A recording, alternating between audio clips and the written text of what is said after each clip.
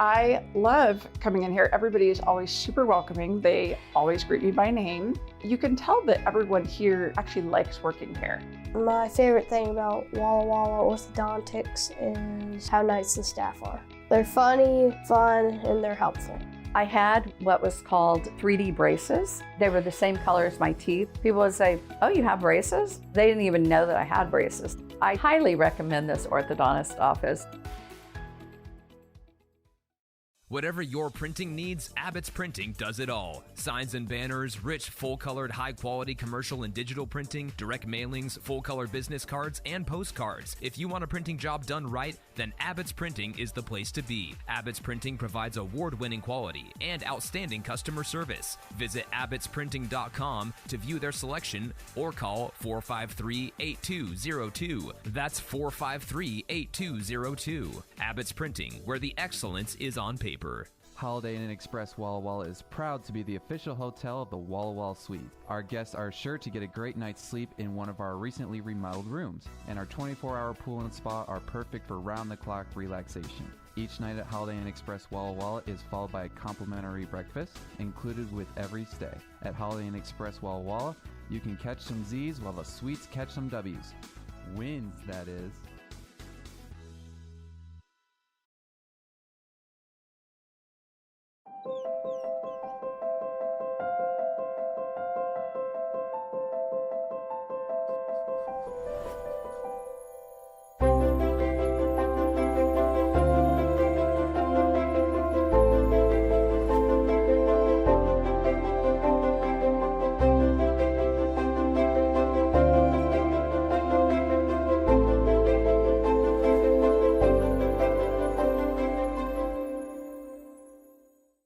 Walla Walla Valley Honda is now Underwriter Honda of Walla Walla. The same great automotive family is here for all your needs. Service, parts, new Hondas, and top quality used vehicles, all backed by expert staff with the highest standards in the industry. After all, you're family at Underwriter Honda of Walla Walla and deserve the best. Visit us at underwriterhondaofwallawalla.com to schedule service or a test drive today. Underwriter Honda of Walla Walla. Walk in as a guest, drive off as family. Hey, your homework done? Yep. Hey, is your homework done? This kinda is homework.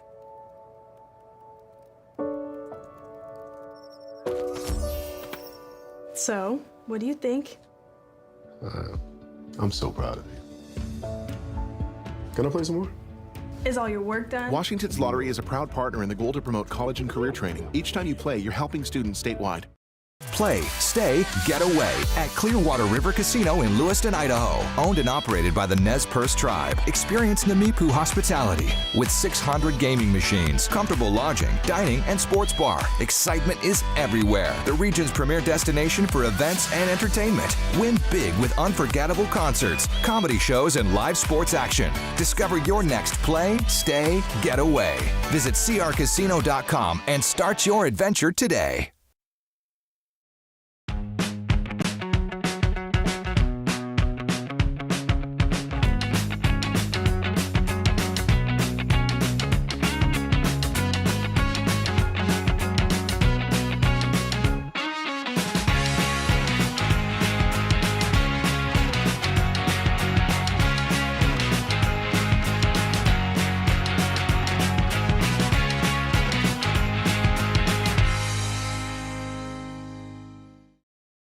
It's time to play ball with Underwriter Honda of Walla Walla, where you're more than a guest. You are part of the family.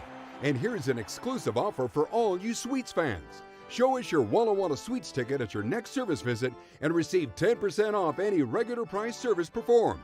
Formerly Walla Walla Valley Honda, same great automotive family and proud sponsor of the Walla Walla Suites. Underwriter Honda of Walla Walla, where you walk in as a guest and drive off as family. Washington homeowners are saving thousands of dollars on their energy bill by upgrading their home. And the best part is, CNGC is giving back even more money when you switch to a more efficient alternative.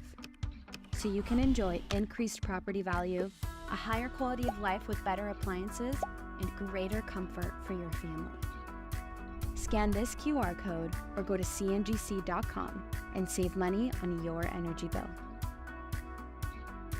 Washington's lottery gives out a lot of green to winners in schools and retailers awesomely.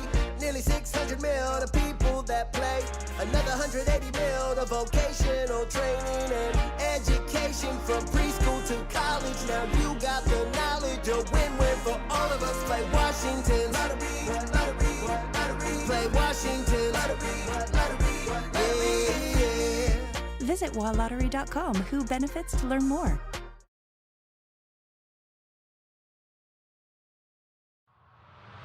Welcome to the Peeling It Back pregame show. I'm Brad Whitman alongside manager Leo Rivera. Game 2 getting set to go versus the Mary's coach. Obviously put up a season-high 15 runs last night. What did you like about the way the offense worked, really from top to bottom in the lineup?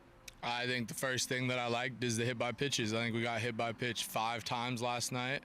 That's something we've really talked about, and the team's really bought in, and not just the hitters. Everyone in the dugout is getting really, really excited when we get hit by pitches, and just having a presence in the box. I really like how we're walking up to the box. I think we're swinging at good pitches, and we're hitting it pretty hard right now. Well, Royce Hale obviously had himself an explosive debut as this week, going 3 for 5, 7 runs knocked in. What did you kind of see in his approach all night? Ready to hit the fastball. He's a pretty special player, and he hits the ball pretty hard. But at the same time, he's got to be on time, and he's got to swing at good pitches. I've been fortunate enough to work with him the last 2 years, and then getting to work with him again this summer is just really, really special. So I'm excited to see what he can do the rest of the year. Yeah, it's kind of an interesting situation, already knowing a coach, obviously coming in from Seattle, knowing a couple former college teammates as well, and PK also having Isaac Hallam joining us. And what does that kind of familiarity really bring to the table in a league like the West Coast League? It just makes it more fun. You get to play with guys you've played with before, have a lot of innings under your belt, and you've spent a whole school year with them. And then being able to come right out here, although they are going different ways, it's pretty cool. And every team's a little bit different. Obviously, we have a pretty good group, but at the same time, at the end of the season, it's going to end and everyone's going to go their separate ways. So we really try to enjoy the time together and just create moments, because that's what baseball and summer ball is really about. Well, we saw another new face last night in Nico Bavaro, the young left-hander committed to UCLA, threw 88 pitches in relief. Were you kind of expecting him to go that far? 100%. I think that's something he talked about coming in, is he's been doing that all year for his high school, and he was ready to go. I don't think we do that unless we have 100% faith in that kid, and that's this cool thing about summer ball. First time facing college hitters, and we're trying to get him ready so when he shows up in the fall, he's ready to go. And there was a little bit of hiccups, a few walks, a few hard hit balls, but that's what this is for. And we expect him to be really, really good when he comes out next time. Do you think he maybe could grow into more of a starting role this summer for the Sweets, or are you going to kind of keep more as a reliever until the foreseeable future? Yeah, we'll see. I think that's something we can definitely talk about, but that's something we'll worry about next week. Well, now after the 15-run game last night, how do you kind of come into Game 2 tonight versus the Berries, not kind of expecting the runs to come easy like they did last night? I think the plan never changed. Was ready for the fastball, ready to hit early in the count, try to swing at good pitches, and talked a little bit about quality at bats today. Just focus on team goals and not worrying about ourselves, and I think that should take care of business. Well, thank you, Leo. Good luck. First pitch versus the Marion Berries in Game 2, getting set to go in just a moment. We'll see you there. I love coming in here. Everybody is always super welcoming. They always greet me by name. You can tell that everyone here actually likes working here. My favorite thing about Walla Walla orthodontics is how nice the staff are. They're funny, fun, and they're helpful. I had what was called 3D braces. They were the same color as my teeth. People would say, "Oh, you have braces?" They didn't even know that I had braces. I highly recommend this orthodontist office.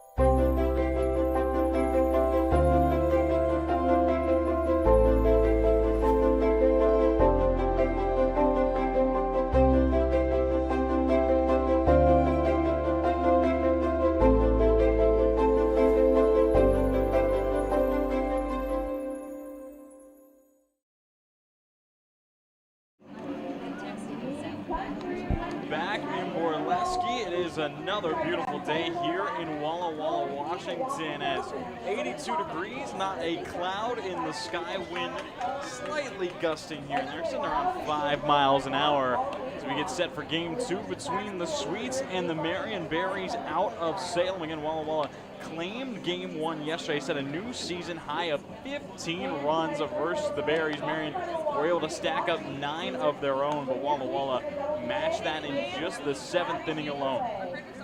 Thank you for joining us on the Walla Walla Sweets YouTube channel. I'm Brad Whitman, bringing you all the action as we get set to go. And the Sweets trying to climb up the South Divisional standings, trying to catch the Ridgefield Raptors, who currently sit in first. And that'll be this upcoming weekend's opponents for the Sweets. And would love to try and get another series under their belt here at home before going toe-to-toe with the Raptors. We do have the starting lineup for the Berries, as announced by head coach Tucker Brack. Sawyer Nelson, once again leading things off. Danny Whitman batting second. Martin Serrano in the 3 spot. Tyler Dunning batting cleanup. Cale Barney, Matthew Major at the 5 and 6. Taryn Carlson saw a pinch hit last night, now the designated hitter, followed by Jake Dodge and Colin Wincio at the 8 and 9. And the Berries facing up against the Mount Hood Community College right-hander in Anthony Leo, making his 3rd start of the season. Anthony currently 1-0 record across nearly 11 innings pitched, has a 1.69 ERA, sub-1 with 9 strikeouts in his time. Again, a young guy who just finished up his true freshman year at Mount Hood Community College and had himself a great season out in Gresham under head coach Corey Heer, now the pitching coach with Walla Walla. And he has continued it already this summer, looking very strong against a lot of other college competition as he gets himself up 0-2 quickly versus Nelson. Again, Nelson was able to work his way on base 3 times last night, scored every single time that he made his way on base, had himself a leadoff triple in the top of the first to get things started for the Berries, came across to eventually score on an error, and then walked twice later in the game. Didn't tally any more hits as just fends this pitch off from Leo. And saw Anthony his first time out in his WCL debut. That was back on June 3rd here in Borleske versus the Knights. Through 4 2/3, allowed 3 hits, just 1 run in his debut, striking out 4. But then on the Canadian road trip last week, had himself a great start versus the Kelowna Falcons. That was game 2 versus the Falcons last Wednesday. Through 6 innings, only allowed 3 hits and 1 run, striking out 5.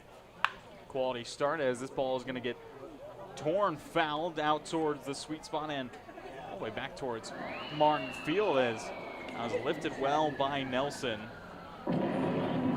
And Sawyer Nelson, Salem, Oregon native, committed to playing with the Loyola Marymount Lions this upcoming spring. As now is going to go down swinging. Anthony Leo picks up an early K, was able to speed things up and live up high with the heater. And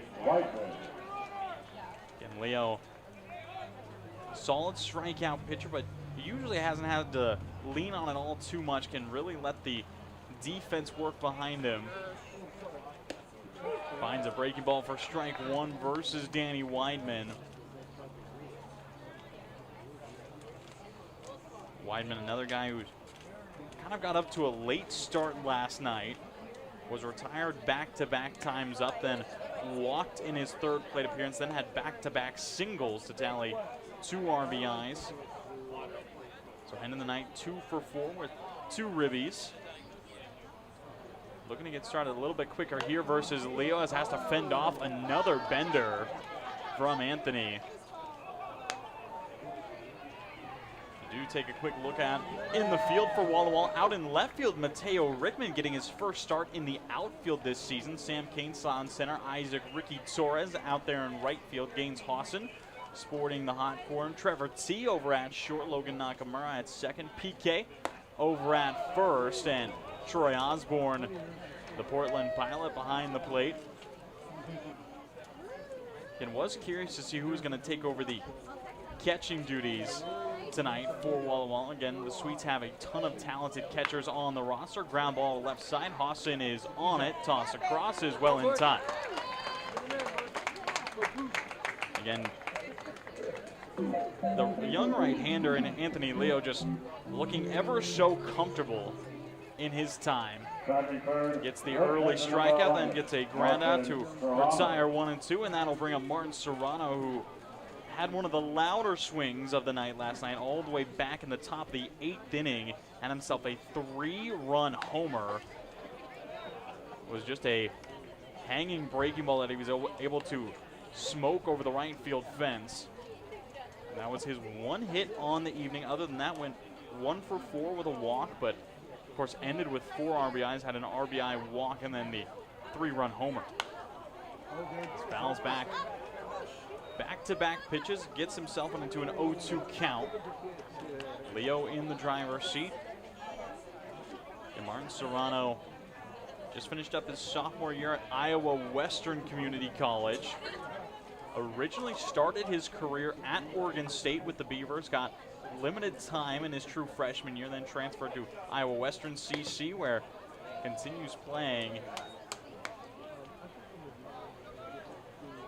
Don't believe he's committed to anywhere quite yet for the upcoming spring. Or he will stay at Iowa Western. 1-2 pitch from Leo's inside. It's going to be ripped to the right field side and will get down into the corner. Torres will get it in quick as Serrano will slide into second. A little bit shallow, but still gets there for a 2-out double. And Serrano defends well in the 1-2 count, earning himself his second extra base hit of the series. And really going to be trying to live towards that pull side as Leo looking to shake it off, get right back into action. And I had the pleasure of talking to head coach Leo Rivera pregame, and one of the biggest things he talked about was pitchers attacking the strike zone early, and Leo definitely a guy who's going to do that. Kicks and fires from the stretch. The heater will catch the outside corner for strike 1 to Tyler Dunning. Dunning, another Division I guy. Just finished up his true freshman year at UCLA. Didn't play with the Bruins. Again, able to work himself into a top program like that. Leo finds the breaking ball, just missing outside. Again, Walla Walla, the offense, of course, the big thing to note last night, putting up the season high 15 runs, but saw the pitching staff do quite well, and Perry Stowe had himself another pretty solid start. 4 innings, allowed 3 runs, 3 walks, striking out 6 as Stowe's become a big strikeout arm for the Sweets as strike 2 is called. Then saw the Sweets debut of Nico Bavaro, another incoming freshman to the 26-27 academic year at UCLA. Tossed 88 pitches in relief despite giving up 6 runs. It was great to see him get a lot of time and a lot of experience, striking out 6 berries, and then saw Joey Genduso shut down an inning, and saw the 2026 debut of Isaac Hallam as Leo goes to the low and in corner, just misses. But Hallam looks strong, closing out the top of the 9th with back-to-back Ks and a pop-out on just 12 pitches. And saw Joey Genduso for the second time just register 1 out as he was there to close out the 8th inning. Again, always good to see more strikeout stuff out of Perry and Bavaro, and a young and untested guy at the college level. It was his first time seeing college opponents, and getting through 3 2/3, nearly 4 innings in relief, stringing 88 pitches and 6 strikeouts. Very impressive from the young southpaw. Again, runner on second, 2 down, and now full count between Dunning and Leo. The Saint kicks and fires a fastball. It's going to get popped up into foul territory. It looks like just back over the Marion bullpen and out in towards Section D, and should be a souvenir for a fan here on National Mascot Day. Seeing a lot of mascots joining us. Walla Walla High School mascot, Washington State mascot, seeing Walla Walla CC, the Warrior, joining us, as well as the Walla Orthodontics mascot, alongside our very own Sweet Lou here in Borleske, as it's going to be a broken bat off the cap straight over to Knowles, as he will jog over to first and take it himself. So a piece of firewood and the third out connected by Anthony Leo. That will send us straight into the bottom of the first, stranding one in scoring position for the Berries. Walla Walla Valley Honda is now Underwriter Honda of Walla Walla. The same great automotive family is here for all your needs. Service, parts, new Hondas, and top quality used vehicles, all backed by expert staff with the highest standards in the industry. After all, you're family at Underwriter Honda of Walla Walla and deserve the best. Visit us at UnderwriterHondaofWallaWalla.com to schedule service or a test drive today. Underwriter Honda of Walla Walla. Walk in as a guest, drive off as family. Hey, your homework done? Yep.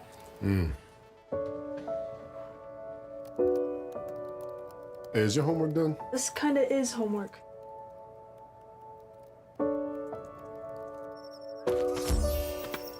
So, what do you think? I'm so proud of you. Can I play some more?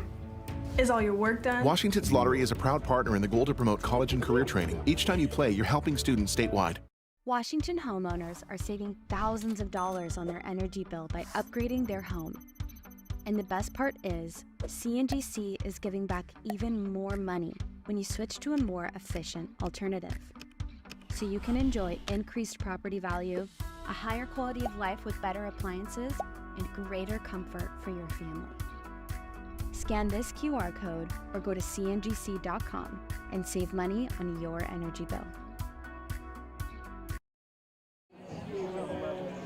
Starting lineup for the Walla Walla Swedes as announced by skipper Leo Rivera. Peyton Knowles leading things off. Once again, Trevor T continues batting second. Mateo Rickman getting back in the lineup out in left field, batting third. Troy Osborne rejoins the Swedes starting nine as the cleanup man. Royce Hale, of course, the big designated hitter, batting fifth after his monstrous Swedes debut. Gaines Hawson batting sixth. Isaac Ricky Torres batting seventh. Knock batting eighth, followed by Sam Kane rounding out the order and going up against another young lefty making his first West Coast League appearance. It's Zach Hankins.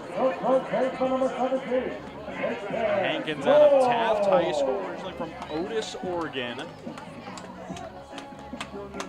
And another incoming freshman to a top-level baseball program as Hankins, committed to the University of Oregon, will join the Ducks this upcoming fall. Of course, get his first season in 2027.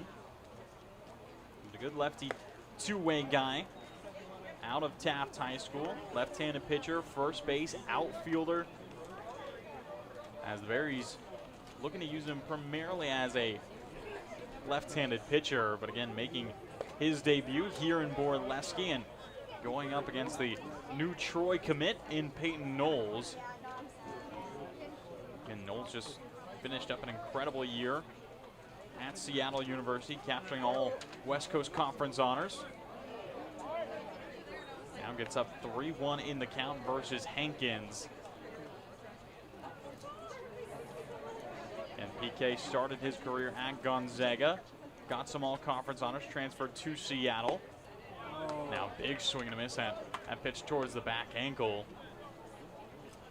And then batted .350 this past spring at Seattle with the Redhawks. Now committed to Troy, who of course made top 8 as this pitch is going to run up and in. It catches the Evo Shield as Peyton seems to be all right. We'll just jog over to first, and the Swedes will have a leadoff base runner in Knowles. And Hankins going to look to settle it right back down as Trevor T steps in.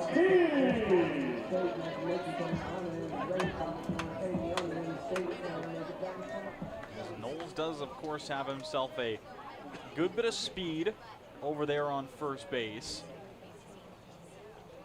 Does just have 2 stolen bases on the summer so far.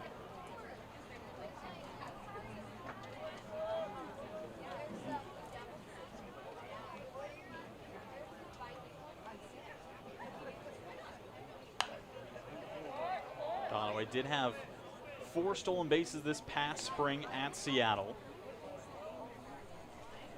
So a good bit of zip over there in Trevor T. And we'll be looking to move him up. T batting .308 so far on the summer. gets on base just over 48% of the time. Trying to defend in the 0-2 count, tracks low, good stop behind the plate by Serrano.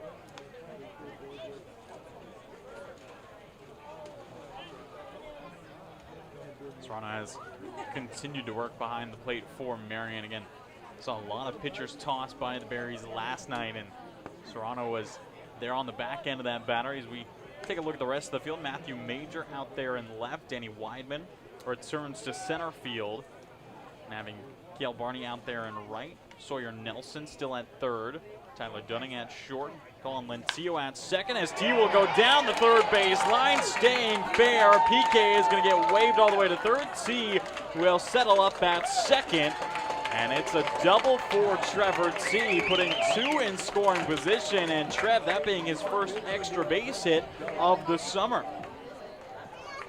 Again, batting .308, 12 knocks on the season, but that being his first for extra bases to put 2 in scoring position for the Matador.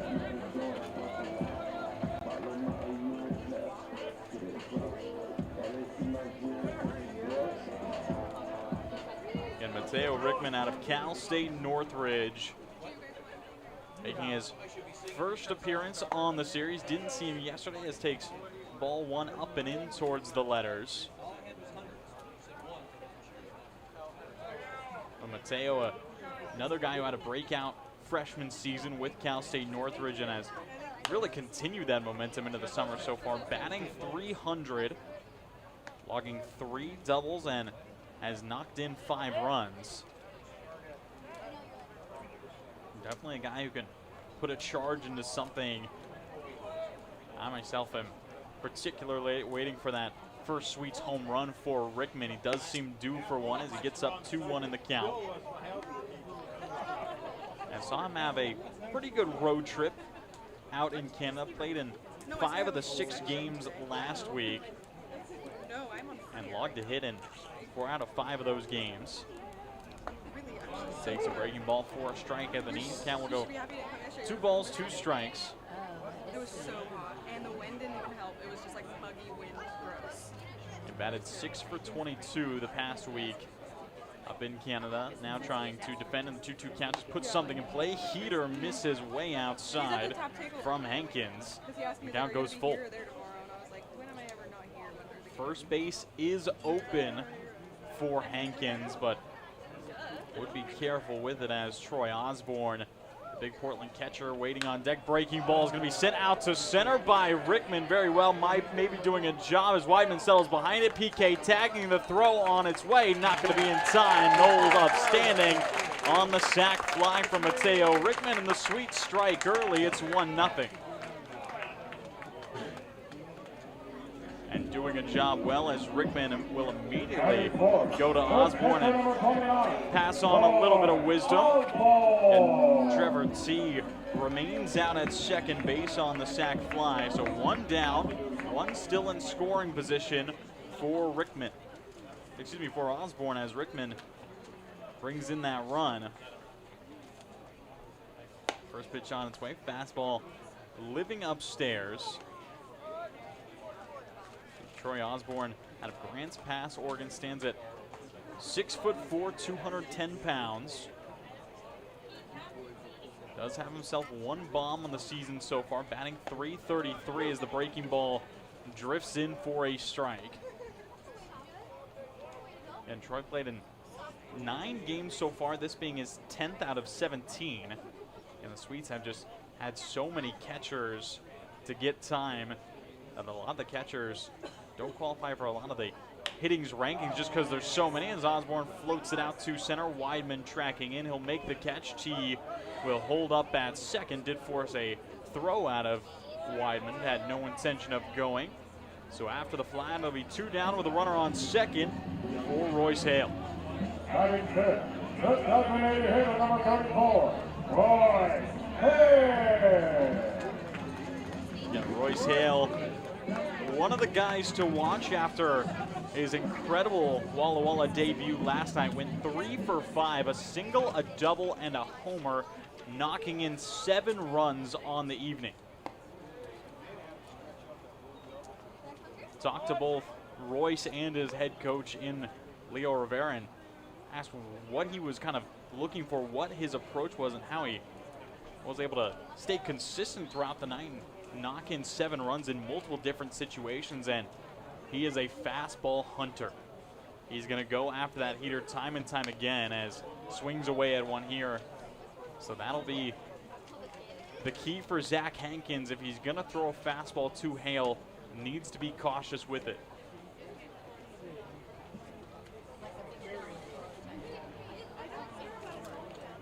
And 1 ball, 1 strike, 2 down here in the bottom of the first. The Sweets would love to try and add on more. And Hale was only retired twice last night. It was a fly out in the 3rd and then a strikeout in the 8th. And just seemed to get better and better as the evening went on. Now rips one down the right field line, just curls foul towards the Marion bullpen and keeping all the pitchers down there on their toes. Count will go 1-2. Again, Hale opened up the evening with a 2 RBI single. That was his first hit, first at bat as a Sweet then flew out, then had the 2-run homer, then the 3 RBI double down that same right field line. And now breaking ball swings away and misses, and Hankins will allow 1 but strands the second in scoring position. Walla Walla will claim the lead through the first. It's 1-0 here in Borleske.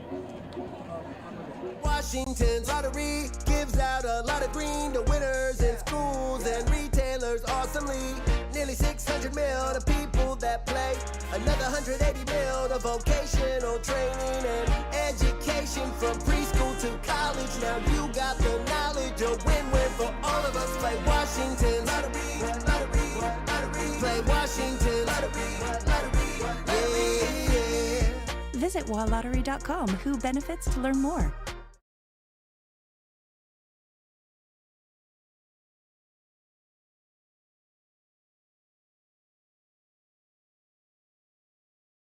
It's time to play ball with Underwriter Honda of Walla Walla, where you're more than a guest. You are part of the family.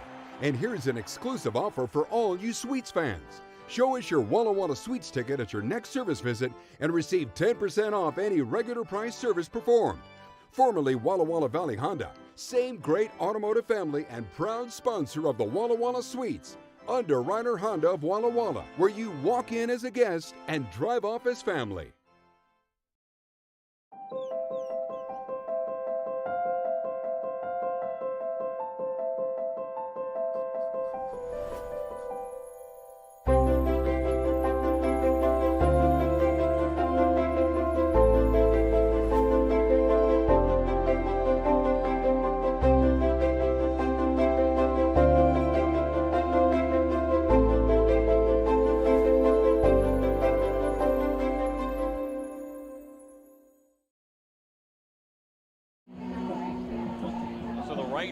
For the Berries, and Cale Barney will lead things off here in the top of the second. Walla Walla, of course, claiming the 1-0 lead in the last half inning.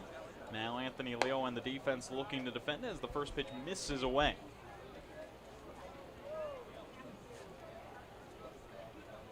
And Cale Barney out of Nolensville, Tennessee. Another incoming freshman for the 26-27 season. Lobs one out towards left field. Ricky on his way, makes the catch out towards the line for out number 1. As Barney will be swiftly retired, and that will bring out Matt Major.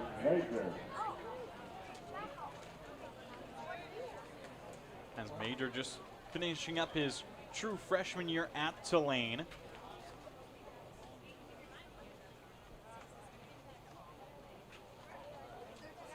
Leo continuing to work efficiently, finds a curveball for strike 1, did spin 23 pitches in the first inning.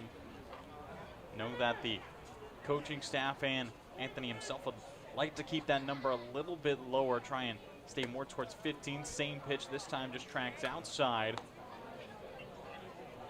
to the righty swinging Major. Major did go 2 for 4 last night. Had himself a single and a triple.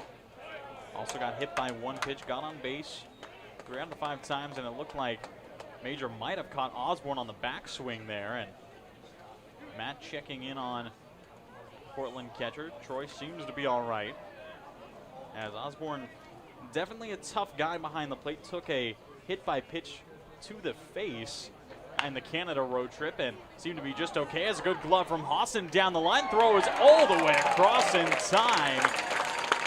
And Murfreesboro native out of Tennessee will send it over to retire Major. So 2 up, 2 down to bring up Carlson.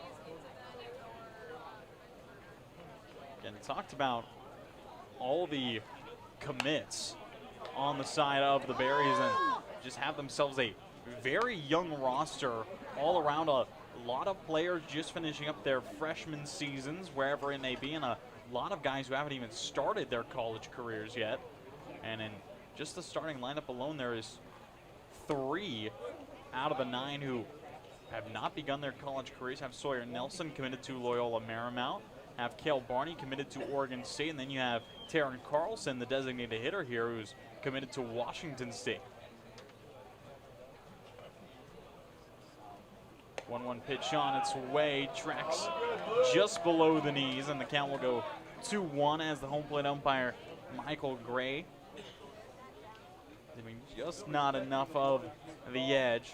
Thomas Glenn, the field umpire here this evening. Again, both Glenn and Gray swapping from last night, as they will be our duo of umpires for the remainder of the series.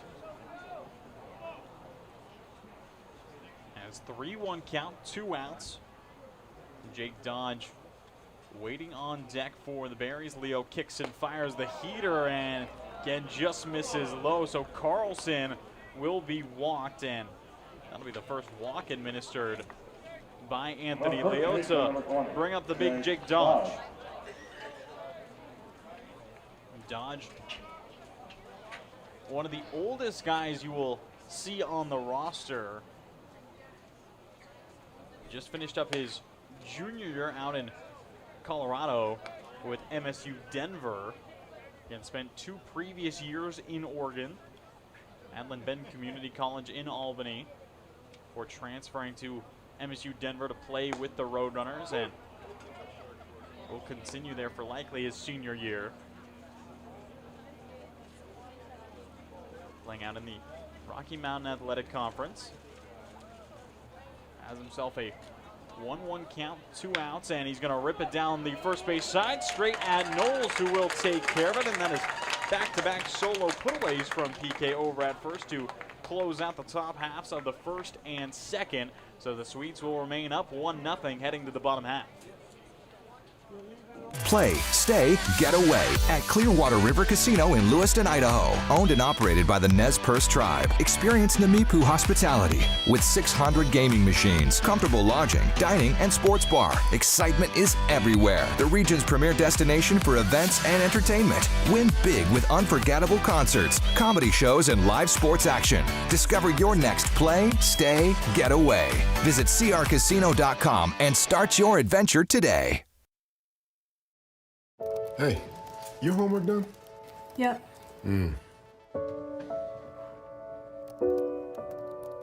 Hey, is your homework done? This kinda is homework.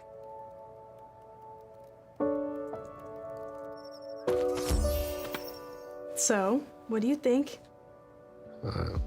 I'm so proud of you. Can I play some more? Is all your work done? Washington's Lottery is a proud partner in the goal to promote college and career training. Each time you play, you're helping students statewide.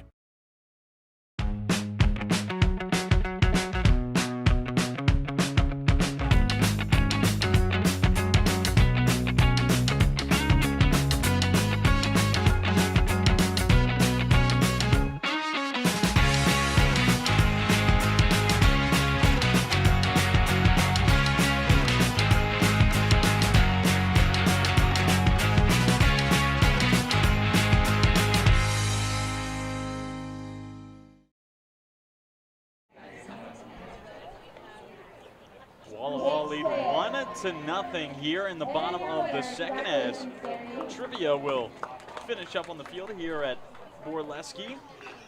And that'll bring up Gaines Hawson to lead things off out of Cumberland University. And bringing his talents well out from NAIA.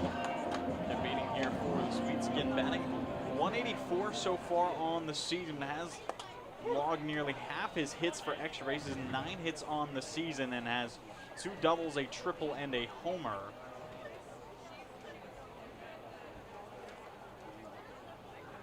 And did see him go 1 for 4 with an RBI single last night. Now he's going to go right back up the middle, find his second knock of the series, and Hawson, being good leadoff man, will get himself to first for Ricky.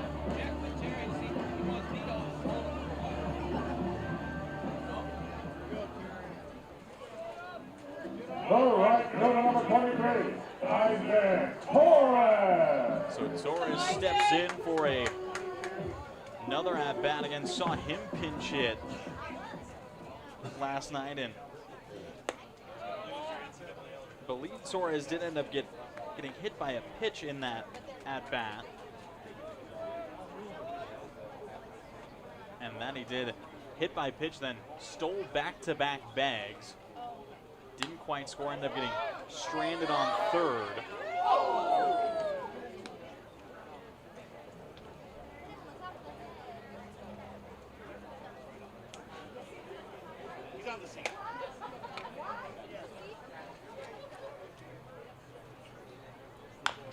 Now it's going to be a high chopper to the third base side, and the play at second will be just in time. Ricky beats it out over at first, and it was spun quickly from Nelson to Lentillo, but the relay to the first baseman, Dodge, not going to be in time. So the fielder's choice will remove the lead runner, and now Torres will stand on first for Logan Nakamura.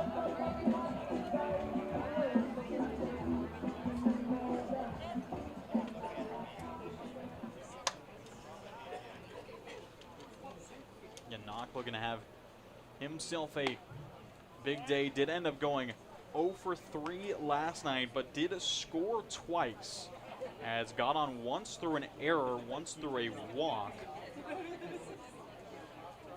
As now Nakamura's going to lose his bat in. That is the second time we've seen Knock lose his bat here at Borleske, as did it last night and ended up getting some help from Knowles, who gave him a stick of pine tar, and it looks like he might need it again.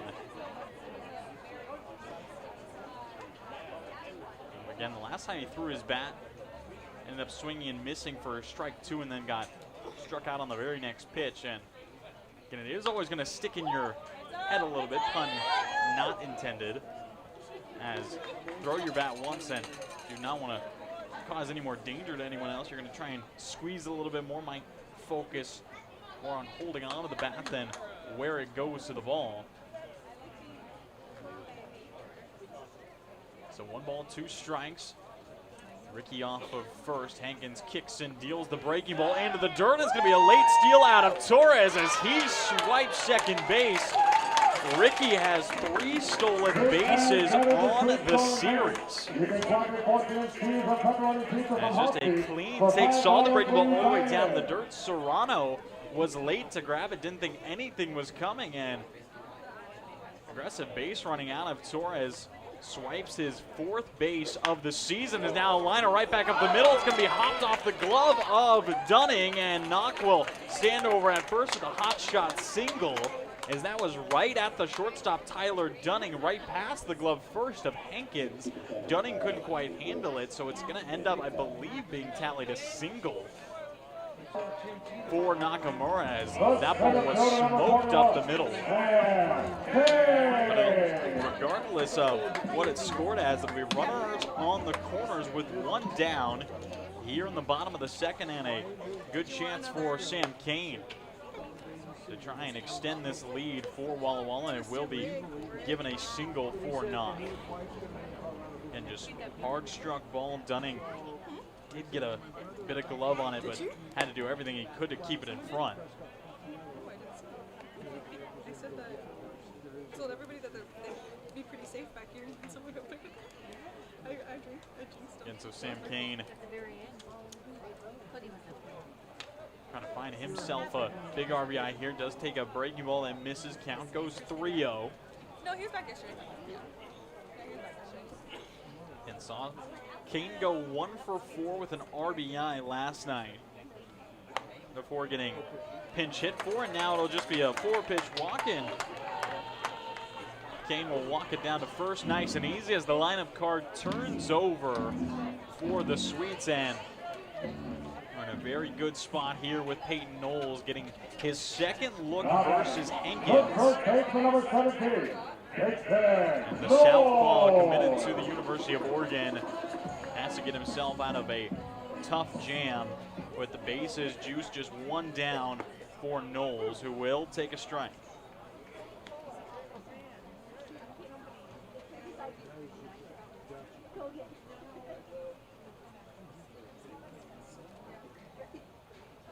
Another breaking ball on its way, fouled back into the netting.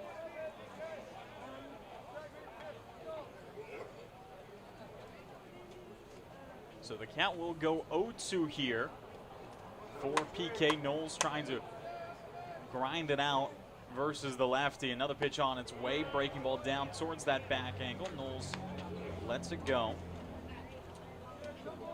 PK hit by a pitch in his first time up, then was able to come around and score. It was the double from Trevor T that really led him around the bases as the heater lives up high. And a good bit of zip to that fastball from Hankins. A strong two-way player out of Taft High School and has a bright future ahead of him with the Ducks at Oregon. 2-2 pitch on its way is now going to switch it up to the slider. Misses outside. So the count goes full. Knowles works himself down 0-2 all the way to a payoff pitch again. Still only 1 down. Sac fly is in play. So is the inning-ending double play. Kick and deal is going to be ripped out towards center field. It gets down in front of Whitman. One will come across to score. We'll see the stop sign immediately go up at third. And the runners will all move up a station as that will turn it over to Trevor T. The lead jumps out 2-0 Sweets. Again, always love to see a home run at the ballpark. Like to see a double in the gap, maybe a double down the line. But there is not much things more satisfying in hitting than just a crisp single up the middle. And Peyton Knowles delivers one for the RBI. So the bases remain loaded. Same situation with 1 out. Now T steps in and will take ball 1 just off the inner half of the plate from Hankins.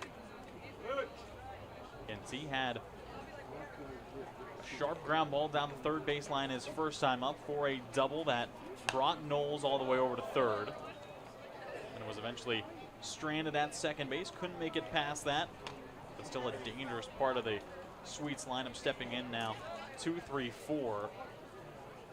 Getting set to go with Mateo Rickman, getting ready in the on-deck circle. 1-1 pitch is a bender from Hankins, and it's a little bit of a freeze out of T.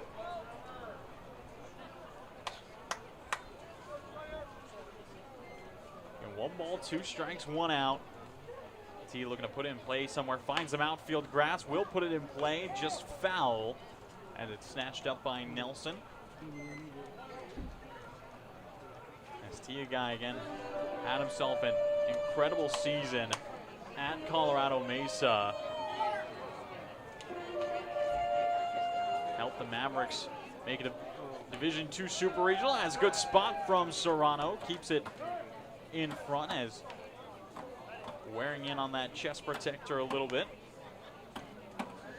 Again, did get the information that Martin Serrano, the Berries catcher, committed to Ohio State University for the upcoming spring and 2026-27 school year. Shout out to his father, Scott Serrano, for that information. So a lot of 2s at the ballpark. 2 balls, 2 strikes, 2-0 lead in the second inning. As Trevor T looking to fend this ball away. It will be a sharp grounder to Dunning. Spins it to Lentillo over to Dodge, and it's not going to be in time as it's beat out well by T. Forces another run to come across and score. It's 3-0 Walla Walla. And saw a big offensive showing last night from the Sweets, obviously putting up 15, and really saw big offense all around with the Berries still racking up 9 runs of their own. 24 total last night. Was about a 3.5-hour game here at Borleske to open up the series. Seeing 3 runs already from the Sweets. Very well might be chasing another double-digit mark, as we'll see T immediately take off. No throw from Serrano, as it will be a called strike on Whitman. So 2 down, 2 in scoring position, and Teo looking to bring him in.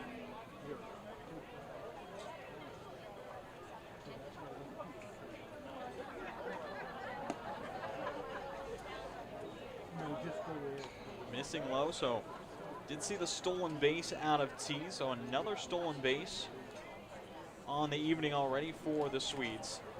That being number 2, saw 1 from Torres, 1 from T.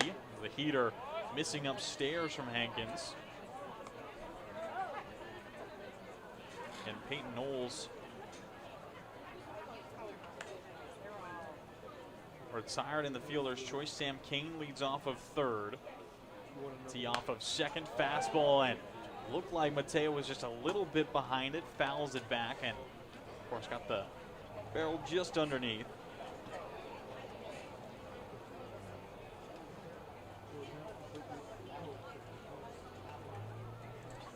And Rickman trying to work the 2-2 count. Breaking ball sends it out into right field. Going back is Barney. He'll be behind it for out number 3. And Rickman trying to fend off the breaking ball well, but Hankins will strand 2 in scoring position, but it's another 2 come across for Walla Walla. 3-0 Sweets lead heading into the third.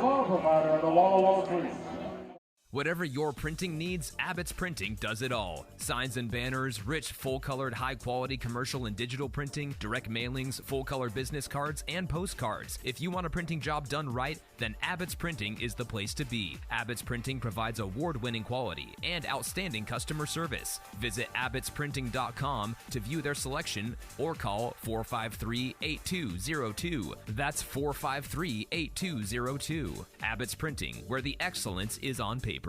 Holiday Inn Express Walla Walla. Hey, your homework done? Yep. Hey, is your homework done? This kind of is homework.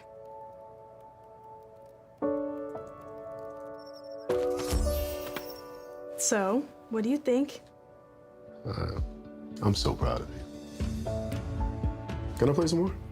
Is all your work done? Washington's Lottery is a proud partner in the goal to promote college and career training. Each time you play, you're helping students statewide. Play, stay, get away at Clearwater River Casino in Lewiston, Idaho. Owned and operated by the Nez Perce Tribe. Experience Namipu hospitality with 600 gaming machines, comfortable lodging, dining, and sports bar. Excitement is everywhere. The region's premier destination for events and entertainment. Win big with unforgettable concerts, comedy shows, and live sports action. Discover your next play, stay, get away. Visit crcasino.com and start your adventure today. Berries looking to answer back here in the top of the third. Start chipping away at the lead, as strike 1 is going to be called to Lintillo.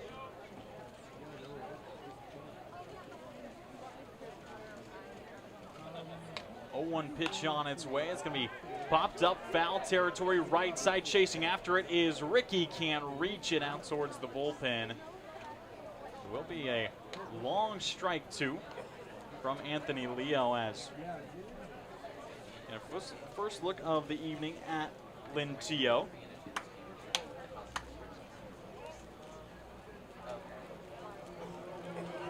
As Lintillo, a guy trying to have himself a big summer, did see him pinch hit for 1 at bat. Ended up striking out. That was all the way back in the top of the 8th inning last night. Lintillo, guy committed to St. Mary's to play with the Gales. Line drive at Tio, and he'll be able to glove it over at short for out number 1. The guy committed to, the guy playing with St. Mary's, didn't get any time this past spring, but were able to help witness the Gales win the West Coast Conference and make themselves a NCAA tournament bid. Will line out to lead off the top of the third, and that will turn the lineup card right back over to Sawyer Nelson. And Nelson, an interesting guy to look at. Again, graduated out of South Salem High School, committed to LMU with the Lions in Southern California. According to the Northwest Baseball stats page, a guy ranked number 5 on Pacific Northwest 2026 draft board. And been a little bit passive through his early 10 games on the season, but has swiped a ton of bases. 12 bases in 10 games, is currently in the first percentile for contact, first percentile for swing rates. Of course, it is low sample size early in the season for those kinds of statistics, but and a young guy with a lot of potential, and that can be said about a lot of the Berries on the roster. Now on a 1-2 count versus Leo. The righty kicks and fires, and the changeup will scratch the plate. Count will even up at 2s. And Leo's still trying to keep that pitch count a little bit lower, as through 2 1/3, this is pitch number 45 upcoming. Fires away. It's going to be lobbed up into foul territory down the left field side. Long run for Hassan trying to get there. Just can't reach it, and it looks like he got a little bit of a body check from Mateo Rickman, the left fielder, and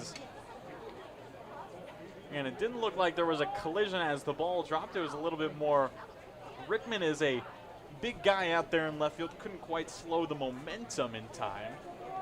Just gave Gaines a little bit of a shove, but great bit of mobility out by the third baseman, showing a lot of range, almost getting that ball down towards the Walla Walla bullpen.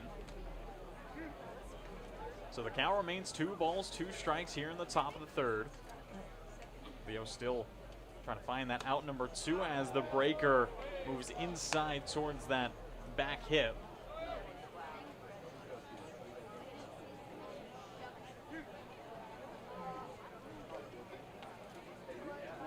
So payoff pitch now from Anthony. It's going to be torn into right field, and Torres is going to have to go fetch it on the warning track. He's going to get it up clean. Nelson will settle into second nice and easy with a 1-out double. We've seen 2 hits so far from the Berries. Both have been doubles into that very same corner. Saw one from Martin Serrano in the first, and now we'll see one from Nelson.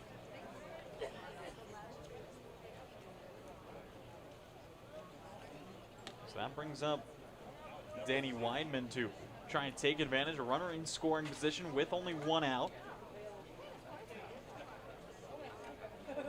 Again, just the third base runner versus Leo, as we saw Serrano have himself the 2-out double in the first. Was the first base runner, then saw Darren Carlson get walked last inning, and now seeing a double from Nelson. Whitman looking to take advantage, grounded out over to Hassan, the third baseman, his first time up. 1-0 pitch is going to be a heater straight back.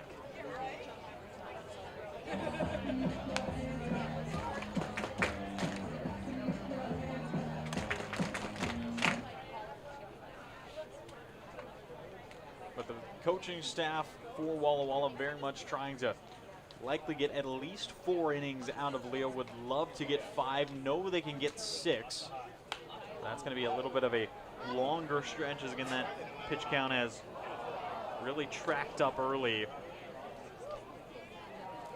They're going to have to spin 23 pitches to get through the first, nearly 40 to get through the second, and is already sitting 50 plus here, working through the third.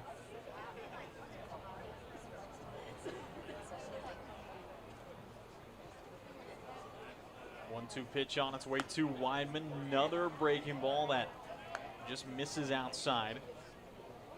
And Leo, back on June 3rd in his Sweets debut, tossed 68 pitches, spinning through 4 2/3, and then again most recently to get through 6 innings. I believe his pitch count was around 70, in that most recent start versus the Kelowna Falcons last Wednesday.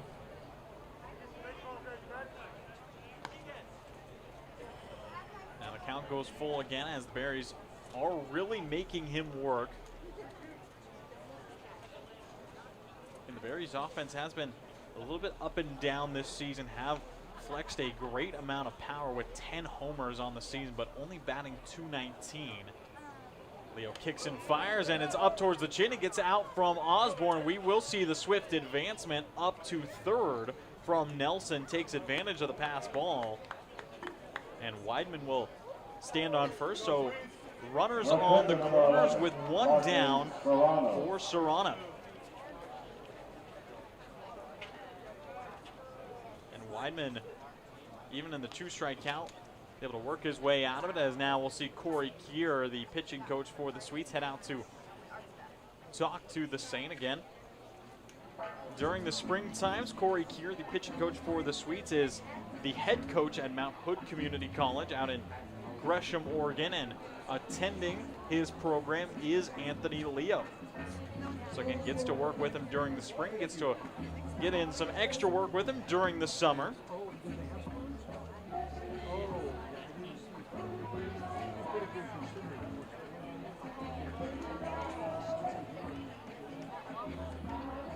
But a quick meeting will tune him up against Serrano. And Martin stands at 6'3", 210 pounds, bats left, throws right, out of Pocatello, Idaho. A quick pickoff move over towards first. A quick move out of Leon, trying to catch Whitman out. Very well could see Whitman in motion after the pitch and see if Osborne will try and toss him out. Very well could just give him second as the fastball misses outside. Down goes 1-0. And Serrano played with the Raptors and the Nighthawks right out of high school back in the 2024 summer, then split last summer between the Berries and the Cowlitz Black Bears. The Black Bears not playing in the West Coast League this season, and Serrano a returning Berry. Now in a 1-1 count with one out, 2 runners on. Leo looking for the put away. Serrano looking to put a dent in this Sweets lead, and you can see Anthony Leo being very careful with the big lefty.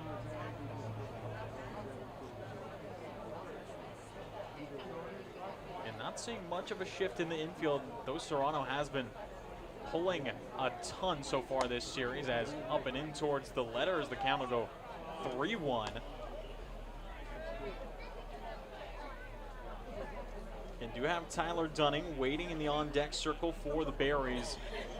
But it would be dangerous to load the bases with the cleanup man on and just one out. So the 3-1 draws the swing and a miss out of Serrano. Expecting that's the exact spot that Leo wants to try and stay. Outside half, a little bit lower, make it a little bit harder to turn on something and make Serrano have to go to left field with it. Full count is going to be a chopper through the right side, splitting through the first and second baseman. Nelson will score, and it's going to get past Torres out in right field. That's going to be a big error, as now Whitman will score, and Serrano will end up at third. So from what ended to look like an RBI single from Serrano, instead will bring in 2 runs, and now the tying run stands just 90 feet away from the Berries. A tough error from Isaac Torres out in right field, was charging that ball on the grass, and grass a little bit thicker in the outfield here at Borleske, just slipped under the glove. So now it's just a 1-run game, again tying run. Serrano off of third. Dunning looking to be the guy to bring him in, as strike 1 will be called. And believed it will be deemed an RBI single for Serrano, so starting up his day 2 for 2, and then I believe it'll just be tallied an error to bring in the next run into, of course, advance Martin all the way over to third. It looks like, of course, Serrano will be given 2 RBI on the play with the single. So the 3-hitter for the Berries, 2 for 2 with 2 RBI already. All right, he knocked in 6 runs on the series as Dunning going to go out towards left field. Is going to drop nicely in front of Whitman. Serrano scores, and it is a tie ball game here in Walla Walla as Dunning picks up his first RBI, first hit of the series to tie things up. Number 19, Cale Barney.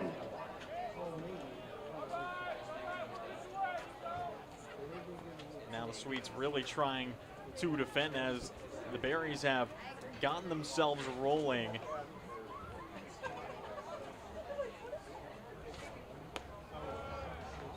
Big swing and a miss out of Cale Barney.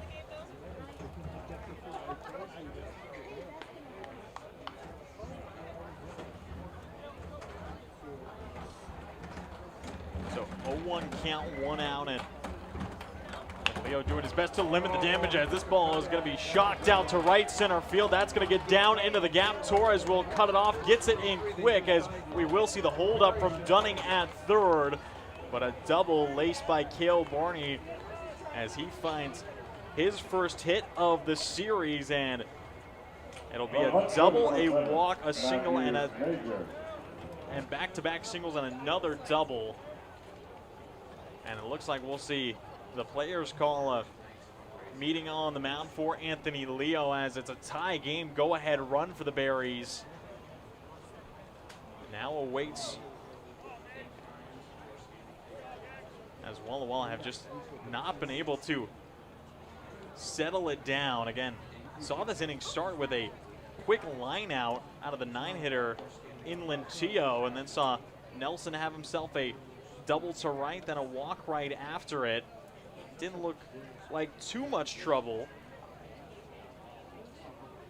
Then saw the 2 RBI single and the error after it, and after the quick unravel, a single and a double right after it. Now Walla Walla trying to get out of the jam, at least maybe just in a tie game now, and even that looking tougher as Leo looking to settle it right back in. We'll see how short of a leash he has now in this situation, as there is a right-hander getting ready in the Walla Walla bullpen. I believe that is Andrew Cohen getting ready for the Onions, as he's going to look to be the relief man. We'll see if he comes in to close out the third or if we see him out in the fourth. It all depends if Leo can settle things back down, as Matthew Major will get himself up in the count 2-0.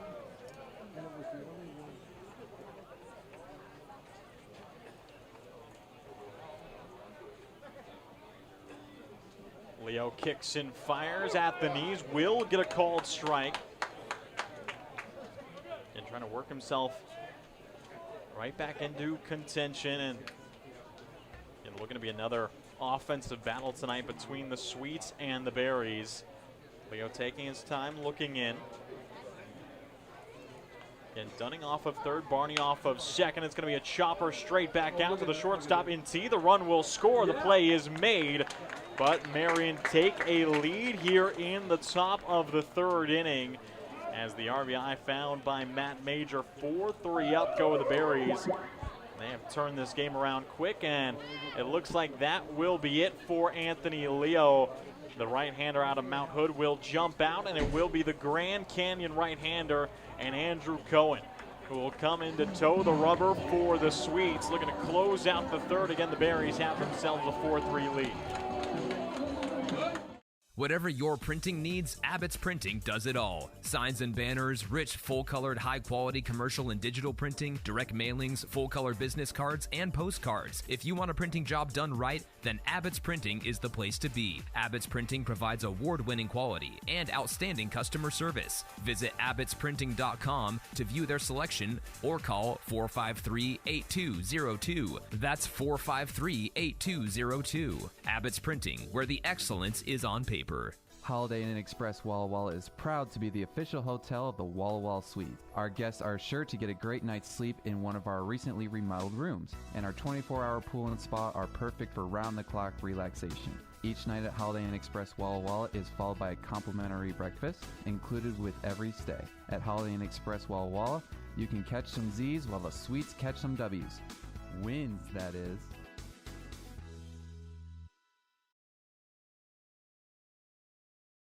Walla Walla Valley Honda is now Underwriter Honda of Walla Walla. The same great automotive family is here for all your needs. Service, parts, new Hondas, and top quality used vehicles, all backed by expert staff with the highest standards in the industry. After all, you're family at Underwriter Honda of Walla Walla and deserve the best. Visit us at underwriterhondaofwallawalla.com to schedule service or a test drive today. Underwriter Honda of Walla Walla. Walk in as a guest, drive off as family. Hey, your homework done? Yep. Hey, is your homework done? This kinda is homework.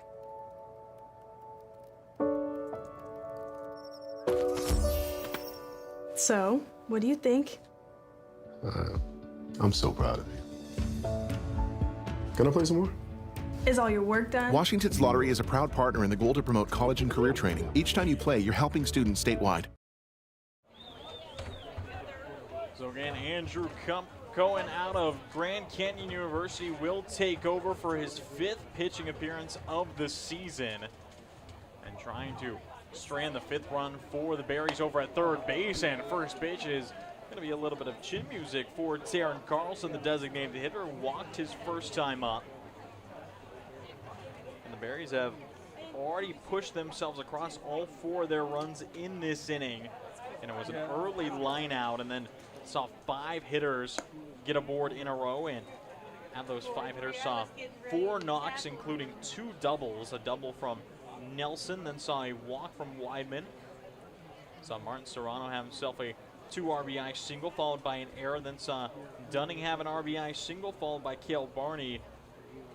The big RBI double as a fly ball out into right field. Ricky trailing to his left, and he's got it for out number 3. And Andrew Cohen will come in, retire the first batter he sees to close out the top of the 3rd. The lead now in the hands of the Berries. Walla Walla trying to respond on offense.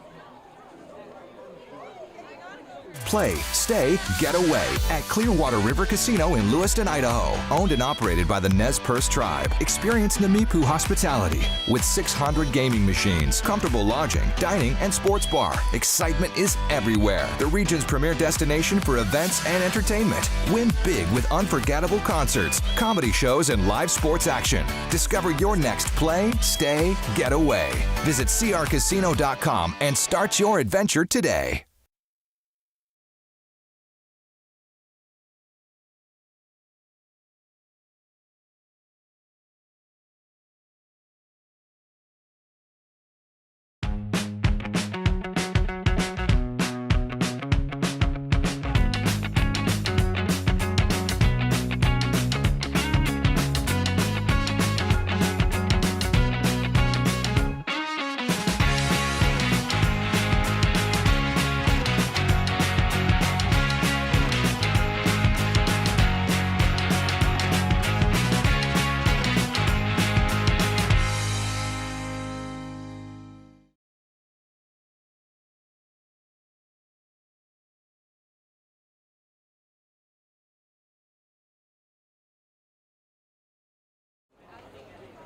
Bottom of the 3rd, the Sweets looking to respond here in Borleske after giving up 4 in the top half. Need the offense to try and battle back. It will be 4, 5, 6 in the order, and a lot of power in those 4 or 5 hitters. Troy Osborne and Royce Hale back to back.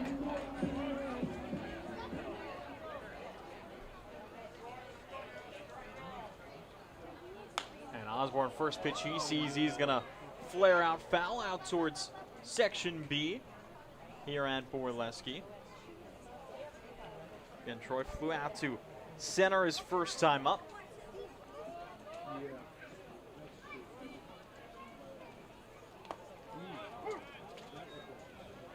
And called strike will make it 0-2 again. Osborne started his college career at Sacramento State last spring, redshirted with the Hornets, then joined the University of Portland as a redshirt freshman as the heater misses way outside. Troy got 8 starts this past spring as a freshman. Just had 1 hit, and it was a huge homer. And that That was all the way back in March versus Loyola Marymount. First collegiate hit was a bomb, and now a sharp ground ball over towards Lentillo as he'll take care of it, spinning to make the play for out number 1.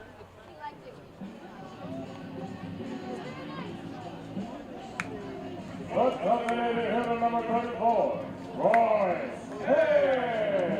So that'll bring up Royce Hale for the second time. Again, went down swinging his first time up versus the southpaw. And we'll see if Hankins can get him again. And Royce going to be looking heater as first pitch missing away to make the count 1-0. And he was able to talk to Royce last night about his approach to go 3 for 5, having a double and a homer. Now takes a strike in. Yeah, the biggest thing is he's going to be looking fastball.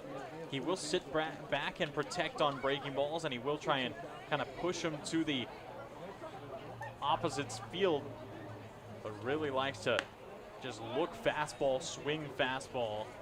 He gets himself up 2-1 in the count, and don't believe we've seen a heater yet in the at-bat from Hankins.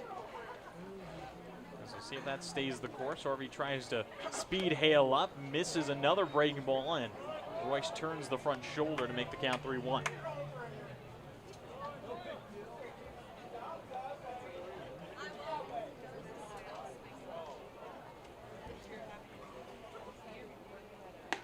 As pitch on its way, will miss outside, and that'll be ball 4. So a 5-pitch walk to Hale as he'll get aboard for the first time tonight to bring up Hawson.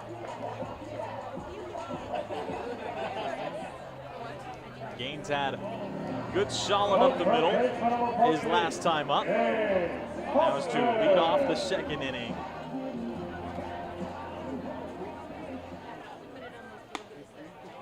Big swing and miss. Again, Hawson just finished up his senior academic year at Cumberland University with the Phoenix. Batted .356 this past spring. He stands at 6'2", 170 pounds, and has translated some great power numbers from NAIA to the West Coast League. And did have 12 doubles, 10 homers the past spring. Slugged .571 across the spring at Cumberland. Again, batting .349 as Gaines, a guy who worked his way up from a practice squad into a starting role his sophomore season. He really has made a great impact out there at Cumberland. We got a native of Tennessee staying in the Southeast, of course. Changing up the location just a tad for summer balls. 3-1 pitch on its way. Fouled straight back. It looked to be a heater low and in. And Gaines won it all of, so the count will go full.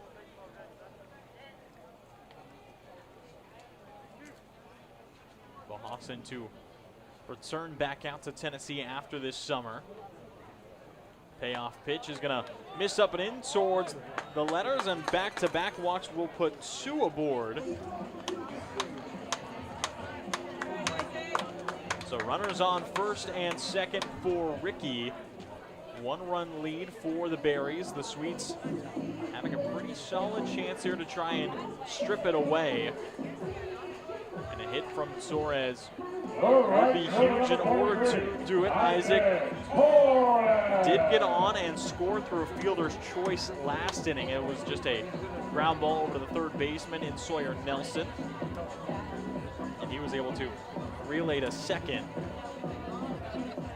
So play on Carmichael Gray taking a moment. Play will steadily resume here in Borleske.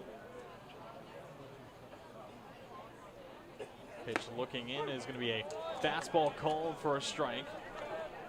And these two teams fended off quite well in Marion's inaugural season last summer.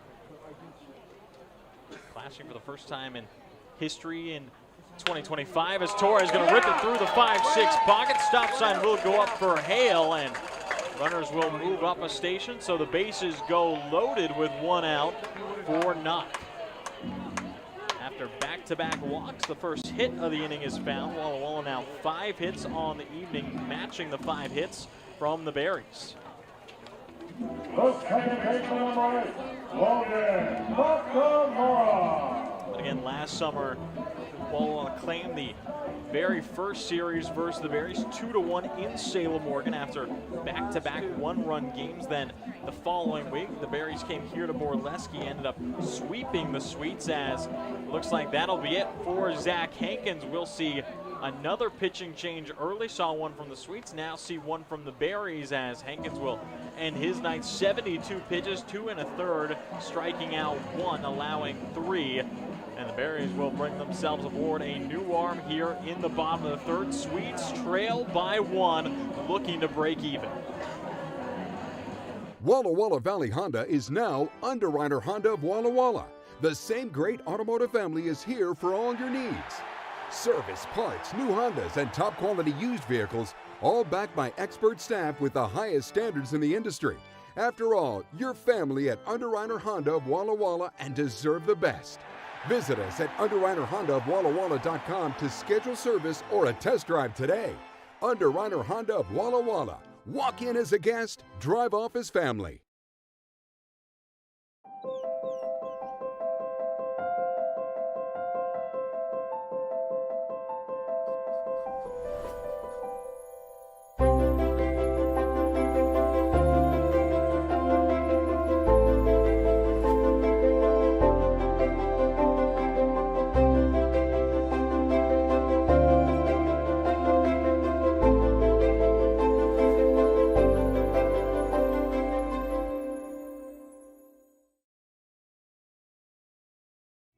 I love coming in here. Everybody is always super welcoming. They always greet me by name. You can tell that everyone here actually likes working here.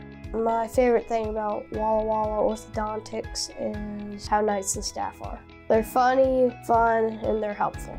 I had what was called 3D braces. They were the same color as my teeth. People would say, "Oh, you have braces?" They didn't even know that I had braces. I highly recommend this orthodontist office.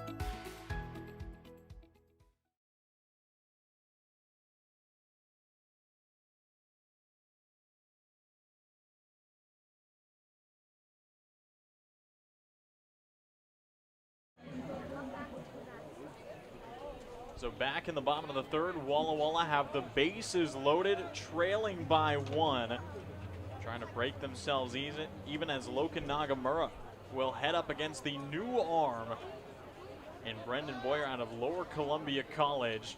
Righty kicks in and fires, a fastball missing outside. Boyer standing at 6'4", 220 pounds, a native of Vancouver, Washington.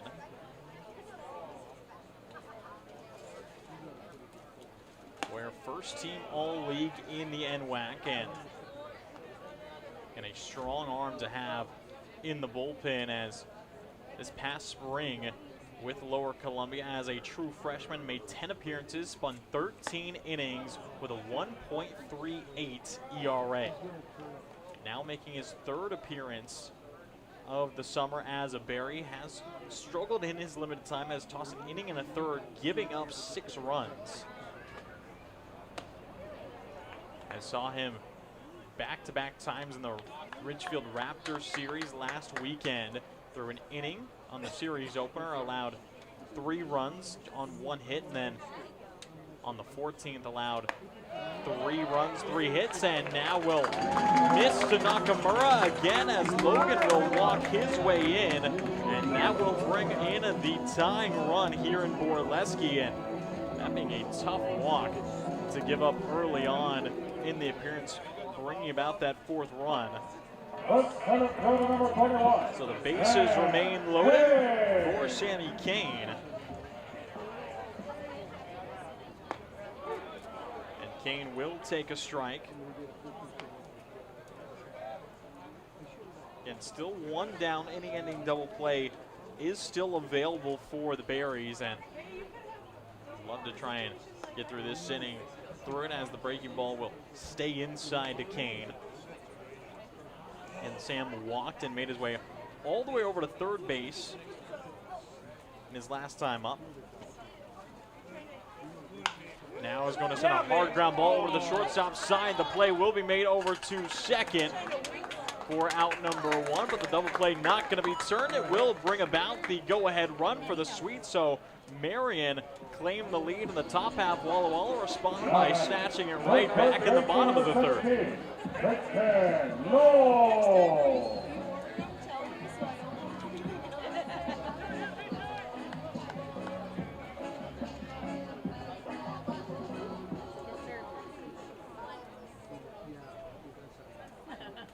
So 5-4 here in the bottom of the third. Immediately we will see Kane take off. He'll be in there safely, and the throw down to second, not in time, and Ricky will come across to score on the toss.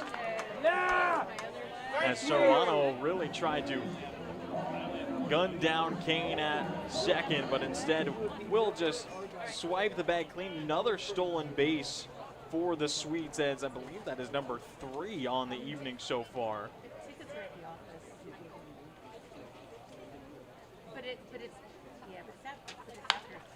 As now Knowles is going to go out towards right field. It's going to be tracked down by Barney to his right to make the play, but Walla Walla respond as Berries put up 4 in the top of the third. The Sweets put up 3 to reclaim the lead. It's 6-4 moving forward. It's time to play ball with Underwriter Honda of Walla Walla, where you're more than a guest. You are part of the family. And here's an exclusive offer for all you Sweets fans. Show us your Walla Walla Sweets ticket at your next service visit and receive 10% off any regular price service performed. Formerly Walla Walla Valley Honda, same great automotive family and proud sponsor of the Walla Walla Sweets. Underwriter Honda of Walla Walla, where you walk in as a guest and drive off as family. Washington's lottery gives out a lot of green to winners in schools and retailers awesomely. Nearly 600 mil to people that play. Another 180 mil to vocational training and education from preschool to college. Now you got the knowledge, a win-win for all of us. Play Washington's lottery, lottery, lottery. Play Washington's lottery, lottery, yeah. Visit walllottery.com. Who benefits to learn more. Washington homeowners are saving thousands of dollars on their energy bill by upgrading their home. And the best part is, CNGC is giving back even more money when you switch to a more efficient alternative. So you can enjoy increased property value, a higher quality of life with better appliances, and greater comfort for your family. Scan this QR code or go to cngc.com and save money on your energy bill. It's time to play ball with Underwriter Honda of Walla Walla, where you're more than a guest. You are part of the family. And here's an exclusive offer for all you Sweets fans. Show us your Walla Walla Sweets ticket at your next service visit and receive 10% off any regular price service performed. Formerly Walla Walla Valley Honda, same great automotive family and proud sponsor of the Walla Walla Sweets. Underwriter Honda of Walla Walla, where you walk in as a guest and drive off as family. Big Jake Dodge will lead off versus Andrew Cohen, as Cohen will start him off with a strike on the outside part. And Cohen was able to close down the long top of the third after 4 came across from the Berries, as came in, retired the first batter. He saw as Dodge is going to spin this out to deep right center field, trailing all the way back. It's going to roll into the warning track. Dodge will stay at second with a leadoff double. That is another double, as the Berries have been tracking multiple extra base hits, 6 hits on the evening, half of which have been doubles. We've seen Serrano, Dunning, and now Dodge, all with doubles.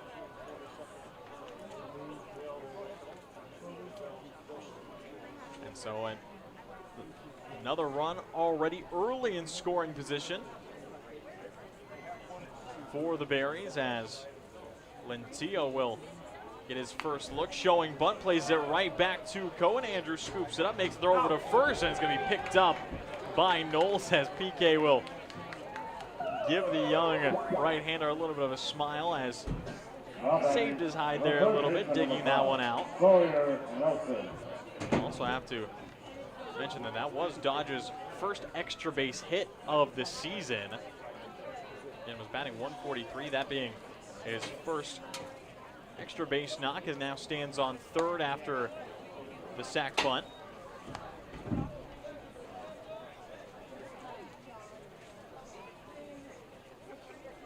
So Sawyer Nelson trying to work himself aboard again.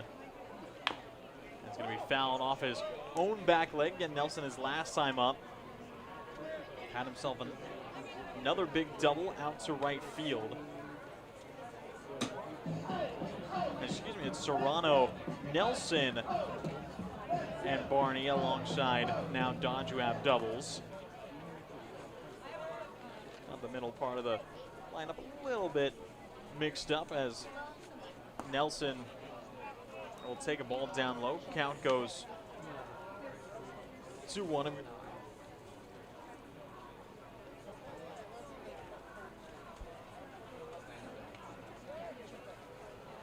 2-1 delivery from Cohen is going to be a wild pitch. It bounces way up off the backstop. Osborne receives it and tries to throw it in, but one of the most interesting hops you'll see here at Borleske is not helping the defense one bit.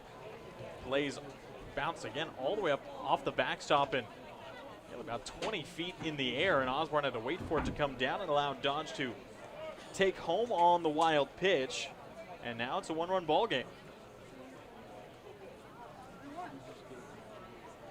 And we have seen home field advantage work out for the Sweets a couple times. Saw it multiple times last night as there were a couple what looked like routine ground balls to second base last night for the Berries, and it ended up just taking awkward hops and really just kind of beating the defenders through the ground. And the groundskeeper here at Borleske, Tim Duncan, able to give a smile as Walla Walla able to attack on a couple of hits, as on the payoff pitch, Nelson will be walked, and with one down, the Berries will have the tying run back on base, and Nelson again has a good bit of speed. And then Cohen has looked to dial in his stuff as of his more recent appearances. His first couple on the season did struggle with his location. We're going to settle right back in after giving up the walk. We'll find a strike to Danny Whitman, as again in partnership with 643 Charts in the West Coast League, Andrew Cohen is among the league leaders in whiff rate. Again, that is among qualified pitchers in the West Coast League, and of course whiff rate being the most swing and misses. And on the pickoff move, it gets away, and we will see Nelson round second as he will cruise into third on the error end. And seeing the third error now from the Sweets, as again the defense struggled last night really from either side. Saw 3 errors from the Sweets, 3 errors from the Berries, but now Walla Walla throughout the first 4 innings already have 3 errors.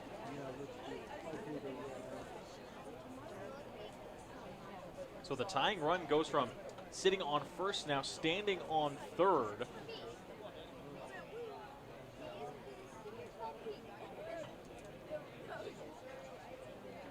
Whitman has the RBI chance, swings and misses at the heater. And Cohen got limited time as a freshman this past spring at Grand Canyon University. But definitely an arm with a ton of potential, has a good bit of zip, and has that 3/4 arm angle that can make it even tougher to read, as foul tip out of Whitman keeps the count 0-2.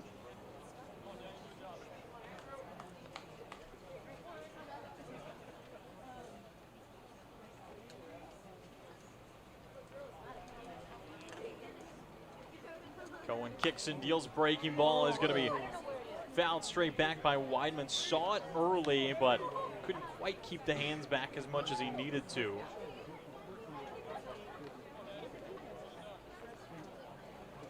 Andrew does sport himself a 4-pitch mix, has himself the fastball, sweeper, cutter, and a changeup. His fastball tails a lot inside towards right-handed hitters because of that arm angle.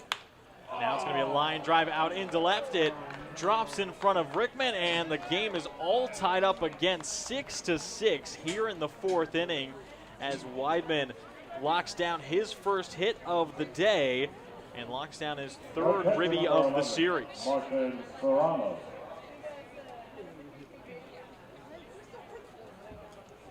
And that brings up Serrano again. Getting his first look versus the new arm.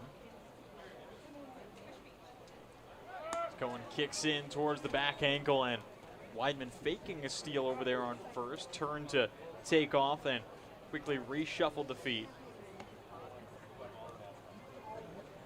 I'm sure the Berries would love to have a runner in scoring position for a guy like Martin Serrano.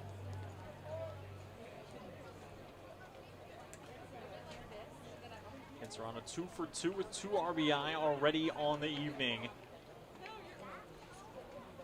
Blasted a 3-run shot last night. Now Cohen's going to overpower him with the heater.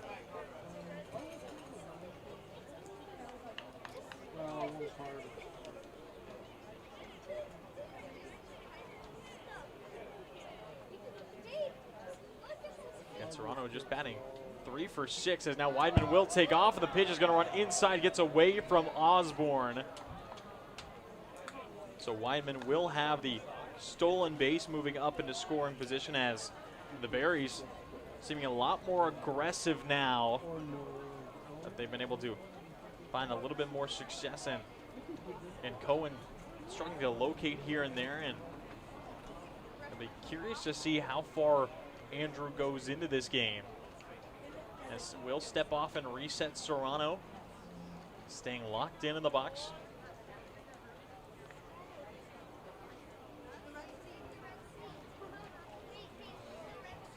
2-1 pitch on its way. Whitman dancing off of second, a called strike, low and away corner. As it looks like the center fielder for Marion just trying to distract the pitcher a little bit, and seeing him shuffle off of second. And Whitman does have the highlighter yellow cleats off of second base, does draw the eyes a little bit. Cohen looks back on him again. Whitman shuffling, and time will be called, and it's going to be a pitch clock violation. What was Hawaiian night at? And so that will be ball 3, and Whitman maybe very well just doing a job there, drawing the attention of Cohen, and didn't get the motion started quick enough. So 1 out, runner on second. Now full count to Serrano. The antelope kicks and fires. Fastball fended off by the big catcher.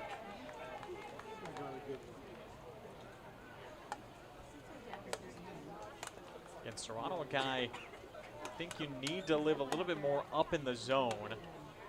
Martin has a good bit of bend in the knees.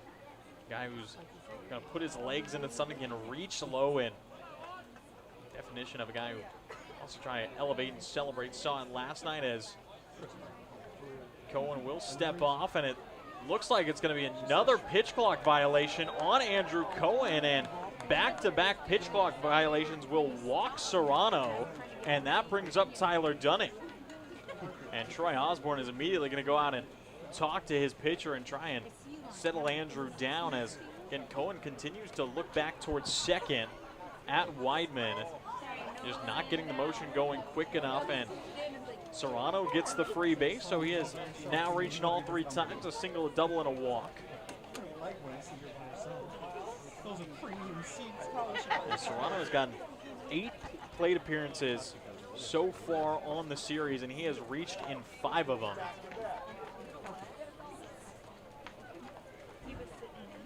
The shortstop, number 40, Tyler Dunning. So runners on first and second, still just 1 down here in the top of the 4th. And Andrew Cohen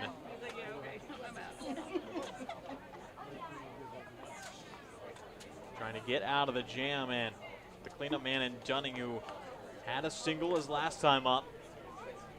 Looking to tally, and the pickoff will be over towards second, but Nakamura can't glove, as it was a good move from Cohen. Did catch Whitman off balance, and you think that if it's caught at second, throw would be quickly down to third for the out. Instead, now Danny Whitman sits on third, so runners on the corners with 1 down, and looks like it will just be deemed a failed pickoff attempt, with Whitman advancing, so it won't be deemed a stolen base or an error.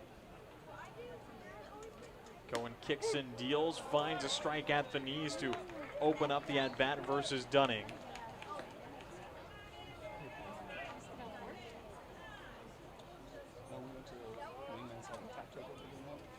And Dunning, that RBI single to knock in Serrano's first time up now. Leading off of first as the heater up and in, fended off, the count goes 0-2. And Cohen has been a solid strikeout pitcher in his time, and we've seen the Berries defending very well against Cohen. Through his 4 appearances, has spun 4 1/3 innings, has 9 strikeouts in that time again, so that's logging 12 outs, 9 of which have been strikeouts. Line drive at Trevor T, doesn't have to move much, fires it back over to first, and Peyton Knowles doing a great job over at first, keeping it in front of the bag, and shoots a look over to T, the shortstop, as the second out found by the Swedes, and finally brings about 2 down.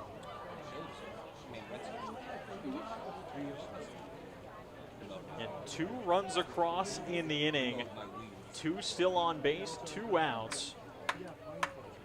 And Cale Barney stepping in. Get Barney 6'5", 190 pounds, out of Nolensville, Tennessee. Him and his twin brother Kyson both committed to Oregon State to play this upcoming spring. And that being a great story between Cale and Kyson Barney. Identical twin brothers committed to play at a historical program like Oregon State. Coming out from the southeast as swing and a miss from Barney makes it 0-2. Again, have seen Cale in back-to-back games, have not seen Kyson yet in this series.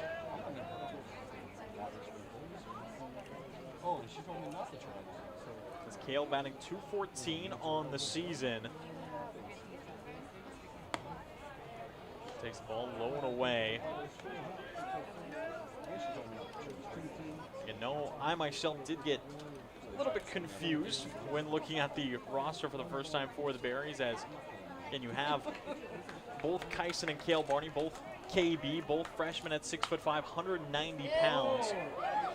Both can play the infield. Cale also playing the outfield as listed on the roster. And of course, Cale's also the lefty, Kyson is the righty. But the other thing is, you see Cale's wearing number 19. His brother Kyson wears number 18, and that does not get confusing at all. 1 ball, 2 strikes, another fastball fended off by Barney. As the count remains 1-2 out into the stands, a souvenir for a Sweet fan here on National Mascot Day. Again, I have seen the mascots running about here in Borleske. All high school mascot, Walla community college mascot, seen and Butch the Cougar running around as well. And Barney fends another pitch off from Cohen, really making Andrew work in this at bat as the count remaining 1-2.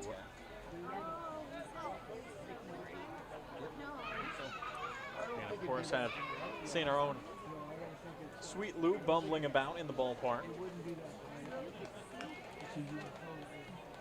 6-6 here in the top of the 4th. Cohen, another 1-2 delivery. This time it's going to get lined into right center field, trailing back. It's going to be tracked down. Did Kane get it? Yes, he did. Sam Payne with a long journey out to right center field, holds it in, keeping this ball game tied. And a tip of the cap to the center fielder, Sam Kane, for reeling in extra bases, keeping this game knotted up at 6-6 as we head into the bottom of the 4th. Play, stay, get away at Clearwater River Casino in Lewiston, Idaho. Owned and operated by the Nez Perce Tribe. Experience Namipu hospitality with 600 gaming machines, comfortable lodging, dining, and sports bar. Excitement is everywhere. The region's premier destination for events and entertainment. Win big with unforgettable concerts, comedy shows, and live sports action. Discover your next play, stay, get away. Visit crcasino.com and start your adventure today.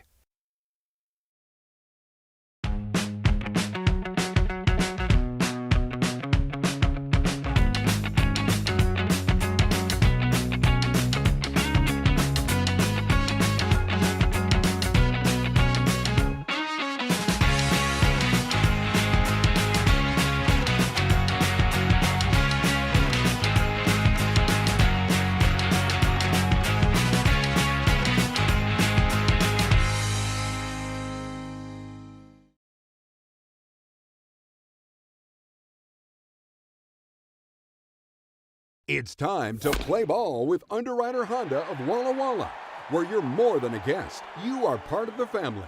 And here's an exclusive offer for all you Sweets fans. Show us your Walla Walla Sweets ticket at your next service visit and receive 10% off any regular price service performed.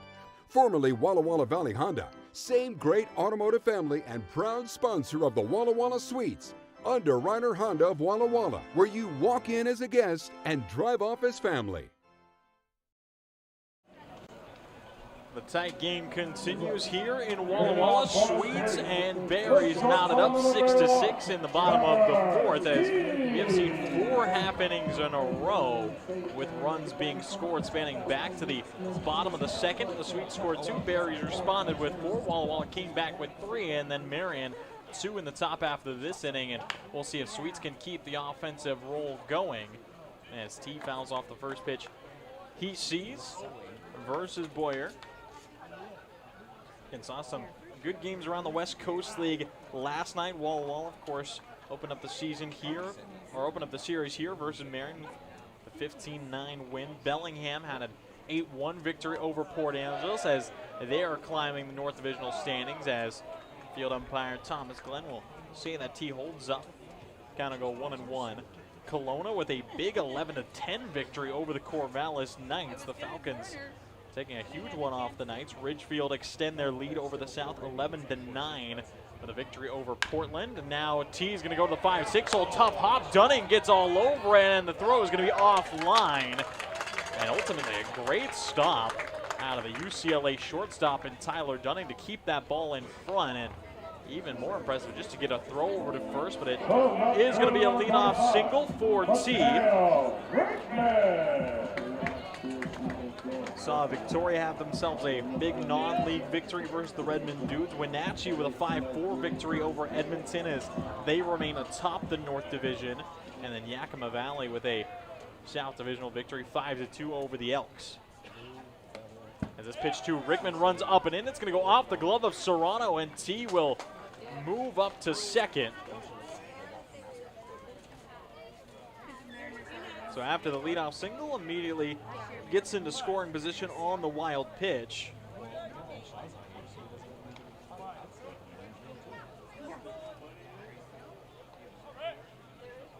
And Mateo Rickman still hunting for his first hit. Is now going to cruise this one foul down the third base side. Count evens up. And Rickman had a sac fly out to center his first time up to bring the first run of the game across, then lined out to right field his last time up was defending in a 2-strike count, and still got a good piece of that last baseball that he sent out to right field. And now versus the Red Devil from Lower Columbia College, takes the ball down in the dirt. And a lot of local talent from both sides, but each having a couple guys from a little bit further away. And each having a guy out from the southeast. Gains Hawson for the Sweets, as it's going to be a hard ground ball over to Lentillo. He settles it up over towards first for out number 1. T does move up to third, and good bit of California guys as Lentillo made that play out of Danville. Have plenty more and have a couple of the further ones as Remy Daravinova, the right-hander from Fairbanks, Alaska, on the roster for the Berries, as also have a few Hawaii guys on the roster. Have the Tennessee Twins in the Barney brothers, as Troy will let a curveball drop in. And also having Jackson Blank out of Magnolia, Texas, and probably the furthest from home would of course be Ethan Buckley out of Cape Town, South Africa. Don't think anyone's really gonna beat that. As the count goes 1-1 to Osborne. And go ahead run 90 feet away for the Sweets. Infield playing in, Osborne looking for some outfield grass. Boyer kicks and fires the heater in there for strike 2.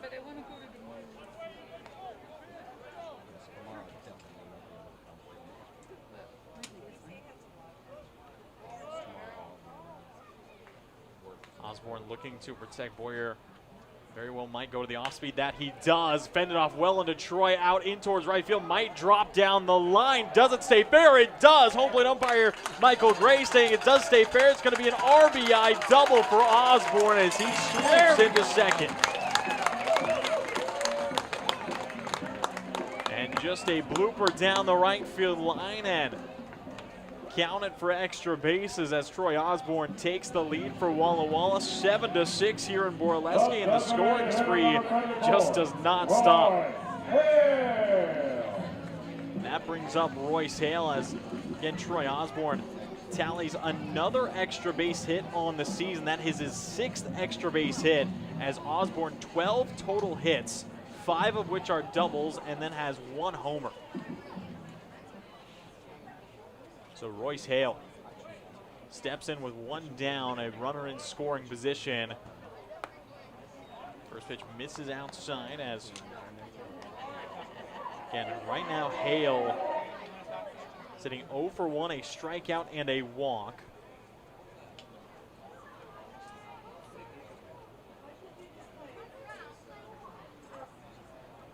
And now it's going to be laced into deep right center field, trailing all the way back and into the deepest part of this ballpark. It gets down all the way into the corner. Hale rounding second. He will cruise into third, and it's going to be an RBI triple for Royce Hale, and the big man is gassed over at third base. 6'5", 230 pounds. A lot of momentum to get going, but makes his way all the way to third as the Sweets extend up to an 8-6 lead. And Royce Hale picks up his 3rd extra base hit in just a game and a half. And he seems absolutely unstoppable right now. He's got a single, a double, a triple, and a homer in this series already, as Gunnar Geil, and Gaines Hawson will take a strike on the breaking ball. Count will go 0-1 to Hawson.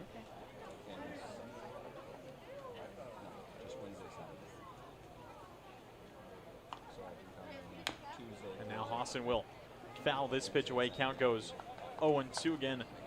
Borleske, 315 out to left, 333 out to right, and right center is 378. Center field is 410. It kind of leans back slightly to the right side of the center field fence. That is the deepest part here in Borleske, as now Hawson will take a breaking ball into the center of the back as have a nice light bruise on the off speed, and that'll put 2 aboard. In Borleske, one of the oldest parks in the West Coast League, this 2026 season marking the 100th year of the stadium. Of course, a stadium named after Vincent Borleske, Whitman College athlete and coach, class of 1910. 8-6 lead for Walla Walla. 1 out, runners on the corners. And Ricky trying to extend the lead, as we'll see the clean swipe of second base. No problem for Hawson.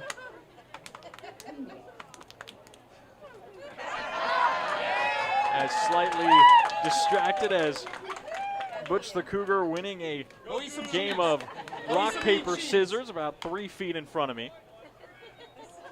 Yeah, see what you did?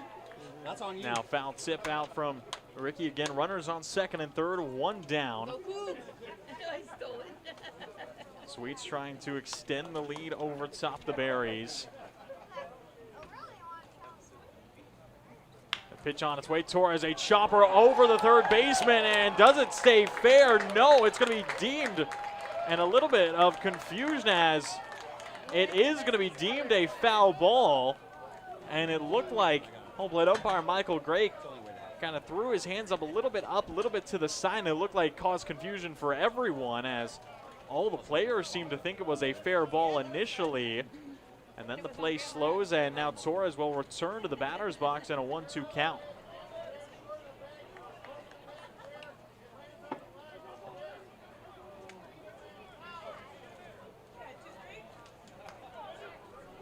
So Ricky will have to step back in after thinking that he just knocked in a couple runs.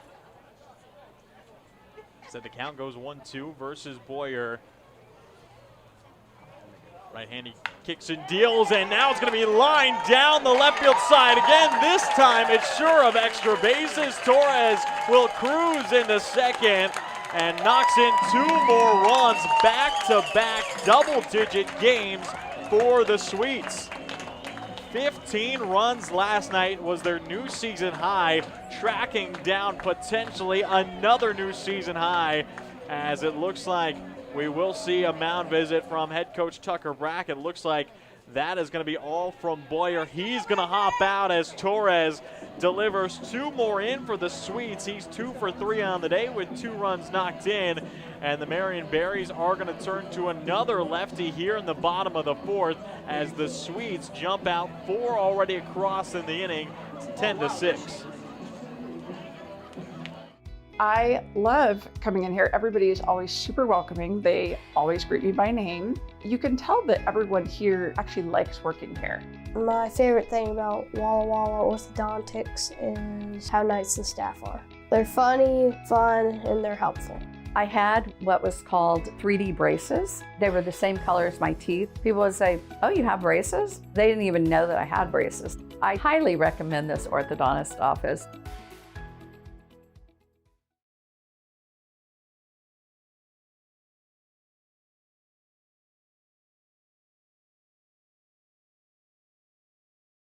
Whatever your printing needs, Abbott's Printing does it all. Signs and banners, rich, full-colored, high-quality commercial and digital printing, direct mailings, full-color business cards, and postcards. If you want a printing job done right, then Abbott's Printing is the place to be. Abbott's Printing provides award-winning quality and outstanding customer service. Visit abbotsprinting.com to view their selection or call 453-8202. That's 453-8202. Abbott's Printing, where the excellence is on paper.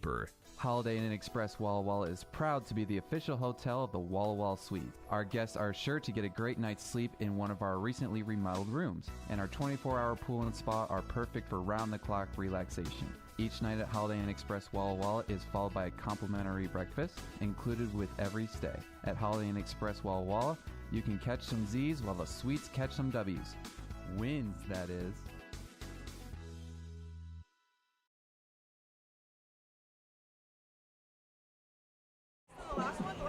So Walla Walla will look to continue it as Damian Catano out of Monrovia, California, will step on the bump.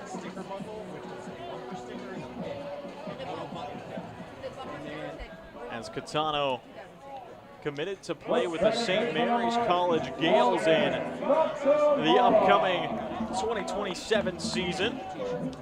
And St. Mary's just making themselves a trip to the NCAA tournament earlier in the spring, as Ricky will take off and has an easy swipe of third base. My word. Torres showing off the wheels, absolutely no remorse for the new arm. Comes in and immediately swipes a base from under his nose. On the first pitch, no less, and now Logan Nakamura goes out towards left field. The catch is going to be made by Matt Major. Torres tags up, and the play at the plate will be none. It's going to be a sac fly for Logan Nakamura, and Isaac Torres wills himself to third and scores on the following pitch.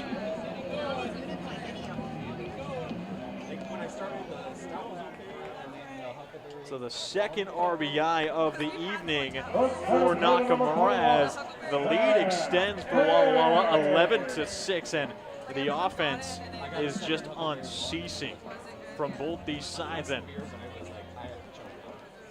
neither offense wanting to slow down as Sam Kane will step in. And Catano, the 6'2" lefty, making his second appearance of the season. An incoming freshman to a strong D1 program, just finished up his high school career at Arcadia High School down in California. And made his first appearance back on the 14th, just 3 days ago, versus the Raptors. Tossed an inning, allowed 2 hits, no runs, and struck out 1 versus the Raptors, and it's a 4-11 loss versus Ridgefield. Kicks and deals, Kane fouls it away. Count will go 2 balls, 2 strikes again. It has been a A little bit of a tougher last go of it for the Berries as they're really looking to try and climb themselves back. We're on a 6-game losing streak. Ended that losing streak on Monday with a postponed victory over the Corvallis Knights, a dominant 13-3 win over the Knights. But again, still have dropped 7 of their last 8 as this pitch misses way up and away. Kane will walk his way on to first, and that being his 2nd walk of the evening and his 3rd time aboard. 2 walks and got onto a fielder's choice previously. First baseman number 17, Whitman. Goal!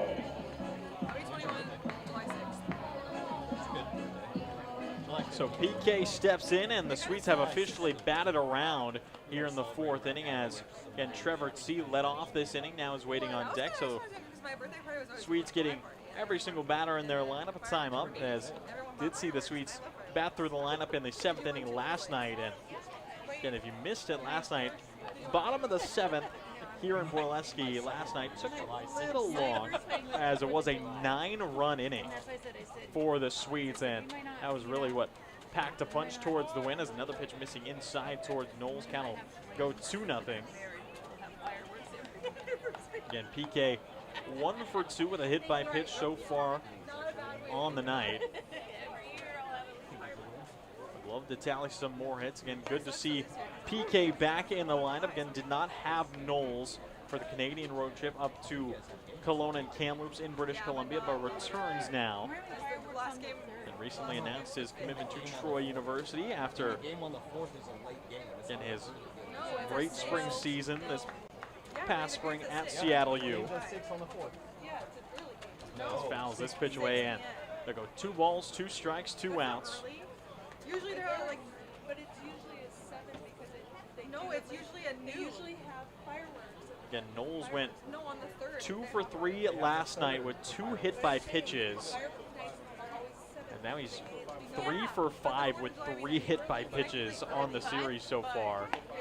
Now the looping slider misses the outside corner. And Gaetano tried to get the punch out, said the count will go full. Pitch on its way, runner takes off, chopper over towards first, and it will be taken care of by Dodge. Reaches up to grab it, and after a long bottom of the 4th, the Sweets come away with 5 runs and a lead back intact. It is 11-6, Onions lead over the Berries, and it looks like we're going to see another new arm step in to toe the rubber for Walla Walla. Hey, your homework done? Yep.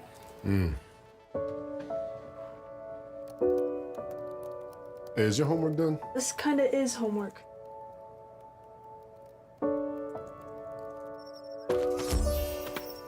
So, what do you think? I'm so proud of you. Can I play some more? Is all your work done? Washington's Lottery is a proud partner in the goal to promote college and career training. Each time you play, you're helping students statewide.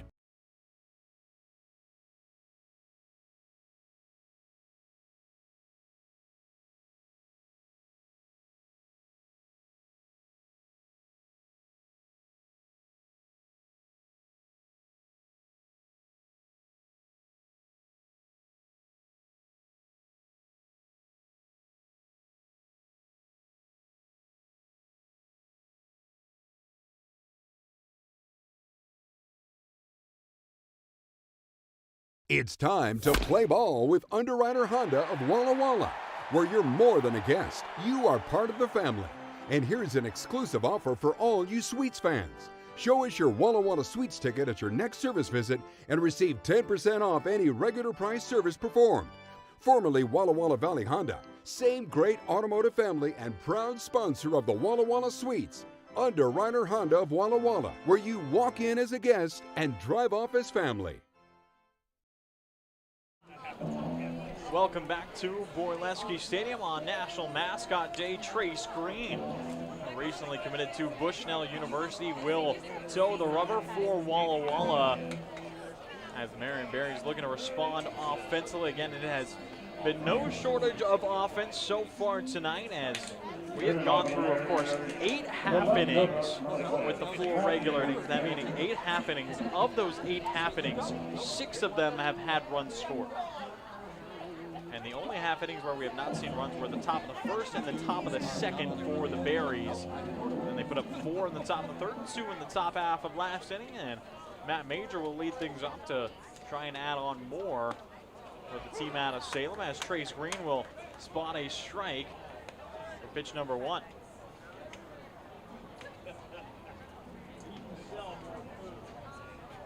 Again, good to see Green back on the bump. A local guy, spent his first 2 years at Walla Walla Community College, and as mentioned, just committed to play with the Beacon at Bushnell.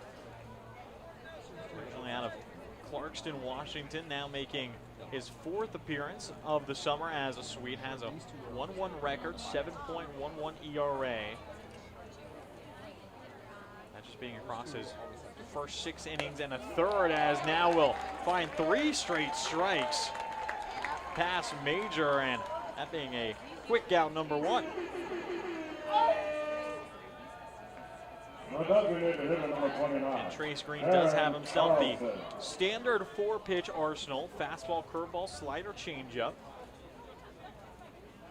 Can ramp up that fastball a little bit. Are gonna likely see a good chunk of sliders. Now goes with the fastball. It's gonna be a comebacker straight over his head. Nakamura keeps it on the infield cut, but the throw over will just bounce into the glove of Knowles, and it's gonna be a 1-out single for Carlson, and Taryn has his first hit of the evening. The first baseman, number 20, Jake Dodge. That will bring up Jake Dodge, who had himself a big double to right center field his last time up versus Andrew Cohen. Now facing off against Green. We'll start him with a miss outside. Again, Trace, one of 2 arms from Walla Walla Community College who are going to continue their playing careers at Bushnell. The other one, of course, being the longtime Sweet in Nakoa Moses Gomera, and making his 3rd summer with the Walla Walla Sweets Baseball Club. If you're looking for a place to stick your foot, I know exactly and where. now Green misses outside, and the count will go 2-0 to Dodge. And Dodge, a very threatening bat to square up against, as just another big lefty body in the box. Stands at 6'5" and chops a ball foul. Again, talked a little bit about Jake Dodge last night, as saw him pinch hit for a couple ABs, but had the pleasure of watching Dodge's first 2 years of baseball, as had the privilege to work at Lid Bend Community College for few years. Jake Dodge started his JUCO career while I was calling games for the Roadrunners. He's going to rip a ball out into right center field, and Jake Dodge is going to have back-to-back doubles to right center, as we are going to see Carlson waved around third. He will score easy on the double. And back-to-back doubles for Jake Dodge. Came into the night with no extra base hits, now has 2. So the lead cuts down to 4, and we just continue to see the scoring spree here in Walla Walla. Just a high-octane offensive battle between these 2 sides. Again, Marion mentioned it yesterday, came into the series and still currently hold the lowest batting average in the West Coast League, but have had their fair share of long balls and are no stranger to just a ton of extra base hits, a lot of doubles, a lot of home runs, as Martin Serrano, currently 3rd in all the West Coast League in homers with 4 already on the season.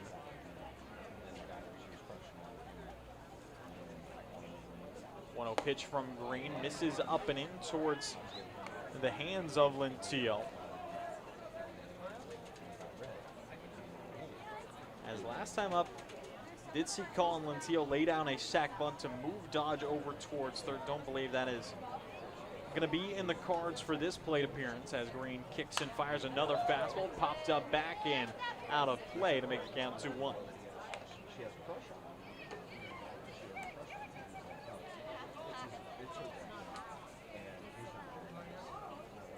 do take a peek at the standings around the West Coast League. Of course, we'll start in the South. The Ridgefield Raptors currently leading the South Division 12-4, 75% win percentage, leading the charge not only for the South but for the entire West Coast League, as Osborne will go and talk to his pitcher after that miss. Walla Walla currently sitting in second at 10-6, 2 games back out of first. Corvallis and Yakima Valley tied at third in the South, both 9-7, 3 games out. Following them is the Portland Pickles, then the Marion Berries, currently sitting in 6th place, really looking to turn things around, but have faced just a lot of tough opponents going against Ridgefield, Corvallis, and Walla Walla back to back to back.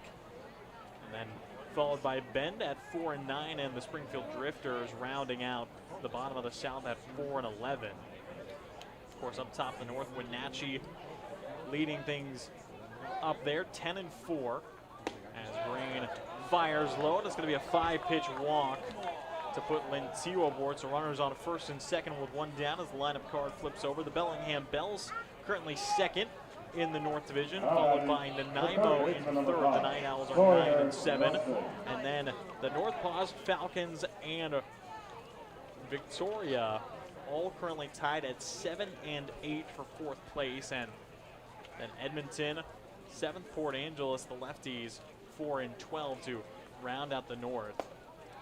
So again, up north it is Wenatchee, the team to catch, Bellingham shortly behind them, and in the South, the Raptors leading the charge. And again, this series is, of course, a big one in the South Division, but this upcoming weekend is going to be huge between the Sweets and the Raptors at the Rourke, the Ridgefield Outdoor Recreation Complex out near Vancouver, Washington, as Green gets up 0-2 versus Nelson.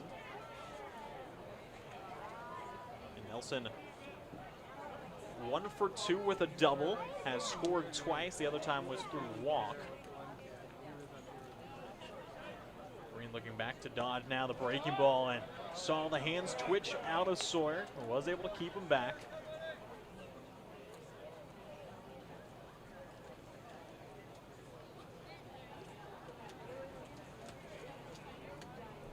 Has 1 run across already in the half inning for the Berries. Need more.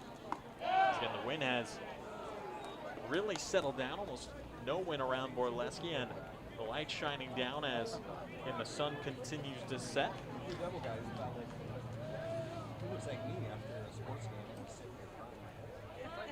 2 balls, 2 strikes. Green kicks and fires the fastball, grounded over the right side as Knowles is going to pick it up on the backhand, gives it over to Green, who steps on the bag, immediately spins back towards the field to allow no more for moving up as Dodge advances to third. Lentio up to second as it's 2 down, as Danny Whitman will have the chance for the clutch swing.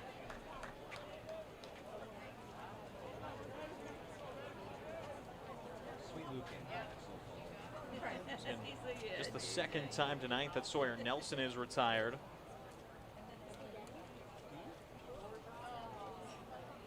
Whitman had a single his last time up, and now he's going to have another one. 1 run will come across to score. Lentio is going to get waved around. He will score easy, and back-to-back singles for Danny Whitman as the lead is now cut down to 2.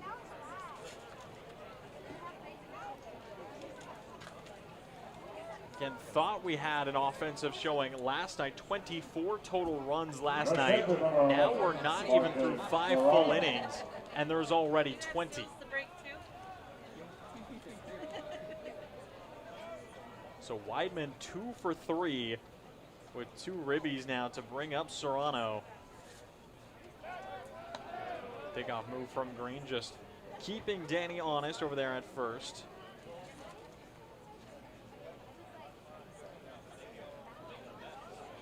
Back-to-back singles to left as well from Weidman, but Serrano fouls it away towards his own dugout. Count will go 0-1. Again, Green having to be careful with the left-handed swinging catcher.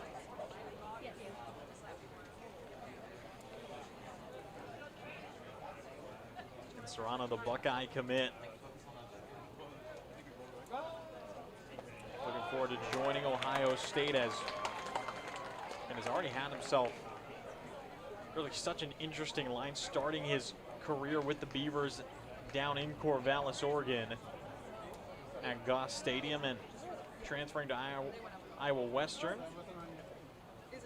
Now going to Ohio State. Big swing and a miss on the breaking ball as Trace Green will set down Serrano swinging, retiring him for the first time tonight and stranding a runner on, but it is Marion who cut the lead down, pack up 3 more. It is 11-9, Sweets lead going into the bottom of the 5th.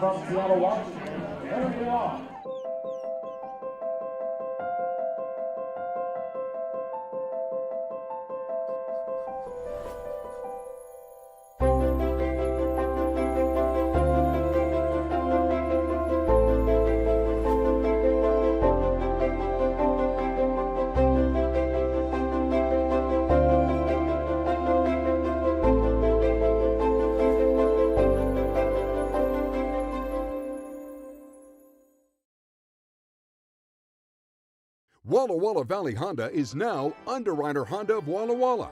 The same great automotive family is here for all your needs. Service, parts, new Hondas, and top quality used vehicles, all backed by expert staff with the highest standards in the industry. After all, you're family at Underwriter Honda of Walla Walla and deserve the best.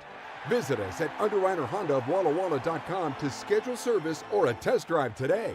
Underwriter Honda of Walla Walla. Walk in as a guest, drive off as family. Hey, your homework done? Yep. Hey, is your homework done? This kinda is homework.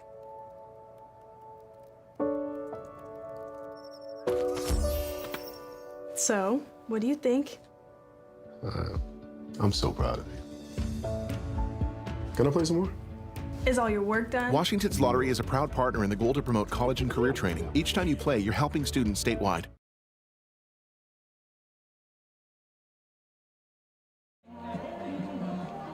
And what an offensive game it has been so far, as Walla Walla tacking on 11 runs on 9 hits and Marion putting up 9 runs on 10 hits. Now the Sweets will look to extend the gap. 2-3-4 in the lineup. Trevor T leading things off against Damian Catano. And the two-way guy out of Arcadia High School, Trevor T. Currently 2 for 3 on the evening with a single and a double, as well as an RBI and a stolen base.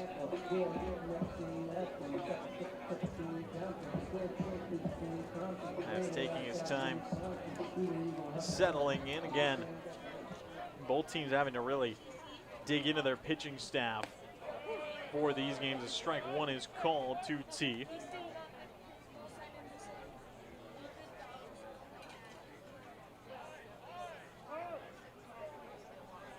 And it looks like time is going to be called again, as T will step out and reset. And both teams used 4 pitchers last night. Now both already on their 3rd. As Catano drifts in a bender to the outside corner. T falls 0-2 in the count.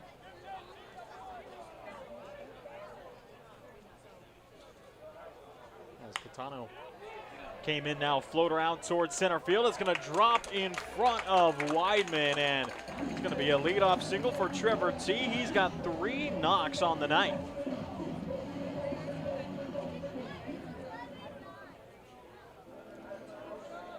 So battling in the 2-strike count to work his way aboard. And Catano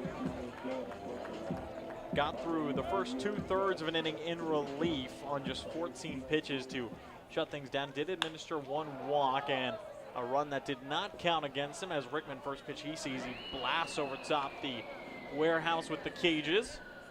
And being down the left field line here at Borleske, just near the Edwards Moore clubhouse.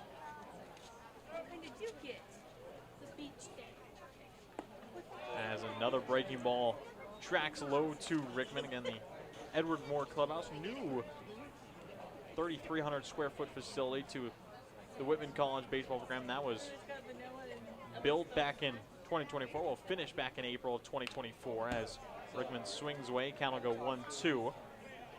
And remember during the preseason hearing head coach Leo Rivera in some of his first talks to his team told him to, of course, respect the field, respect Borleske, respect the facilities, and especially that clubhouse because, again, Leo Rivera, former Sweet, former Whitman College Blue, did not have that clubhouse, was out of time in his playing career before that clubhouse was built, and definitely wasn't shy about the jealousy he showed towards these new guys being able to enjoy that clubhouse. 2-2 pitch. It's going to be a pickoff over towards first from Catano, checking on T.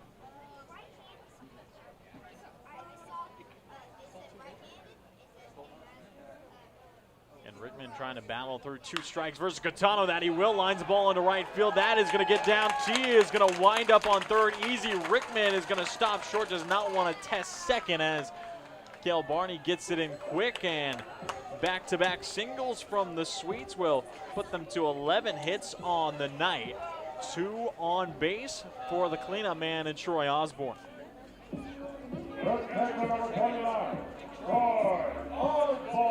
So T doing a good job going first to third on a single, and Rickman doing well not to test things too much when you don't need to, especially still have a ton of power left in the line. Troy Osborne, and then having Royce Hale waiting on deck. Osborne, big swing and a miss at the first pitch he sees. And Troy had the RBI double that dropped down the right field line his last time up. So 0-1 count. Catano kicks, fires, and it tracks below the knees. 1 ball, 1 strike. As again, Osborne flew out, grounded out his first 2 times up before that RBI double. As again, still seeing the wind slightly kicking up. Again, just getting around 5 miles an hour as it very much has cooled off here in Borleske. Now about 75 degrees Fahrenheit as Osborne going to roll over to the third base side. Maybe a play at the plate. It took a moment to get gloved by Sawyer Nelson and couldn't reload. If he had the quick trigger down to Serrano, it likely could have gotten T, but kind of had to reload the arm and get a better grip on the baseball, and instead that will score run number 12. So we'll see how that is marked. I believe it will be tallied an RBI fielder's choice. Again, it wasn't really a single as it was hit pretty square down the line to Sawyer Nelson, but decided to go to home as Hale is going to swing and miss the first pitch he sees from Catano. So again, Rickman leads off of second. Osborne now leading off of first, and big Royce Hale, who's 1 for 2 with a triple and a walk. Gets his first look versus Catano as pitch tracks down low. 1 ball, 1 strike, no outs. Again, summer has officially started hitting Eastern Washington as we haven't seen it move up into the low 90s, high 80s as the warmest day we've seen slated for next Tuesday here in Walla Walla, as big swing and a miss from Hale at the bender.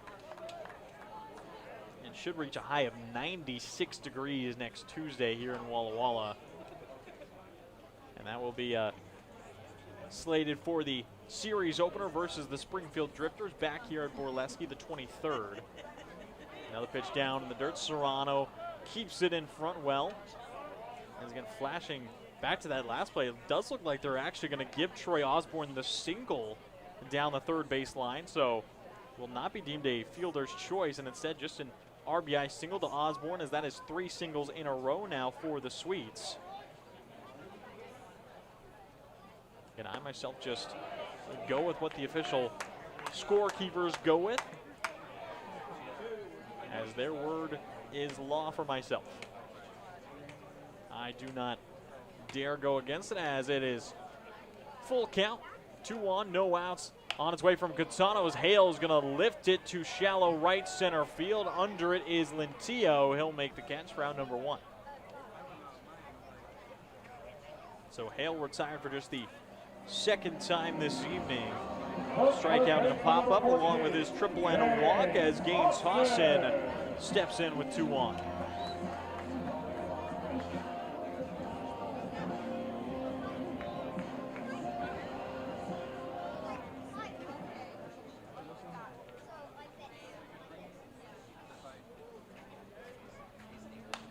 As first pitch is a heater from Catano that Gaines was late on. Again, Hawson has had an interesting day at the plate as he's had 3 plate appearances so far, and Gaines is 1 for 1. Had himself a single up the middle his first time up, then walked and was hit by a pitch in his last 2 plate appearances. Now has a 1-1 count versus Catano. As the lefty, that pitch count has been getting up there now. This is pitch number 34 that he's about to kick and deal. Fastball torn right back up the middle by Hawson. Whitman can't get there. It drops in and it gets by Danny Whitman. Has to take a couple steps back with it. Mateo Rickman will come across to score. And the throw tracks all the way into the infield grass as Whitman got a little bit of a late jump on it and then a little bit lackadaisical out in center. Let it get by him to allow the run to score. Hawson ends up on second and Walla Walla extend the lead 13-9.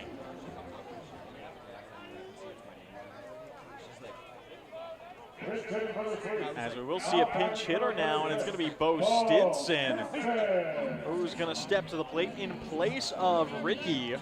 So Isaac Torres believe his evening will end and he has had himself a great showing so far. Made 3 plate appearances, scored on all 3, ends up 2 for 3, a single, a double, 2 RBI. As Bo Stinson takes over, swings away the first pitch he sees, drills the ball out towards left field. Tracking back is Matt Major. It's over his head and all the way to the fence. 1 run comes across as we will see another come across. Bo Stinson steps in and delivers no problem. First pitch swinging, 2 RBI double. And thought we had a shocking scoreline last night. We have matched it in the 5th inning. 15-9 was the final score last night. It is now 15-9 in the bottom of the 5th. What a day we are having. What a series we are having here in Borleske.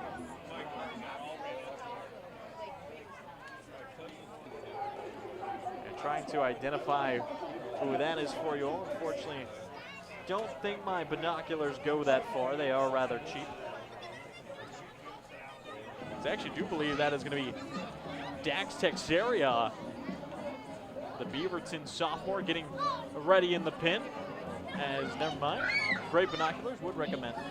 Hey Butch, how about them Beavers? So 15-9, Walla Walla lead here in Borleske. Again, 1 down, and back-to-back doubles from Gaines Hawson and Bo Stinson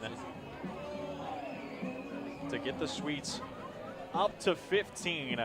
Again, what a scoreline it has looked like for Walla Walla. If you just focus on the offensive innings for Walla Walla, it goes 1, 2, 3, 5, 4. Have scored in every single inning and have scored more than 1 in the last 4 innings. Have scored more than 3 in the last 3 innings, and so much and so forth. So Logan Nakamura steps in with Stinson on second. Still just 1 down here in the top of the 5th as Catano forced to continue to work. Will miss the first pitch outside to Knock, who has found himself 2 ribbies in his last 2 plate appearances, as currently just 1 for 1. Singled his first time up, had an RBI walk his second time, then a sacked fly his most recent time up, as Brandon Cabrera showing off the quick hands over at first. The Sweets hitting coach, the first base coach, again recently graduated with his master's from Gonzaga. Joining the coaching staff alongside Leo Rivera as a breaking ball protected by Naka, and the count will go 1-2. And the Sweets have already knocked in 4 runs this inning, 5 runs last inning. As the offense just refuses to slow, really from either side, as it's going to be a chopper on the right side of the infield. Lentillo settles it, throw over to first, is going to be into the dirt, gets away from Dodge. Stinson, aggressive base running, will come across to score on the error. And the Sweets, after finding a new season high last night, do themselves one better, another season high tonight, 16 runs.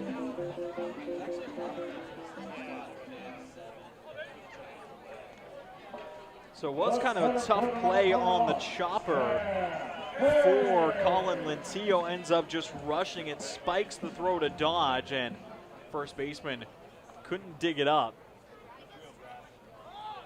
And now bunt shown by Sam Kane. Will be a strike.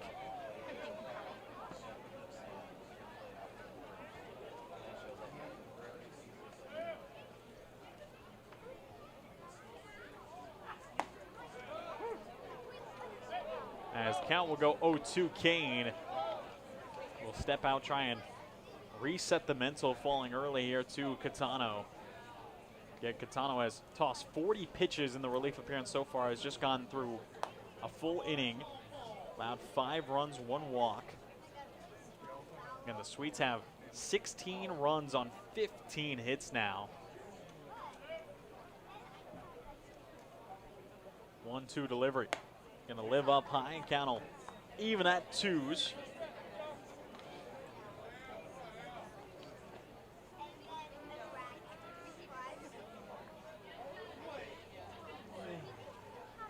Now it's gonna be in towards the back heel of Kane, and from an 0-2 count, it will suddenly go all the way to full. Again, still only 1 out here in the bottom of the 5th.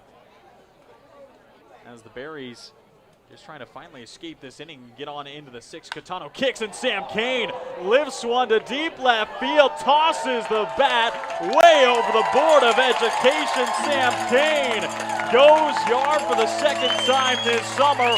Why not add 2 more? It's 18-9.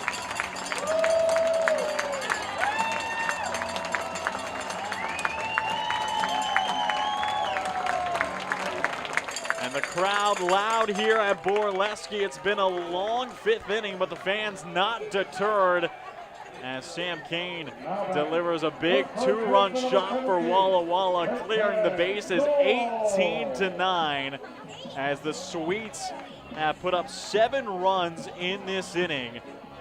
And the lineup card will again turn over to Peyton Knowles,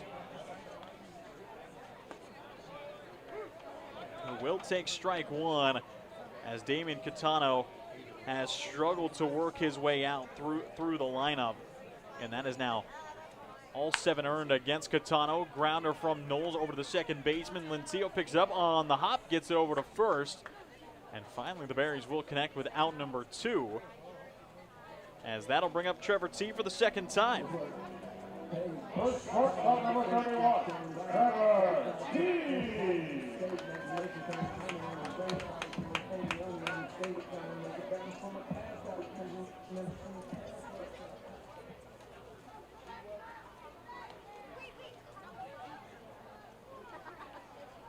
So it looks like that will be it now for Damian Catano. Will register the 2nd out, gets through an inning and a 3rd on 46 pitches, but 7 runs delivered against him. And that will bring up a new right-hander for the Berries. The Sweets have just kept pouring it on. 18 runs total versus the Marion Berries 9. The bottom of the 5th continues here in Borleske. I love coming in here. Everybody is always super welcoming. They always greet me by name. You can tell that everyone here actually likes working here. My favorite thing about Walla Walla orthodontics is how nice the staff are. They're funny, fun, and they're helpful. I had what was called 3D braces. They were the same color as my teeth. People would say, "Oh, you have braces?" They didn't even know that I had braces. I highly recommend this orthodontist office. Whatever your printing needs, Abbott's Printing does it all. Signs and banners, rich, full-colored, high-quality commercial and digital printing, direct mailings, full-color business cards, and postcards. If you want a printing job done right, then Abbott's Printing is the place to be. Abbott's Printing provides award-winning quality and outstanding customer service. Visit abbottsprinting.com to view their selection or call 453-8202. That's 453-8202. Abbott's Printing, where the excellence is on paper. Holiday Inn Express Walla Walla is proud to be the official hotel of the Walla Walla Suite. Our guests are sure to get a great night's sleep in one of our recently remodeled rooms, and our 24-hour pool and spa are perfect for round-the-clock relaxation. Each night at Holiday Inn Express Walla Walla is followed by a complimentary breakfast included with every stay. At Holiday Inn Express Walla Walla, you can catch some Z's while the suites catch some W's. Wins, that is.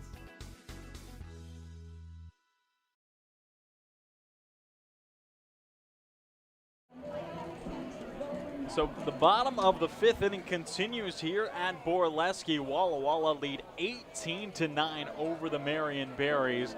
Have pushed across 7 runs in this inning and have just seemed unstoppable. So far batting fully through the lineup again, Trevor T getting his second plate appearance and will take a ball just a tad inside. A little bit of chin music from the new right-hander and Dax Texeri out of Beaverton, Oregon.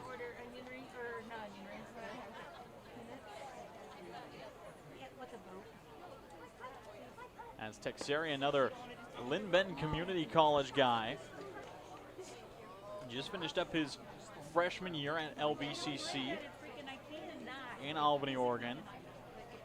Made 5 appearances as reliever, had a 1-0 record. As T's going to chop this ball foul just wide of his own dugout to make it a 2-1 count.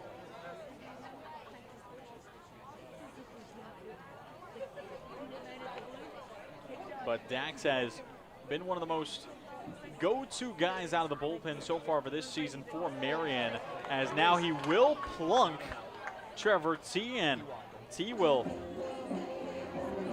make his way, and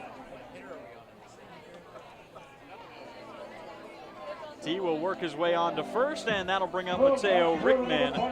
So T has gotten on base twice in this inning.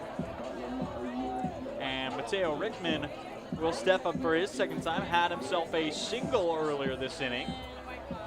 Now we're going to find another one, as Ken mentioned that Texera was a go-to guy out of the pen for the Berries, and don't know if that kind of justifies exactly how much he's thrown again. Marion have played 16 games, this being the 17th. Texeria has appeared in half of them. Has a 2-1 record, 4.91 ERA, 9 strikeouts across 11 innings. Again, has made shorter appearances, multiple appearances under 1 inning, but most of which have just been an inning. Has gone through the furthest of 2 2/3. Now up 0-2 in the count versus Rickman. Cody's an amazing friend, but on its way, Rickman fouls it off. Cody, don't trip Blue. Be nice to Blue. Makes it, count remains 0-2, as again Rickman currently just 1 for 3 on the night with a single and an RBI. That last single earlier this inning was his first knock, slices it down the first base side, just foul.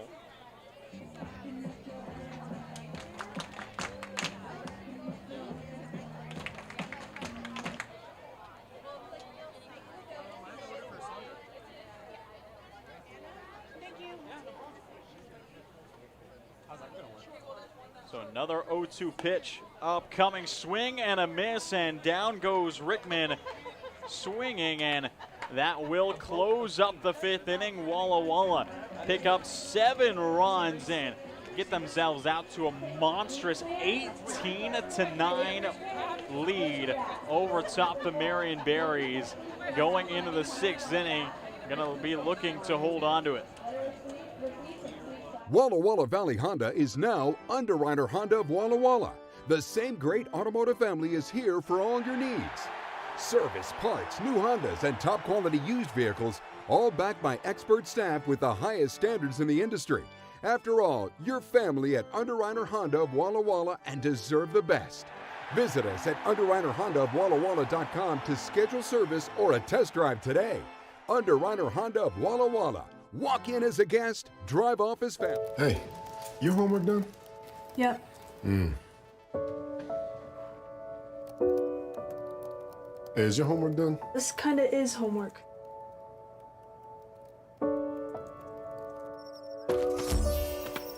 So, what do you think? I'm so proud of you. Can I play some more? Is all your work done? Washington's Lottery is a proud partner in the goal to promote college and career training. Each time you play, you're helping students statewide. Play, stay, get away at Clearwater River Casino in Lewiston, Idaho. Owned and operated by the Nez Perce Tribe. Experience Namipu hospitality with 600 gaming machines, comfortable lodging, dining, and sports bar. Excitement is everywhere. The region's premier destination for events and entertainment. Win big with unforgettable concerts, comedy shows, and live sports action. Discover your next play, stay, get away. Visit crcasino.com and start your adventure today. Walla Walla lead 18-9 over Marion here in Borleske Stadium, as in first pitch at 6:35, already 2.5 hours into this game, just breaking into the 6th inning. As again, it has been a ton of offense so far tonight. 27 runs have come across in this game, as again, thought we had ourselves a high-scoring game last night, as it was 24 total runs, 15-9 total. And then Walla Walla have already gotten up to 18 here in this one at new season high, as Trace Green continues to work off the bump, squaring up against Tyler Dunning, who will lead things off, the cleanup man. Currently 1 for 3 with an RBI single on the day. Will go up 2-0 after letting the off-speed go from Green.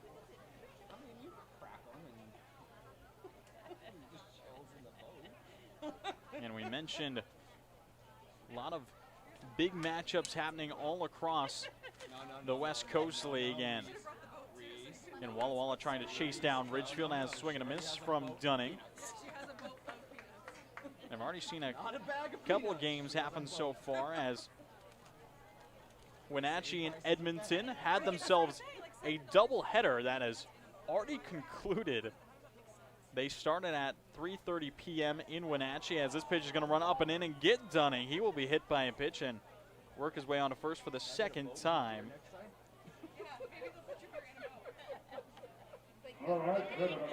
Again, Wenatchee doubleheader versus Edmonton took back-to-back games over the Riverhawks, extending their lead in the North Division. Bellingham currently leading 10-7 in Port Angeles versus the lefties. Bend and Yakima are having themselves a high-scoring affair, not quite as high as this one. It's 13-8, Yakima leading in the Orchard, as Victoria having themselves their non-league matchup. Springfield having themselves their CCL showcase. And then Corvallis currently trailing to Nanaimo in the top of the 8th. That's out in Goss in Corvallis, Oregon. The Night Owls leading the Knights in their home stadium. And then Ridgefield and Portland with a huge matchup at Walker Stadium, that being in Portland.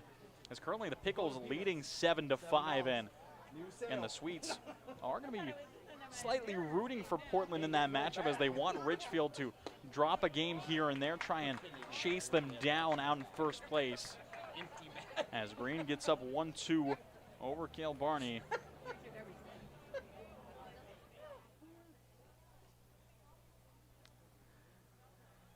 And Barney does have himself 2 flyouts and a double out to right center.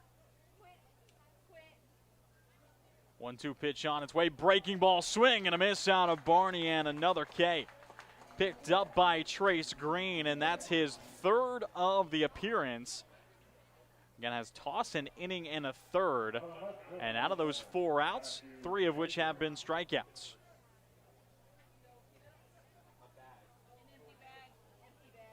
So Matthew Major steps in again, 0 for 3 with an RBI.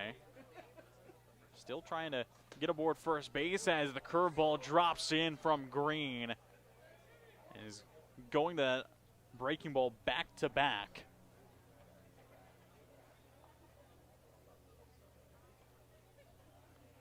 Green fires, same pitch again, gets another freeze out of Major.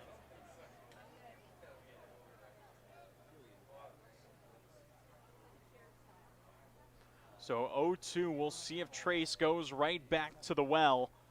And it looks like he does this time, just misses up and away. Count goes 1-2, again has that swift breaking ball in the arsenal, can mix it up with the heater location, has the changeup and the slider. Again, that curveball be very dangerous. Goes back to it, draws the swing and a miss as sets down back-to-back swinging, and Major 0 for 4 so far on the night.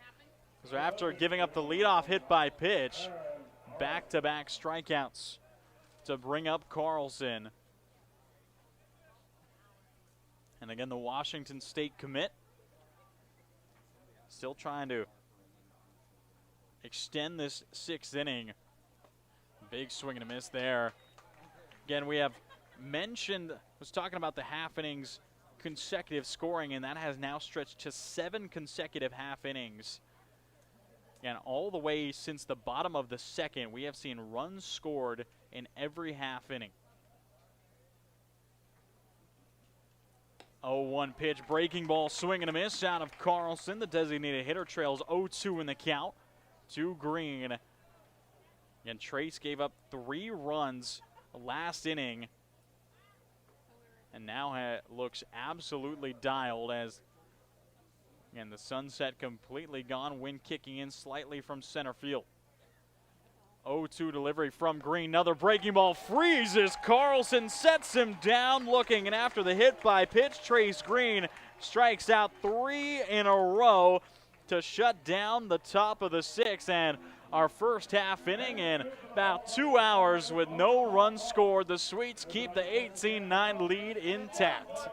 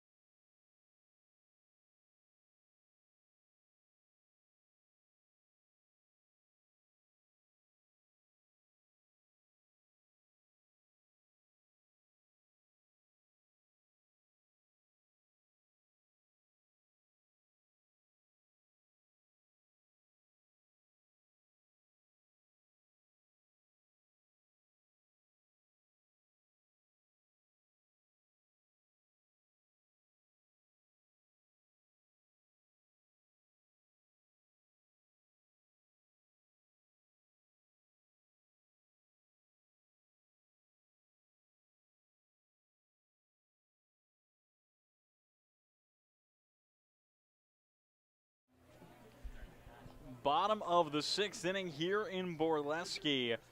Our first half inning with no score since the bottom of the 2nd as Trace Green struck out 3. Now Dax Teixeira continues on the bump for Marion and run the first pitch inside to Troy Osborne, who's 2 for 4 with 2 runs knocked in.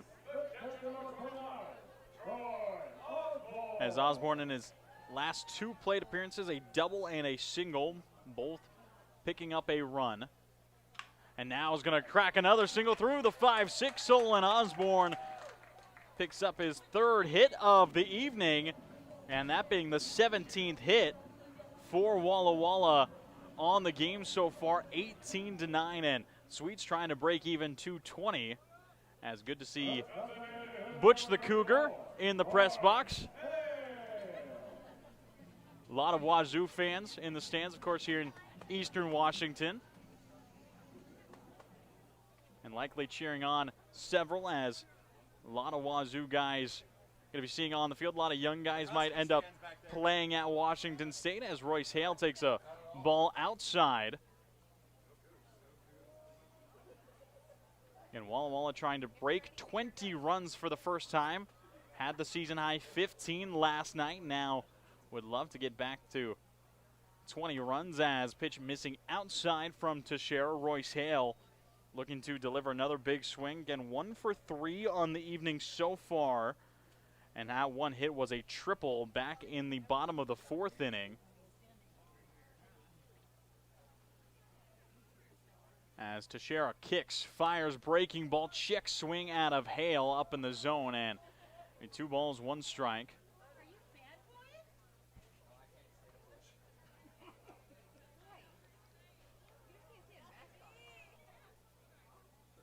And Walla Walla trying to make a statement, mention that, of course, would love to get these South Divisional matchups, but also going up against Ridgefield this upcoming weekend, need to get as much going as they can, as I think I'm currently being eaten. Appreciate you, Butch, as 3-0 count. Wind kicking in from center to Royce Hale. Teixeira kicks, fires, another breaking ball, missing the zone, and I believe that will now be the 3rd ball, as got the count a little bit confused, as slightly distracted here in the press box. No clue as to why. Payoff pitch on its way. Royce Hale tears it foul all the way into the right field corner. As Hale looking for extra bases once again. Again, has had such a strong start as a Swede. Again, this just being his first series as a Swede, and in his debut last night went 3 for 5 with a double and a homer, knocking in 7 runs on the evening. And again, just 1 for 3. But the triple tonight does have himself a walk alongside that triple. Another payoff pitch is going to be a high, towering pop-up into shallow right center field. Tracking back is Lentillo, as he will make the catch, backpedaling for out number 1.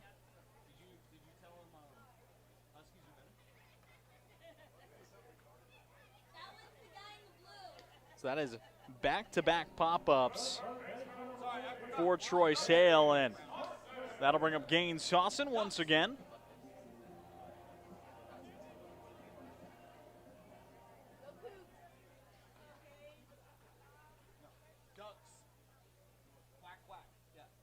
Again, Osborne leading off of first here in bottom 6, and now Hawson takes one up and in, and Gaines not too happy about it at all, as he's going to rub some dirt on it, trot down to first, and that'll bring up Bo Stinson.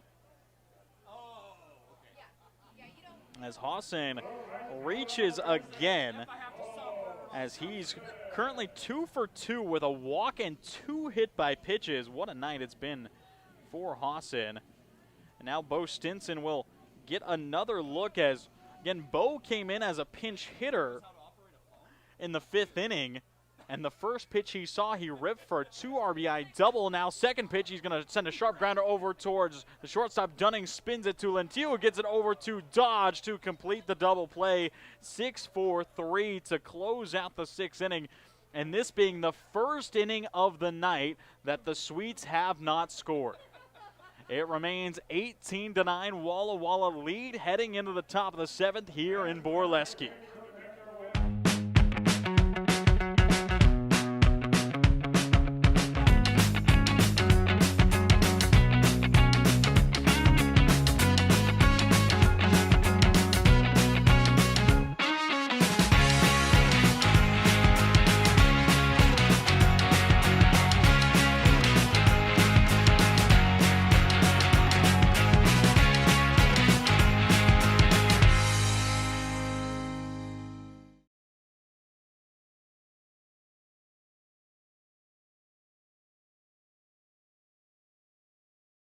It's time to play ball with Underwriter Honda of Walla Walla, where you're more than a guest, you are part of the family.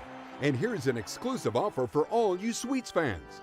Show us your Walla Walla Suites ticket at your next service visit and receive 10% off any regular price service performed.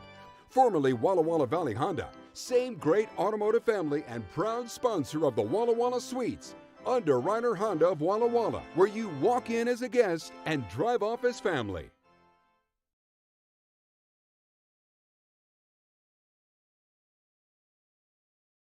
Washington homeowners are saving thousands of dollars on their energy bill by upgrading their home. And the best part is, CNGC is giving back even more money when you switch to a more efficient alternative. So you can enjoy increased property value, a higher quality of life with better appliances, and greater comfort for your family. Scan this QR code or go to cngc.com and save money on your energy bill.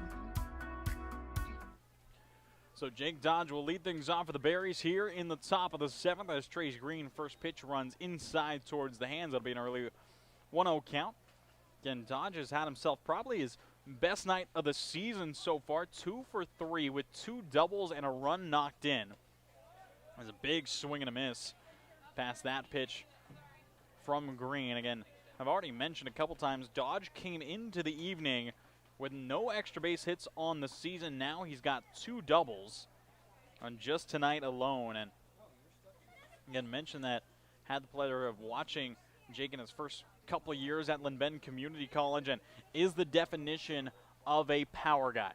Stands at 6'5", 220 pounds, pure lefty, first baseman, and doesn't always have the highest batting average, but can demolish a baseball when he gets on top of it as he tears this ball way out towards the bullpen beyond right field end. Out towards the sweet spot as anyone out there having to hide under the umbrellas. 2 balls, 2 strikes. Another breaking ball gets away from Green, misses up and away as it looks like Trace being tasked with going as far as he can into this game, as there is several guys in the bullpen for Walla Walla, but none getting warm whatsoever. Another breaking ball on its way will miss on the payoff pitch, and we'll see Dodge get walked, so he works his way on for the 3rd time in a row, and that'll bring up Colin Lentillo.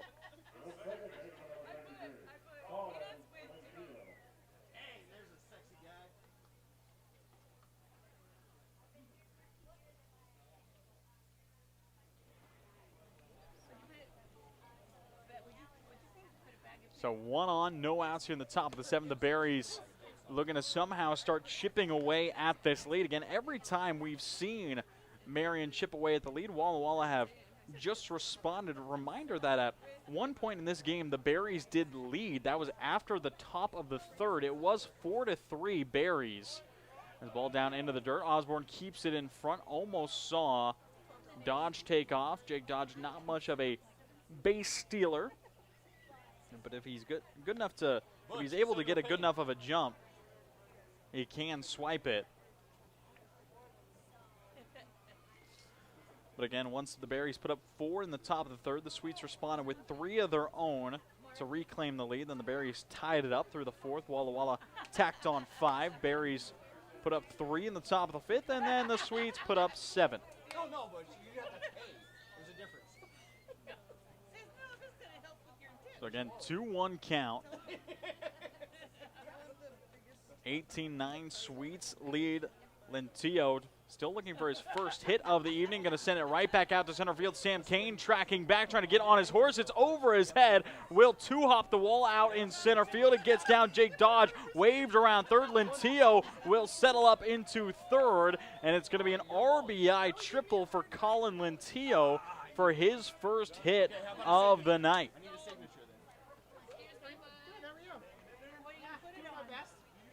As again, the young Lentillo picks up, I believe, his first hit as a Berry, as well as, again, made his debut last night with Marion and now picks up his first hit. And it's a big triple here in Borleske out towards the deepest part of the park to get Marion up to double digits.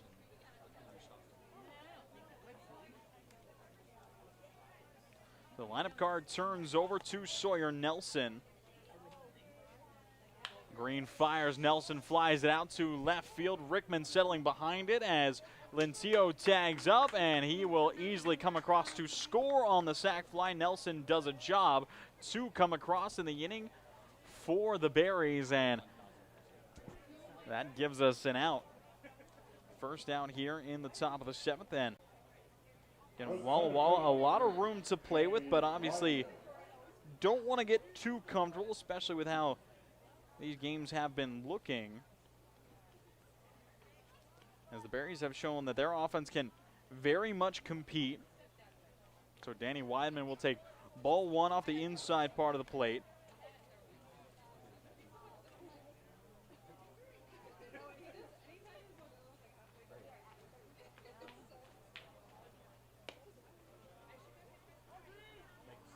So 2-0 count. Green again still trying to find the zone, as again expecting the Sweets to maybe just keep Green in for as long as they have a certain amount of a lead, as trying to save arms for not only tomorrow night's game but also trying to save arms for this upcoming weekend. Again, cannot be overstated. The Sweets obviously trying to take it one game at a time. That is something that manager Leo Rivera has stressed time and time again, as this team not trying to focus on future games, future opponents, just focusing on the one game out in front of them.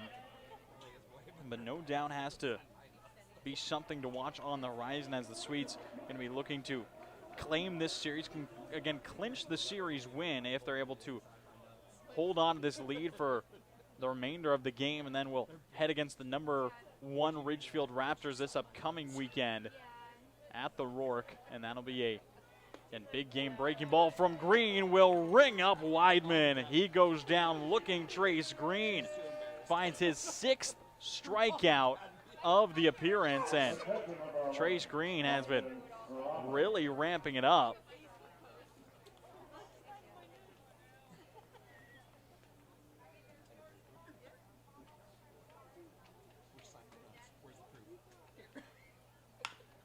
As now Serrano is going to send a chopper, skips off the infield and out in towards center. Martin Serrano picks up his 3rd knock of the evening, wasting no time at all. He's 3 for 4 with 2 ribbies and a walk.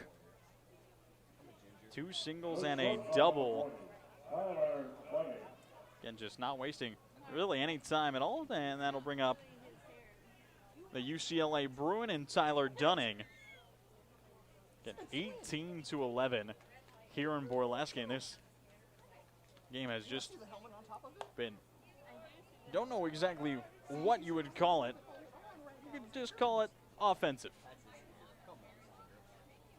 18-11, as again it was a very good matchup between the Berries and the Sweets last season, and it was highlighted by a game last year that was right here in Borleske, and it was a 30-run total game in that showing. It was a 23-7 victory for Marion here in Walla Walla, and the Sweets looking for revenge for it. Of course, picked up game 1 and now looking to clinch this series here at home and pick up their first ever home series victory versus the Marion Berries. Again, does feel like a little bit of a cop-out, as the Berries, their inaugural season was last summer. And this just being the 2nd series played between the Sweets and the Berries here in Borleske. But the Sweets looking to get that first ever home series victory versus Marion. 3-1 count, 2 outs. Pitch on his way from Green, tracks low and will walk another runner aboard. So after the single from Serrano. 2 down, 2 on, as again, it does look like now someone out in the bullpen is starting to jog around, and it looks like that might be Green's Walla Walla Community College teammate, soon to be Bushnell teammate in Nakoa Moses Gomera, who's starting to get ready down the line. Green fires first pitch to Cale Barney, and it's fouled back straight into his own dugout.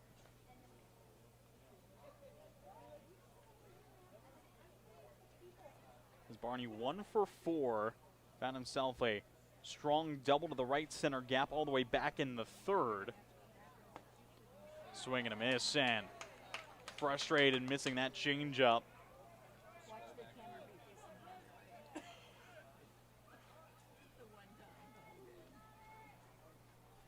So 0-2 count, 2 outs, 2 on. Trace Green looking to close up another inning of work, and just really being the workhorse to try and get through these mid to late innings. Kicks and fires another breaking ball, kept in front by Osborne. You can see Troy definitely a little bit fatigued, as would expect most players, maybe even most fans here at Borleske to be in. It has been a long game so far. Again, we are currently 3 hours into this matchup, and still in the top of the 7th. And the Sweets, their final couple games to end out the Canadian road trip were rapid fire, as it's going to be a ground ball to Nakamura. Scoops it up over to first for out number 3. And that will close up the top of the 7th. It remains an 18-11 ball game as the Berries pick up 2 in the top of the 7th. They still trail by 7 heading into the stretch. Fans, it's the time of the game that everyone looks forward to. A baseball and American tradition alive and well here in Walla Walla.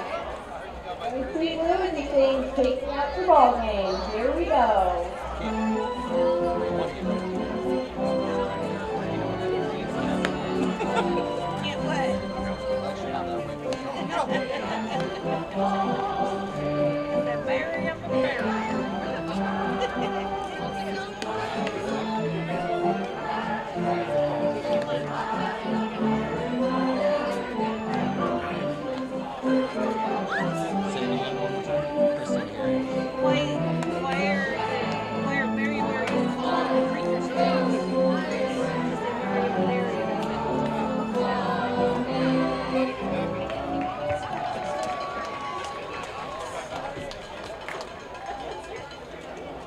Whatever your printing needs, Abbott's Printing does it all. Signs and banners, rich, full-colored, high-quality commercial and digital printing, direct mailings, full-color business cards, and postcards. If you want a printing job done right, then Abbott's Printing is the place to be. Abbott's Printing provides award-winning quality and outstanding customer service. Visit abbotsprinting.com to view their selection or call 453-8202. That's 453-8202. Abbott's Printing, where the excellence is on paper. Holiday Inn Express Walla Walla is proud to be the official hotel of the Walla Walla Suite. Our guests are sure to get a great night's sleep in one of our recently remodeled rooms, and our 24-hour pool and spa are perfect for round-the-clock relaxation. Each night at Holiday Inn Express Walla Walla is followed by a complimentary breakfast included with every stay. A little bit sooner here in the bottom of the 7th. The Sweets lead 18-11 over top the Berries, and Dax Teixeira continuing to work off the bump for Marion. Logan Nakamura getting another plate appearance, currently sitting 2 for 3 with 3 RBI on the night.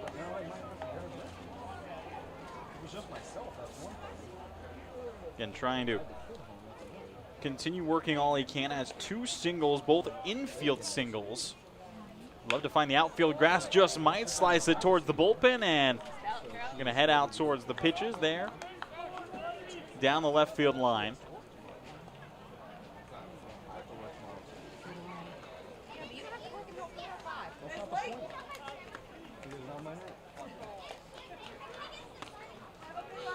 And now a pitch will miss down low.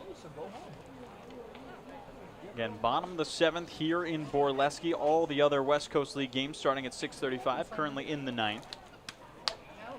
This game has taken a shred of a bit longer, as Nakamura is going to go down swinging versus Teixeira. Teixeira will pick up his 2nd K of the appearance, and that'll bring up Sam Kane.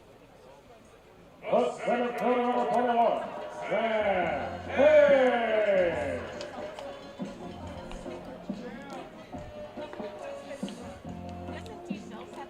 So Sam Kane takes a fastball high, and Kane blasted himself a huge homer his last time up. He's really just smoked one out over the left field fence.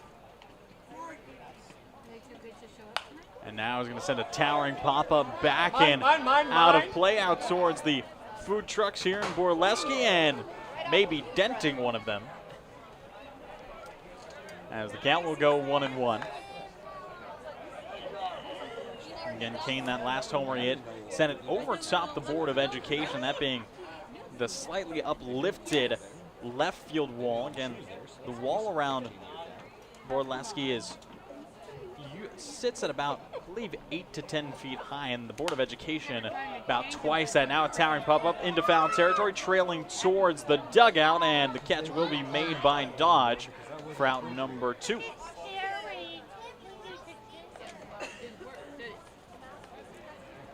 So a strikeout and a foul out will bring up a pinch hitter, and that's going to be Nate Petz who steps in.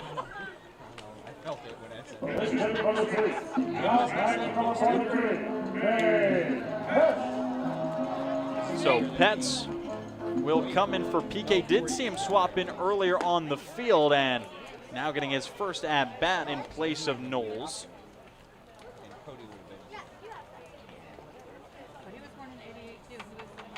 As Knowles ends his day with going 1 for 4 with a single and a hit by pitch. Now it's going to be a comebacker straight back to Teixeira. He will be able to keep it in front, flips it over to first, and Dax seems to be all right as does pick up the 1-2-3 inning, and if I'm not mistaken, that's our first 1-2-3 inning of the night.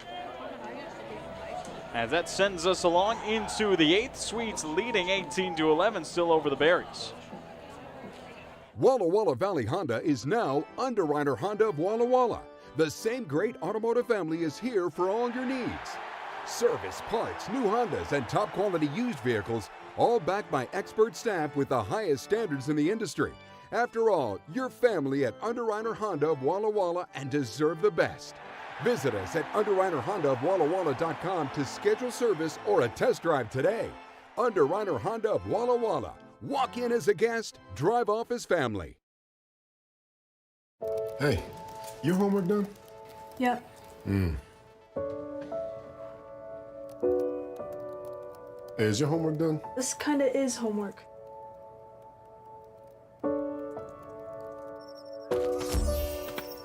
So, what do you think? I'm so proud of you. Can I play some more? Is all your work done? Washington's Lottery is a proud partner in the goal to promote college and career training. Each time you play, you're helping students statewide. Play, stay, get away at Clearwater River Casino in Lewiston, Idaho. Owned and operated by the Nez Perce Tribe. Experience Namipu hospitality with 600 gaming machines, comfortable lodging, dining, and sports bar. Excitement is everywhere. The region's premier destination for events and entertainment. Win big with unforgettable concerts, comedy shows, and live sports action. Discover your next play, stay, get away. Visit crcasino.com and start your adventure today. So into the top of the 8th inning we go. The 3rd year Walla Walla Suite in Nakoa Moses Gomera will step in on the bump for Walla Walla, making his 3rd appearance of the summer. Has currently tossed 3 innings so far, this just being our 2nd time seeing him in the month of June, as the last time we saw Koa through 2 innings versus Kelowna Falcons to open up the Canadian road trip. That was last Tuesday, now the 9th. Through 2 innings, allowed 5 hits, 4 runs versus Kelowna. And that only being his 2nd appearance, as now will cruise in a strike to Matthew Major, who's 0 for 4, has an RBI, 2 strikeouts.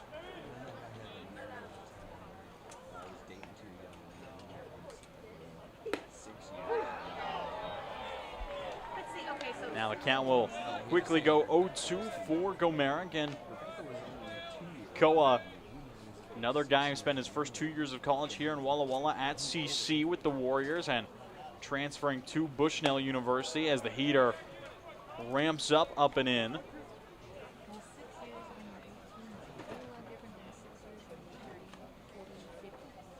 And Moses Gomera just repping the 3-pitch arsenal, fastball, slider, and a changeup.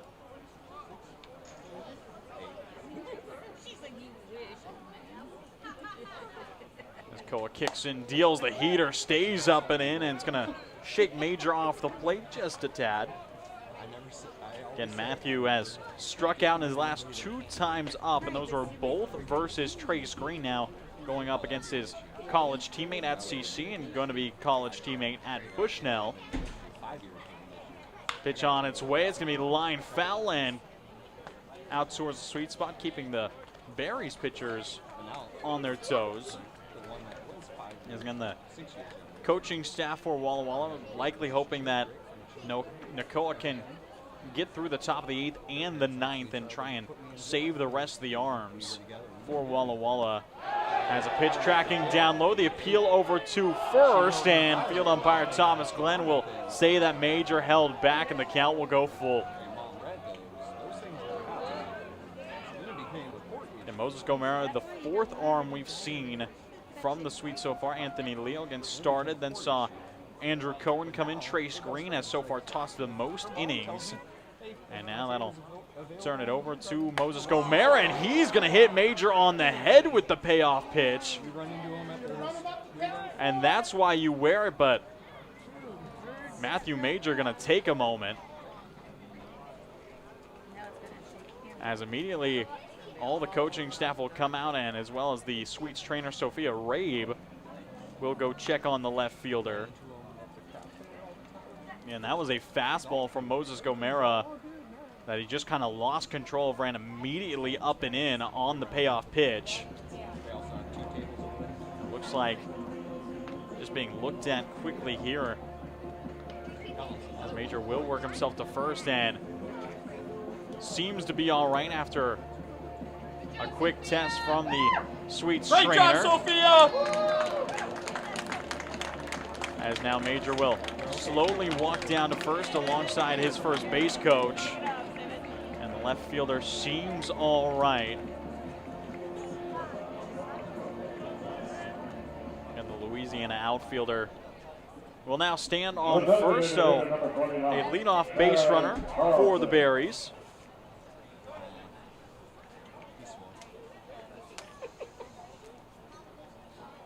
And we'll bring up Taryn Carlson.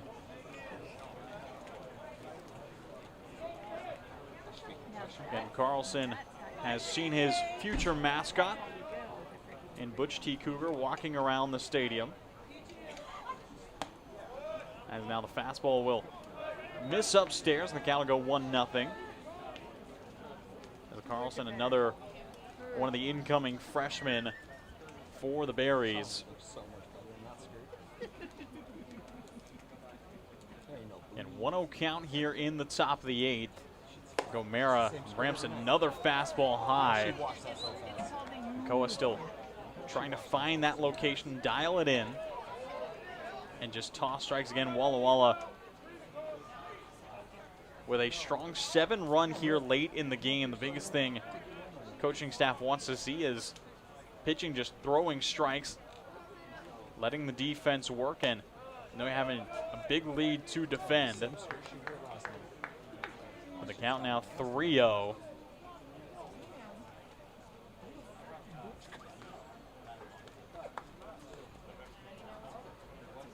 It's another 3-ball count from Moses Gomera. Kicks in, fires, skips in, and after the hit by pitch will be a 4-pitch walk, and it looks like immediately might see someone starting to get warm in the pen now for Walla Walla, and it looks like that might be Easton Corey starting to get ready, as Troy Osborne will take a moment and talk to Moses Gomera.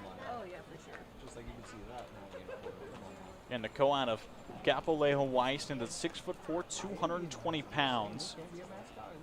Had a pretty good first 2 years at Walla Walla Community College with the Warriors. And continuing his career as many Walla Walla CC players do at Bushnell. And made 8 appearances this past spring, 3 of which being starts, had a 1-3 record across 17 innings, 16 strikeouts.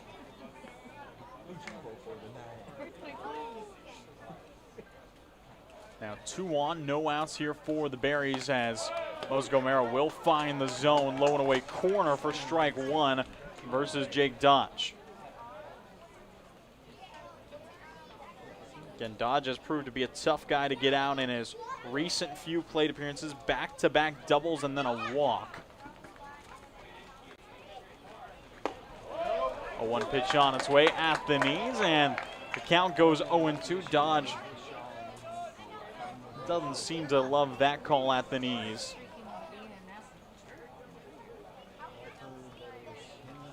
So after the hit by pitch and walk, immediately an 0-2 count for Koa. The big righty kicks in, deals, tries to spot the outside corner, just misses it.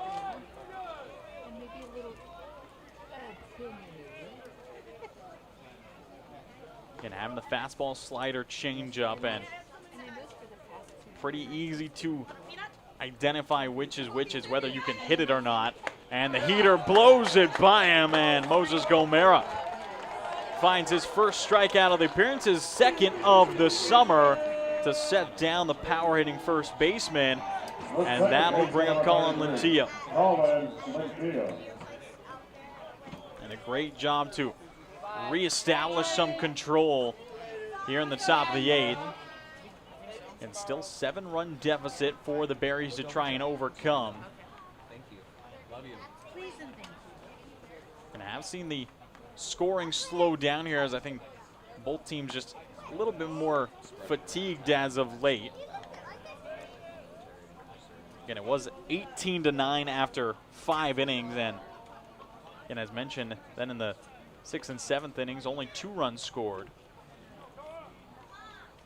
Now Moses Gomera trying to get through the top of the 8th, allowing nothing. Inning-ending double play is in effect, as it's going to be a hard hit ball out towards center field. Sam Kane reeling back, will get to it. Fires it in quickly, will hold the runners where they are. Sam Kane getting a good read out there in center. The wind slightly gusting in from the center field fence. Might have helped him out a little bit, as the lineup card will turn back to the one hitter and Sawyer Nelson.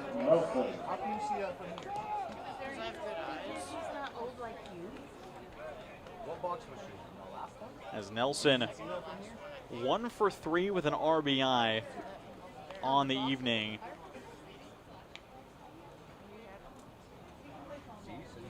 Has made 5 plate appearances, only, again, 3 of which counting, has walked in. Picked up a sac fly to left field his last time up.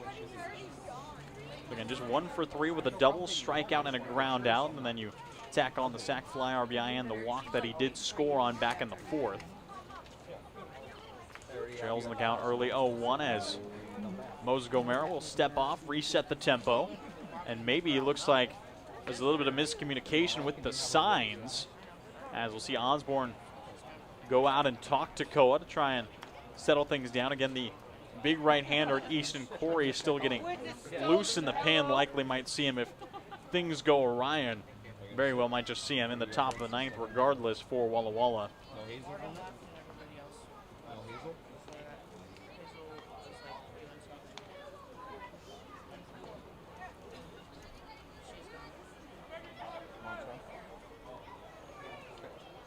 And the Sweets trying to close out this half inning and then maybe tack on a couple more in the bottom half, as currently 4 outs away from clinching the series and clinching another series win on the season. Love you.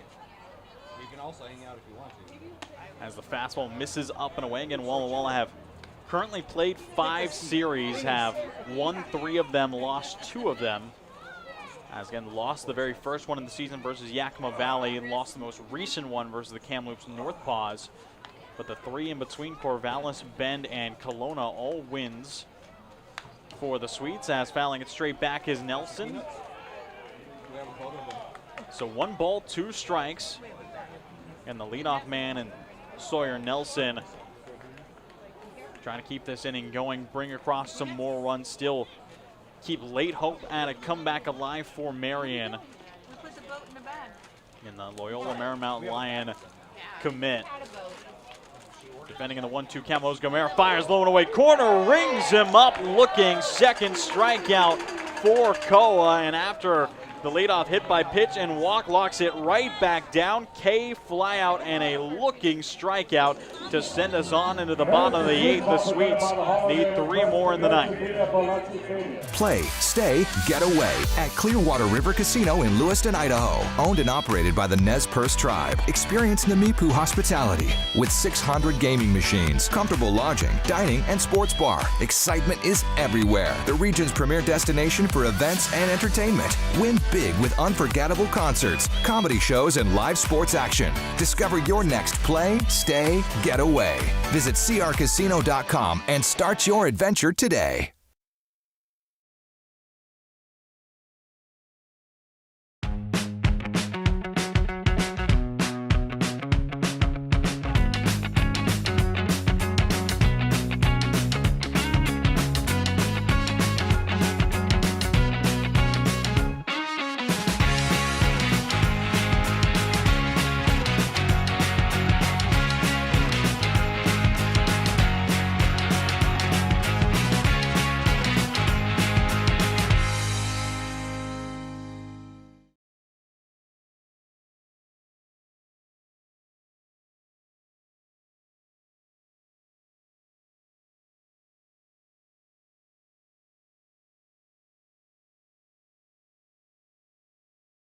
It's time to play ball with Underwriter Honda of Walla Walla, where you're more than a guest. You are part of the family. And here's an exclusive offer for all you Sweets fans. Show us your Walla Walla Sweets ticket at your next service visit and receive 10% off any regular price service performed. Formerly Walla Walla Valley Honda, same great automotive family and proud sponsor of the Walla Walla Sweets. Underwriter Honda of Walla Walla, where you walk in as a guest and drive off as family. So Lucas Plinner will take over on the bump for the Marion Berries in the bottom of the 8th. The George Fox Bruin just finished up his sophomore year down in Newburgh, Oregon.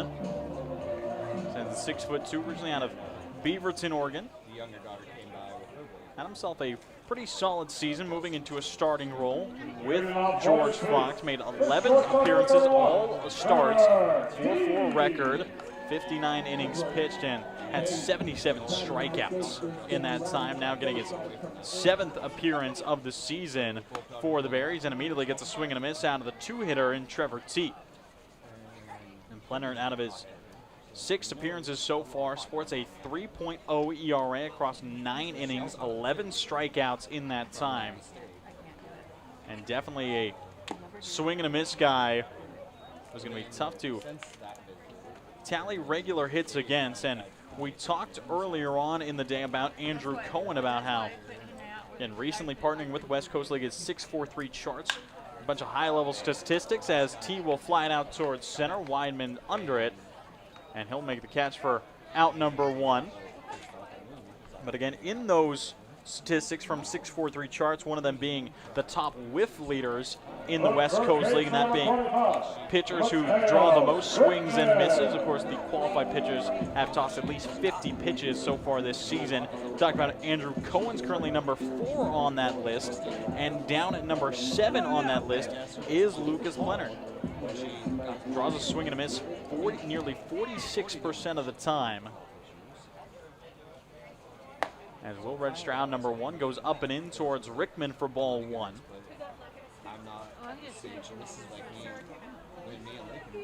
And Walla Walla sure wouldn't be too sad to add on a couple more, but ultimately with a 7-run lead here in a long matchup versus the Berries, would love to just get into the top of the 9th, shut things down, go home and get a good rest for the series closer. As expecting, that's why the Berries putting in Plenard here, just trying to get the swift 1-2-3 and head in with some momentum. A pop-up from Rickman. It was off the hands and into the glove of Sawyer Nelson for out number 2.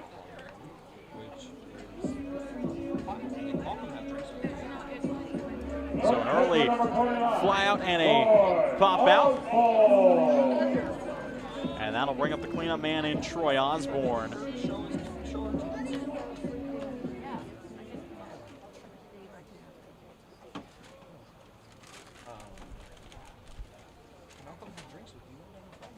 As Osborne swings away the first pitch, he sees up and in, fouls it straight back. Troy 3 for 5 with 2 ribbies on the evening so far. And the Sweets hitting has been really just insane tonight. And you would expect so in an 18-run showing. The Sweets have 17 hits for those 18 runs as the breaking ball drifts in, freezing Osborne. Leonard gets himself up 0-2 in the count. As T and Osborne, both 3-hit performances so far tonight. Osborne a chance to pick up number 4. As up and in, it's going to be a grounder right back to Blenner. We'll settle it over to first for out number 3. And another 1-2-3 inning provided by the Berries pitching staff that will send us swiftly on to the 9th inning. The Sweets need 3 more outs to close it down. Moses Gomera will step out to try and close it here in Borleske. It's time to play ball with Underwriter Honda of Walla Walla, where you're more than a guest. You are part of the family. And here's an exclusive offer for all you Sweets fans. Show us your Walla Walla Sweets ticket at your next service visit and receive 10% off any regular price service performed. Formerly Walla Walla Valley Honda, same great automotive family and proud sponsor of the Walla Walla Sweets. Underwriter Honda of Walla Walla, where you walk in as a guest and drive off as family.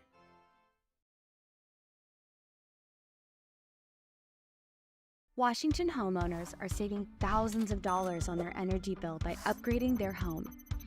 And the best part is, CNGC is giving back even more money when you switch to a more efficient alternative. So you can enjoy increased property value, a higher quality of life with better appliances, and greater comfort for your family. Scan this QR code or go to cngc.com and save money on your energy bill. Top of the 9th here in Walla Walla as the lights shine down on Borleske. 18-11 the Sweets with a 7-run lead intact. Nakoa Moses Gomera is going to be looking to close it up, going up against 2, 3, 4 in the lineup. Whitman, Serrano, and Dunning due up for the Berries. Moses Gomera again just looking to close it down and clinch the series win for the Sweets.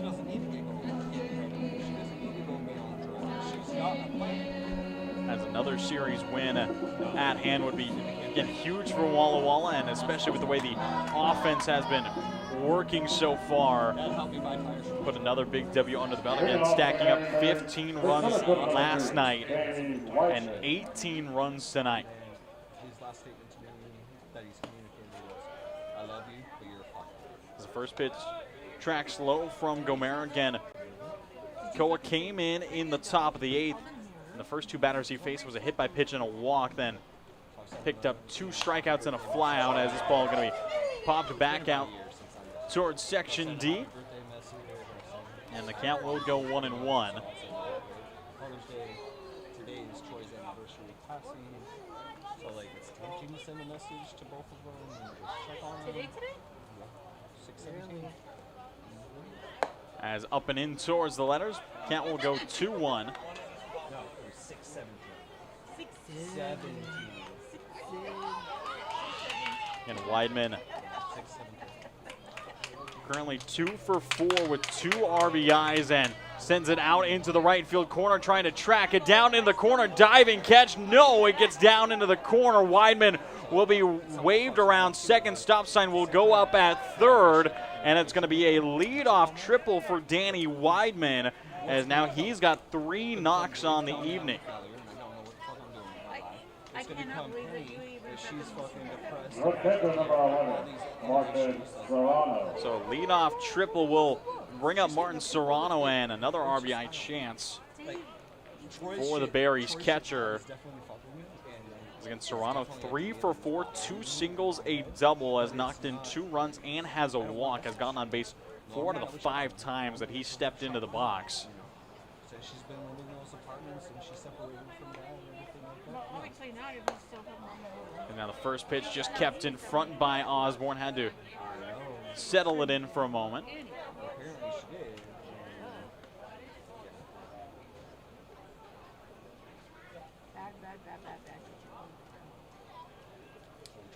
Again, 1-0 pitch. Moses Gomera looks in. Kicks and fires outside. And Koa just trying to continue locating. And 7-run lead intact. And even if give up big swing here or there, the defense still ready behind you and gets a big cut and miss out of Serrano.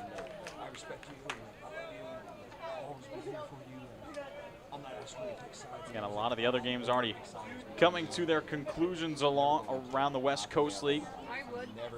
As Cole fires outside, kept in front. Bellingham finished their 10-7 victory over Port Angeles, and Bend have made a huge comeback over Yakima Valley. Currently, the Elks are leading Yakima Valley 15-13 in the bottom of the 9th. Pippin's looking for a comeback. Redmond took down Victoria in that non-league matchup, and will be a 5-pitch walk on Serrano. Runners on the corners with no outs to bring up Tyler Dunning. And San Naimo, they're currently leading Corvallis 11-6 at Goss in the bottom of the 9th. And Portland have really ramped up their lead over Ridgefield 12-5. Again, if the Pickles able to close out that victory and the Sweets find 3 more outs, Walla Walla will be 1 game back in the South Division as strike number 1 called to Dunning.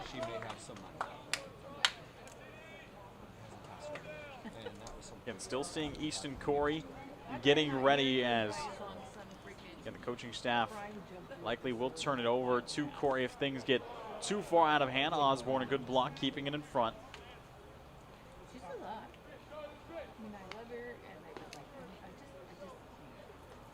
That was probably the last time I've interacted with her. I've interacted with Dave more recently. I mean, I brought her over to So 1 ball, 1 strike, 2 on. As Cole will just miss the outside edge, borderline call there to make it 2-1.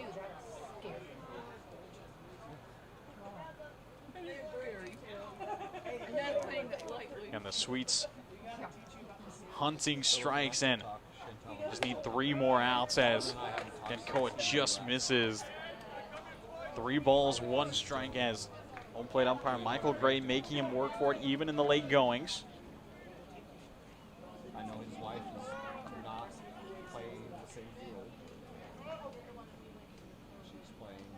Cole looks in, kicks, fires, misses the outside corner. Back-to-back walks will load the bases. So bases full, no outs, and that'll bring up Cale Barney.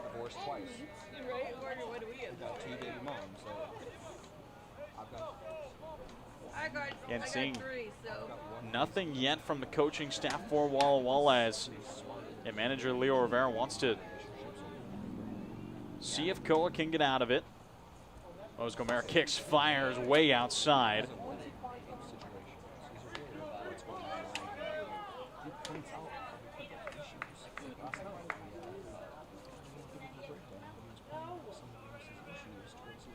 Again, 1-0 count here to Barney as,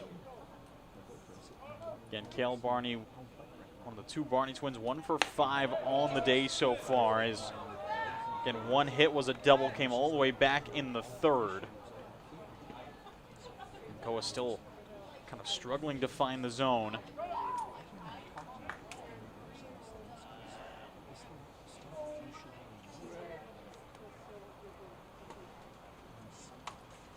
Delivery is going to be a fastball popped up and back into foul territory it goes. And a couple of the young fans still here at Borleske going to chase it down. I don't know where that little kid came from. Like flash lightning. I point out, like I'm making fun of somebody, and then last night, he's totally in the room and can't be with her and all these things. Did not get it. And Moses Gomera still trying to just find the strikes across here. Walla Walla looking to close it down and clinch the series victory. Black skies here, wind still kicking in. It's going to be a line drive down the right field line. It will get all the way down to the corner for Barney. We'll see Whitman come across to score easy. Serrano will come across to score as well. It's going to be a 2 RBI double from Cale Barney here in the late goings. It's now a 5-run game, and it looks like that might be all we see from Moses Gomera as manager Leo Rivera hops to the top step as Matthew Major set to jump in, and we will see Coach Rivera step out. He'll make the call to the bullpen. I believe that is going to be Easton Corey who's going to step in for Nakoa Moses Gomera here in the top of the ninth. Again, still no outs here in the top of the ninth. Already 2 across for the Berries, and it will be the big Easton Corey taking over. We'll let him get warmed up and be back in just a moment. Walla Walla Valley Honda is now Underwriter Honda of Walla Walla. The same great automotive family is here for all your needs.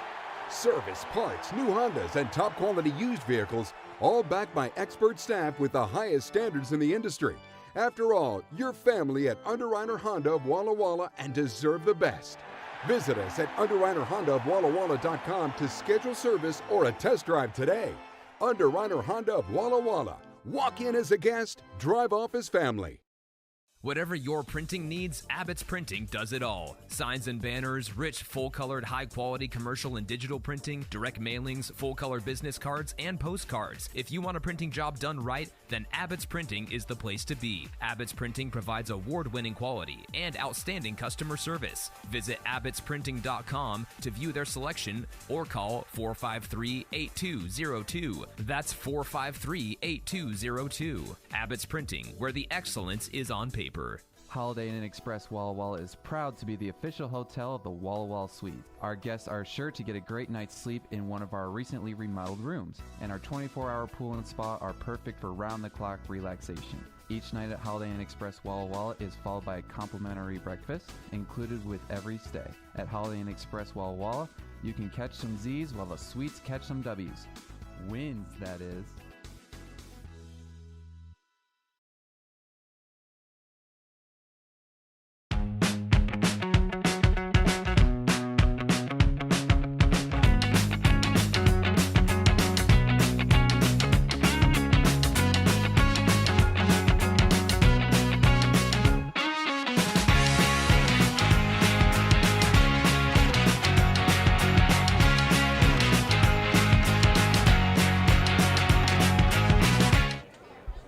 So back in the top of the ninth, Easton Corey. First pitch toss will be outside to Matt Major. And Matt Major hit in the head in his last plate appearance. And now going up against the big right-hander, Easton Corey out of Eastern Oregon University, making his 4th appearance of the summer, making his first appearance since June 6th versus Bend, as unfortunately didn't get to have Easton with us on the British Columbia road trip. Had to finish up some finals at Eastern Oregon. Now rejoins the roster, makes his, again, first appearance in a week and a half.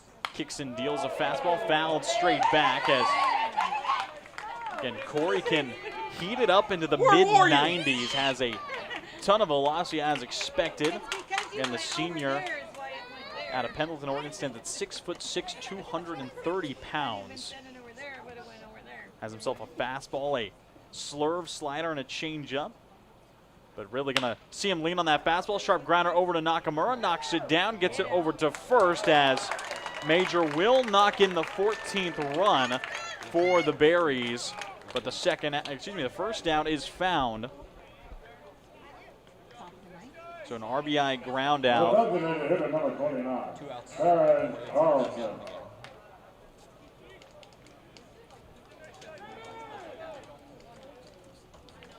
So Taryn Carlson, the designated hitter, steps in 15th run, standing off of third for the Berries. And now Corey is going to get Carlson straight in the back end.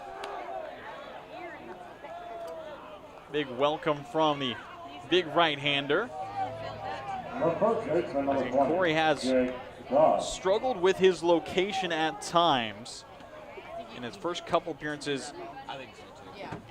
Struggled to kind of find the zone and again, has himself a great bit of velocity, good mix-up of pitches, as that curve/slurve can be very dangerous off-speed pitch to go to, and when he locates that fastball into the mid-90s, makes it tough. So 1-0 count and 1 out. Runners on the corners. Guess what, guys? I don't have an itch.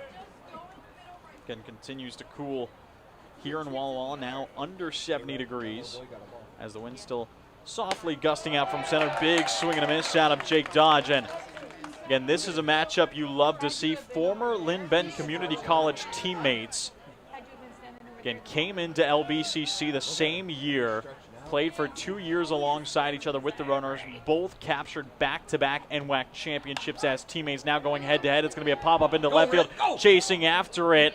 It's going to be down in and falls down the line in fair territory. Nate Petz just couldn't get there, and it's going to count as an RBI single for Dodge. As just dropped down the left field line, it was a long run for Nate Petz, and Dodge will win the battle, and we'll see a pinch runner immediately jump in for Dodge over at first, as that is going to be Evan Berg, who opts into pinch run. Pitch running at first base for the Marion Berries. Now running number 9, Evan Berg. The second baseman on 33, Colin Mugio.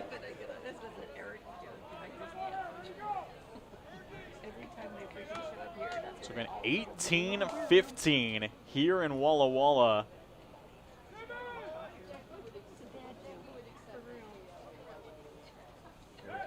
Sweets 2 outs away from and closing down this game, clinching the series victory. The Berries just not making it easy, as now the tying run is at the plate. It's going to be a ground ball over to Nakamura. Spins it over towards T, and the throw is offline. We'll see a run come across to score. Another run move up into third. And what was definitely the second out, could have been the game-ending double play, is an error on the throw from Nakamura. The game continues, and now the tying run is on first. As that is the 4th error of the evening for Walla Walla. And that will turn the lineup card back to Sawyer Nelson.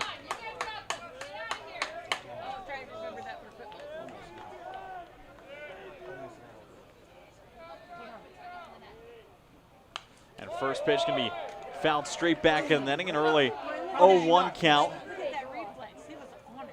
That little boy's still stretching. Right. You might want to go sit on that other corner there like you were. And 5 runs have come across here in the top of the 9th for Marion. The runner takes off, and Osborne will let him go as the pitch misses down towards the plate. Again, runners on second and third. Tying run is now in scoring position. Really make it fun.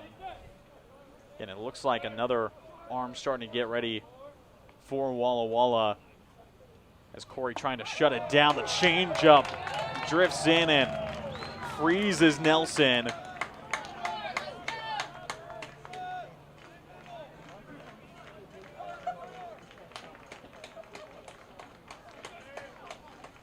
As Corey looks in, 1-2 count, 1 out. Strikeout would be huge just to get to the 2-out situation. Corey kicks, fires, and it's going to be protected well by Nelson. Again, these are the more interesting matchups you get in terms of experience in the West Coast League. You have on the mound a 6'6" right-hander going into his senior year of college, and then at the plate you have a 6' even infielder going into his freshman year of college, going head-to-head, and it's going to be Nelson who wins the battle. A grounder out in towards right field. We're going to see the tying run waved around. The throw is going to be offline in, and the Berries have tied it up.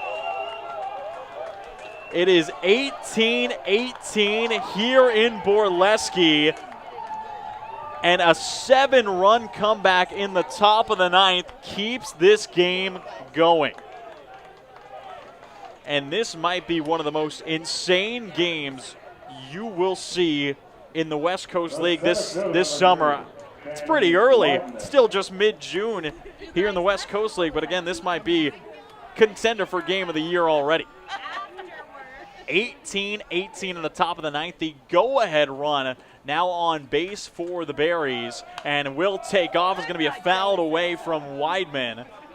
As Danny Whitman, the center fielder for Marion, 3 for 5 with 3 runs knocked in. Has 2 singles and a triple with a walk so far, as the Berries have hit their way through the lineup. Again, still only 1 out registered. Again, Serrano waiting on deck. Corey picks off over to first, trying to keep Nelson at bay.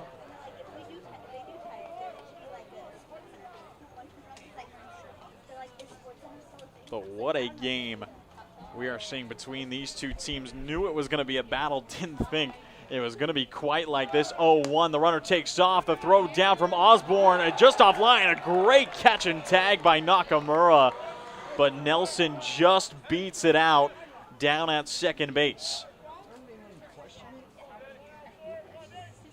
Swiping the bag, putting the go-ahead run in scoring position. And that being another stolen base on the season for Nelson. He's up to 13 on the summer already. One of the top thieves of bases in the WCL right now. 1 ball, 1 strike, 1 out. Pitch on its way is going to be popped up, foul, back and out of play out towards the stands. As the stands have mostly dissipated here at Borleske. Of course, we are coming up on a 4-hour game now between the Sweets and the Berries.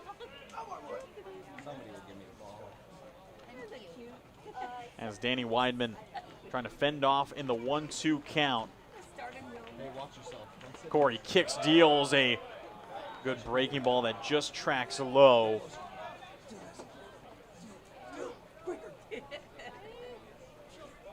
Come on, dude. What did I teach you? 2 balls, 2 strikes, just 1 out. As long as I taught you right. Corey checks back on the runner of Nelson. Kicks, fires, breaking ball, fended off down the third baseline by Whitman. Too far. Again, Danny Whitman at a Butler Community College in Kansas. Originally was committed to the University of Oregon, was actually committed to Oregon as a baseball player and a wide receiver. Ended up switching up his plans, heading over to Kansas to Butler CC, and now playing for the Berries. 2-2 pitch again. It's going to be a fastball chopped over to Hassan. Looks the runner back, sets and fires across as it's going to be dug out over at first by Mateo Rickman. And a great stretch out of the CSUN Matador to haul in out number 2. And it looks like we are going to see Tucker Brack, the head coach for the Berries, look to have a conversation with the field umpire and Thomas Glenn, and it looks like the umpires are going to talk about it. As it was a great stretch out of Mateo Rickman, the Sweets' first baseman. Was a kind of a tough chopper for Hassan, especially with the speed over there, and it looks like after a quick deliberation, the call will stand. Again, Thomas Glenn, the field umpire here tonight at Borleske, seemed pretty sure of it, as that will bring up Martin Serrano to try and keep the game alive. Go-ahead run for the Berries, standing on second. And a big matchup between these two batters, 6'3" Serrano versus the 6'6" Corey, and Easton starts him off with a changeup. And a well-executed pitch by Easton Corey. Again, Easton mentioned it has the fastball, curveball, slider, does not throw the changeup very much, but fooled the big lefty catcher of Serrano on that one. 0-1 delivery this time. Goes outside, and it's going to be a called strike versus Serrano. And seeing the seeing the head coach of Tucker Brack, the third base coach, not happy about that call whatsoever. It did track way low and outside.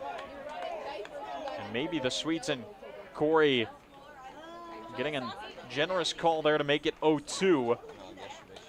And Serrano now having to protect.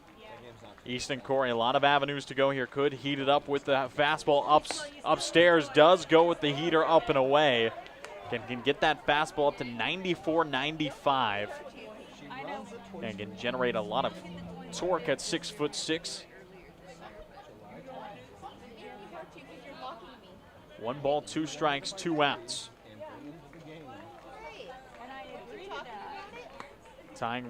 Go ahead, run for the Berries, standing off of second in Nelson as again Corey misses away. He's trying to get Serrano to bite.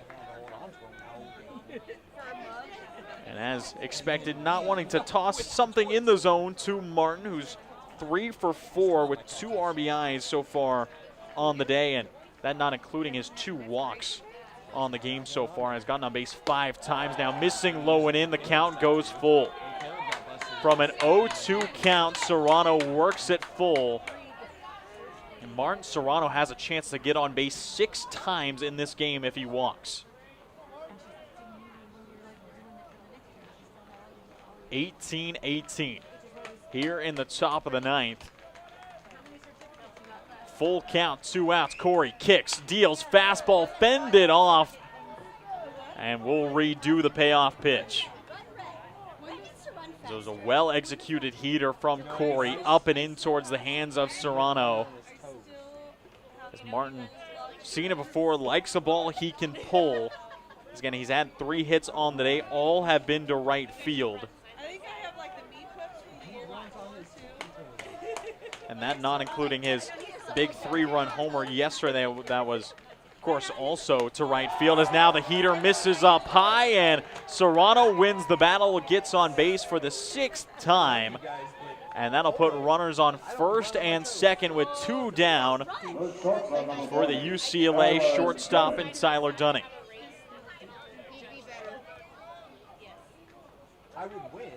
And it looks like a little bit of activity still in the bullpen for Walla Walla, as Corey trying to lock it back down and knows he needs to be careful. A single could likely bring across the leading run for Marion. As misses the heater upstairs.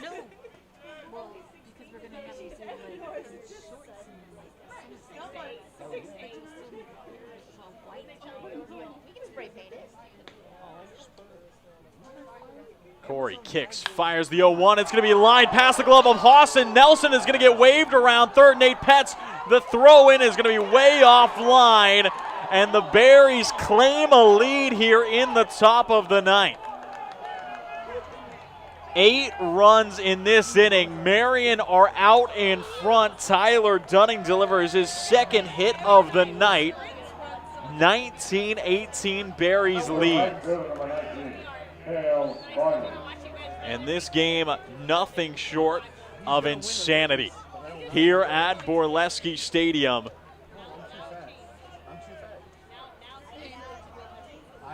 Easton Corey still trying to get out of it. Cale Barney steps in for another at-bat. It's a heater missing upstairs from Corey.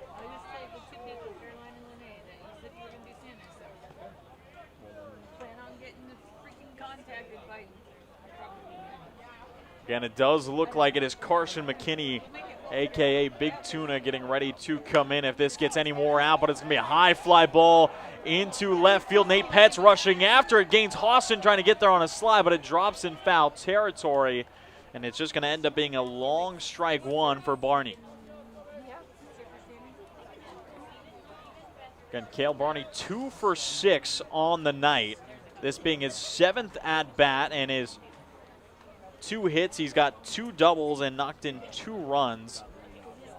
As again, if you can guess when he knocked in those 2 runs with one of those doubles, it was earlier this inning.